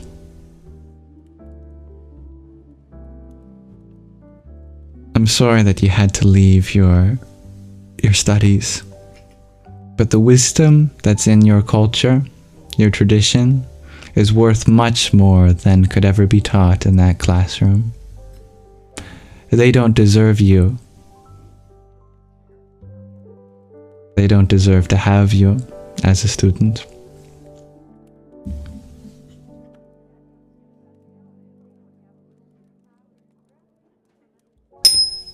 Dear Raina, you sure you can't wait for Indigenous people to make a comeback? I think they are already. There's the prophecy of the 7 fires.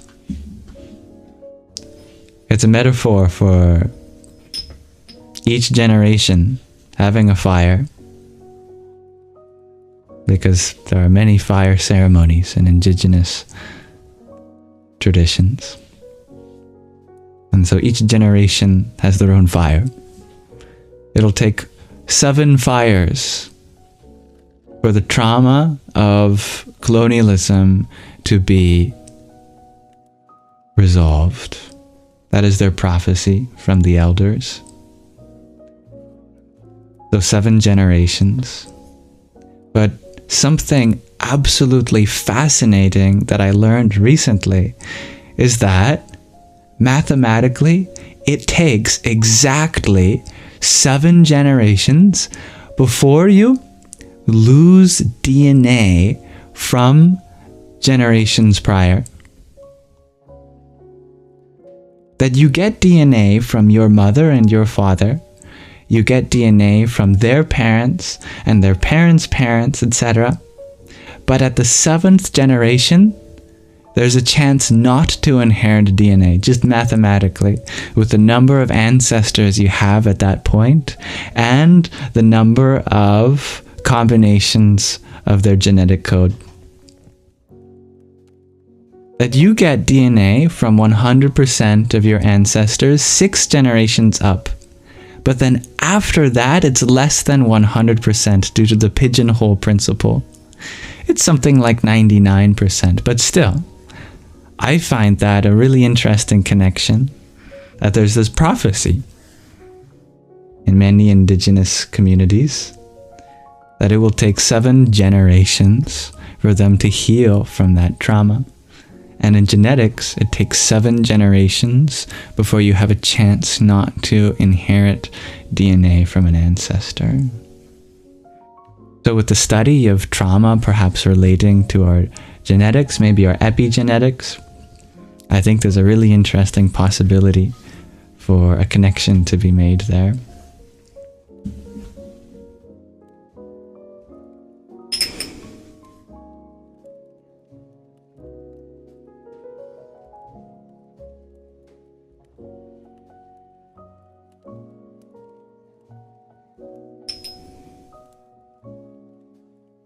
Dear George, you share you are the first generation in your family not attending the schools because you were born in 1998.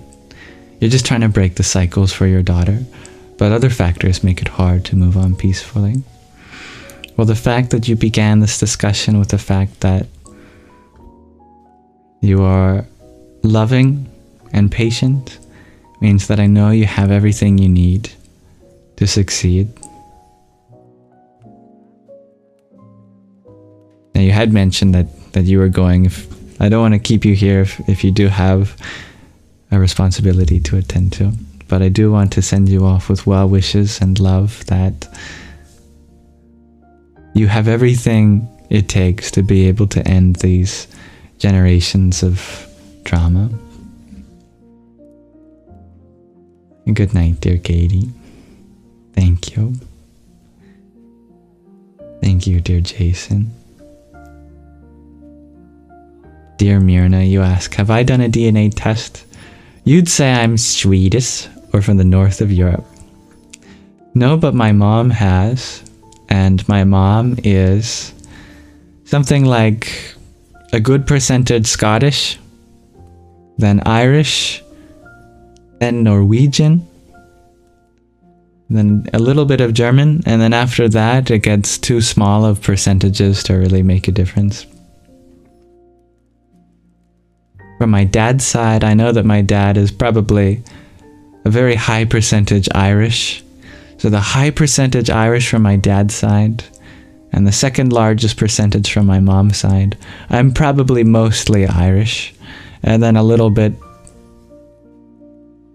other things like Norwegian or Scottish.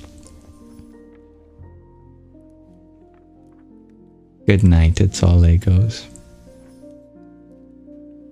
What percentage do I relate to the most? 100. All of it. Yeah, and even the percentages that don't show up.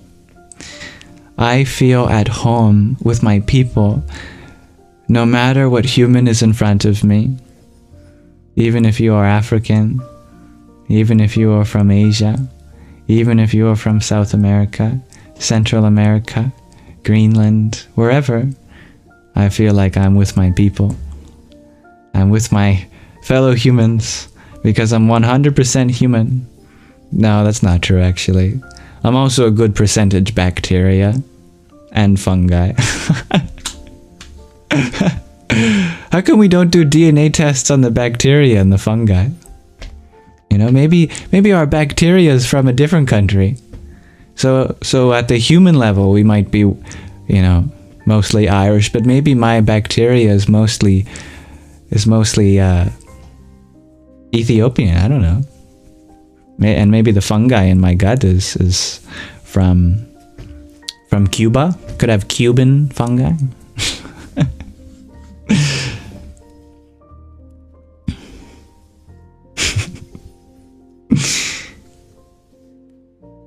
Oh, it's very sweet, dear Raina. Well, my heart is certainly traveling the world, and having all of you here from so many parts of the world makes me feel like I'm there with you.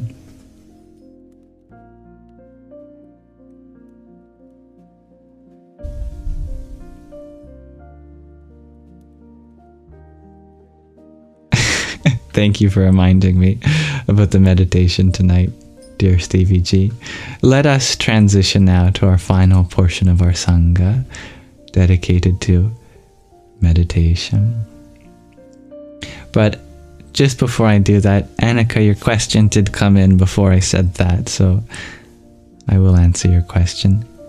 How do you deal with other people's anger?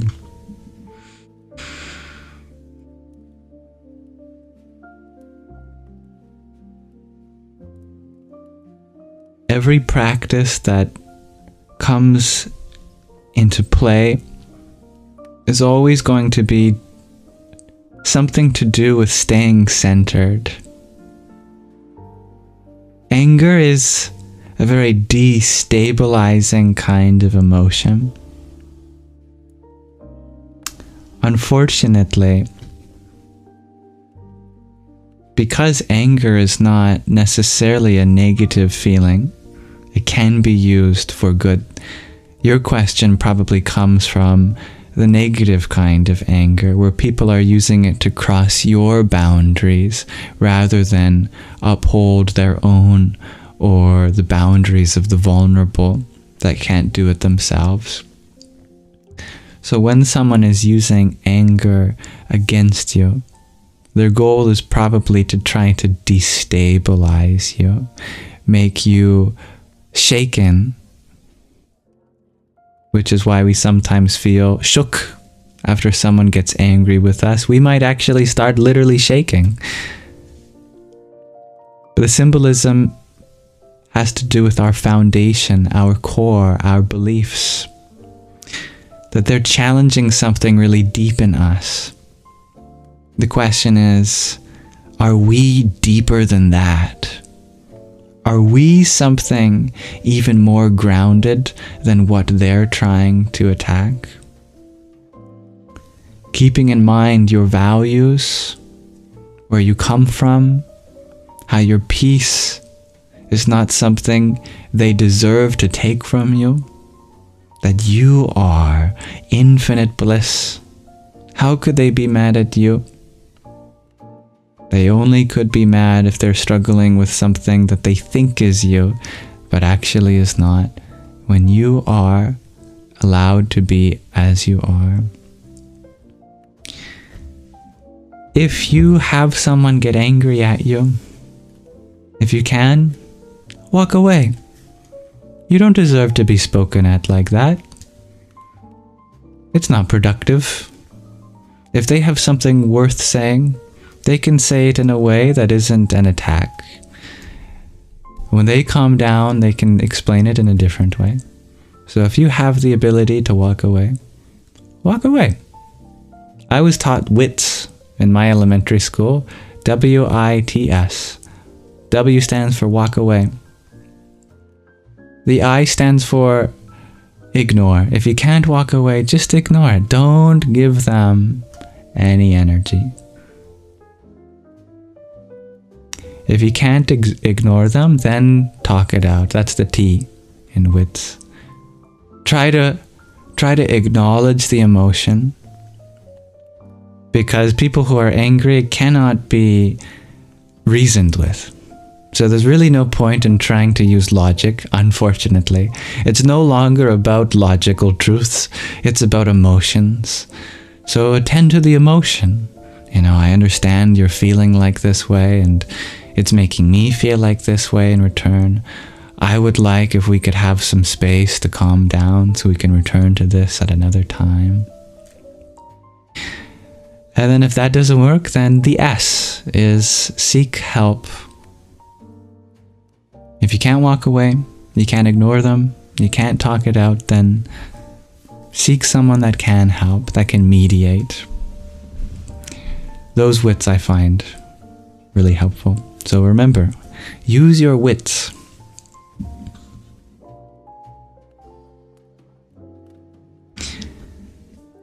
Of course, dear Annika.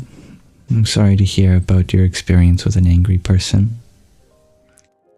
Sometimes the hard part is afterwards, recentering yourself.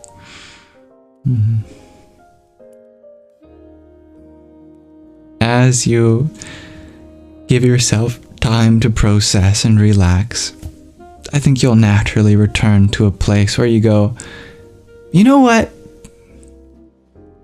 I just can't be bothered. It happens. You just remember that you don't actually care. Once you find that center, it's like, oh right, that's who I am. Well, whatever they were on about, I know I'm greater than that. I don't know who they think I am, but it's definitely not who I am.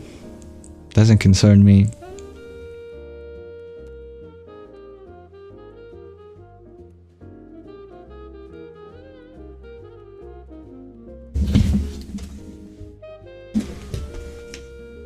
But yeah, I think one of the most important things you can remember afterwards is if their words really had merit, anger is not the way to deliver such important information to another person. You don't deserve to hear someone speak to you in that way. If they have something important to tell you, how are you going to receive it if you get defensive? So don't worry about what they said. If they have something important, let them do so when they're calm. Give your attention when they're calm. So I would like to go into our meditation soon. Dear Hannah, you ask, what do I think transgenderism is spiritually? I think it's one part the realization that you are not defined by this body. That's what spiritual teachers have been telling us for generations. You are not the body. I could point to various scriptures that say, the true self is not a man, not a woman, not anything in between or beyond. So, what is all this identification with the body? And besides, the sexual chromosomes, there's just one pair out of 23 others. And only one in that pair actually changes, generally. There are cases of people with XXYs or XYYs or XXXs, which is true. But we're so focused on literally 1 out of 46 chromosomes changing. We are much more similar than we are different. So why do we care so much about that minority? Do we all have the capacity to love and be loved? Absolutely. Yeah. Our body is always our own right to choose what we do with it. And the fact that someone can even realize that they don't have to identify with what they're born with, that's a spiritual revelation.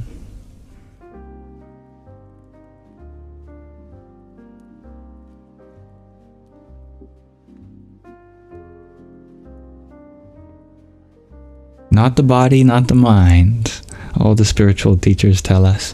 Which means what you do with your body and your mind is always an expression of yourself, because they are the instruments of self-expression, and you get to decide what kind of song you want to play through these instruments.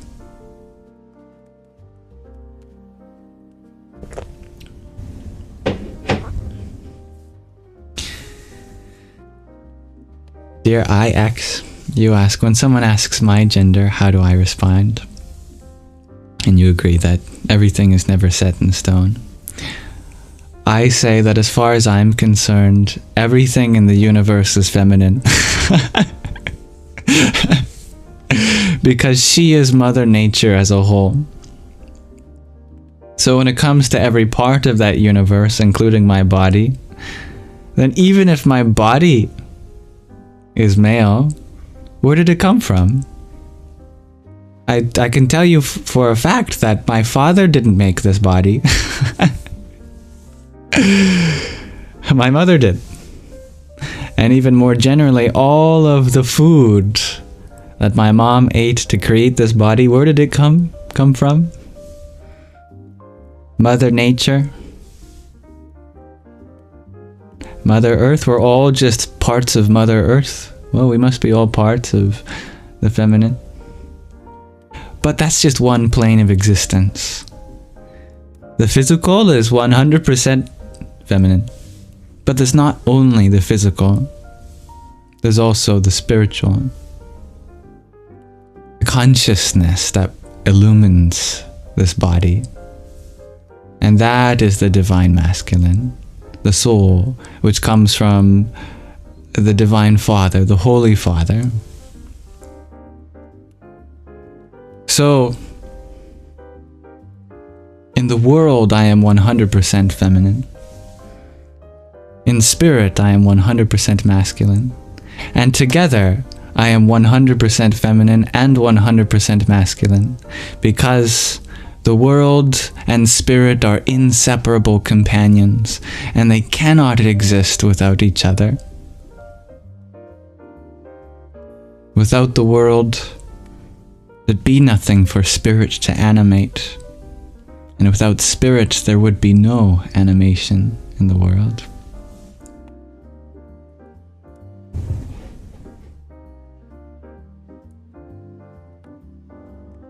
Now, thank you, dear Leva Sharif, for your 1, 2, 3, 4, 5, 6, 7, 8, 9, 10, 11, 12 roses.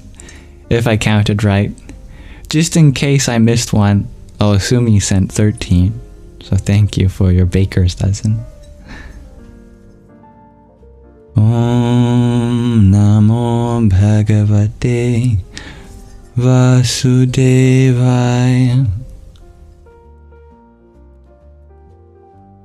Alright, now I would like to transition to Nididhyasana.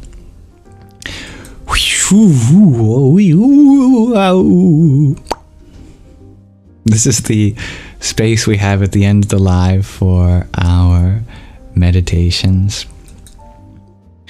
I am going to pause the jazz, so everyone say thank you for the festive jazz background music. Not to me, but to the music itself.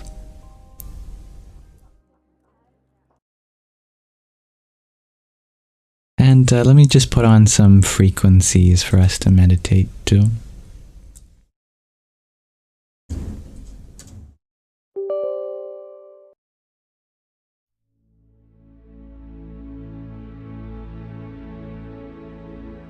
There. That's nice. Mm-hmm.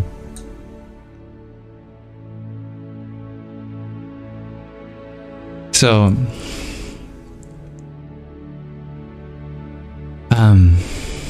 how shall I begin this meditation?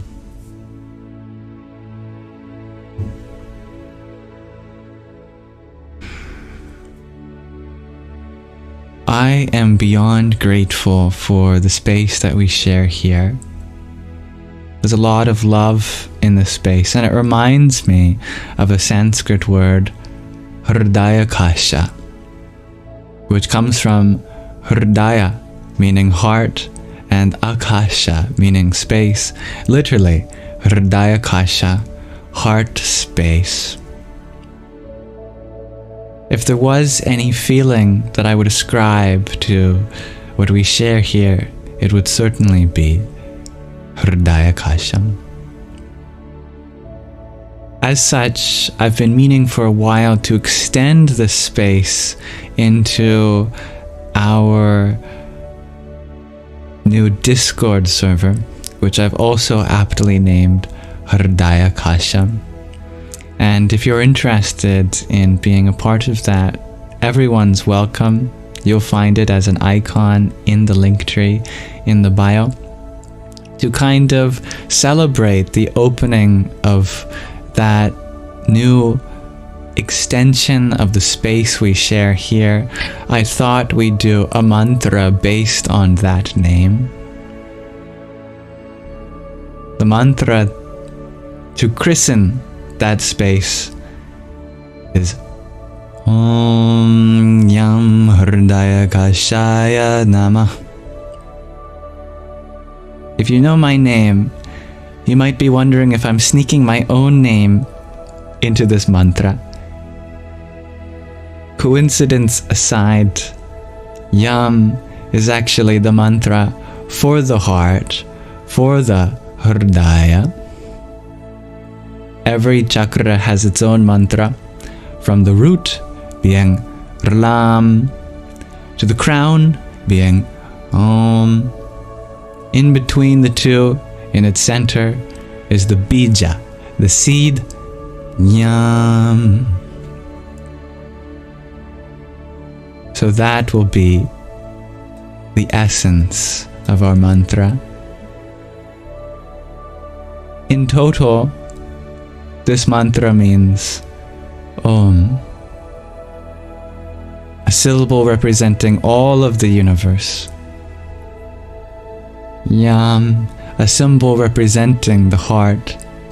Hridaya Kashaya means to the space of the heart. Namah, salutations.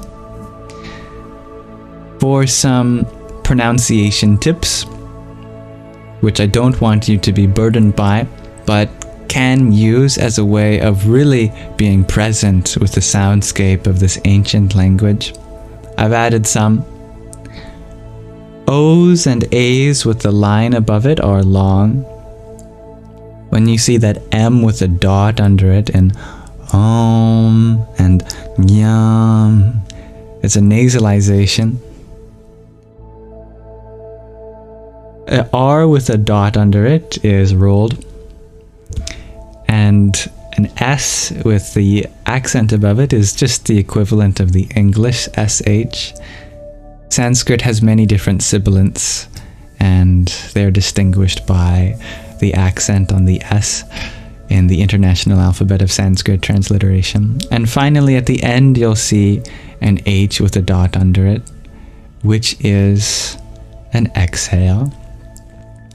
If you don't know how to roll your R's, that's okay. Don't stress over it. But if you want to learn how, it is very simple to practice.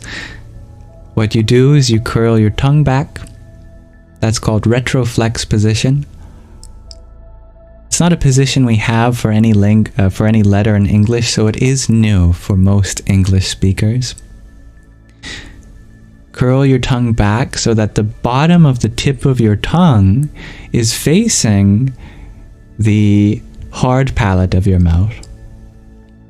And then you're going to pretend like it's a vowel. And with a vowel, you don't try to touch one part of your mouth to another, like your tongue to the roof or your lips against each other. In a vowel, you just voice. So curl your tongue back and then voice.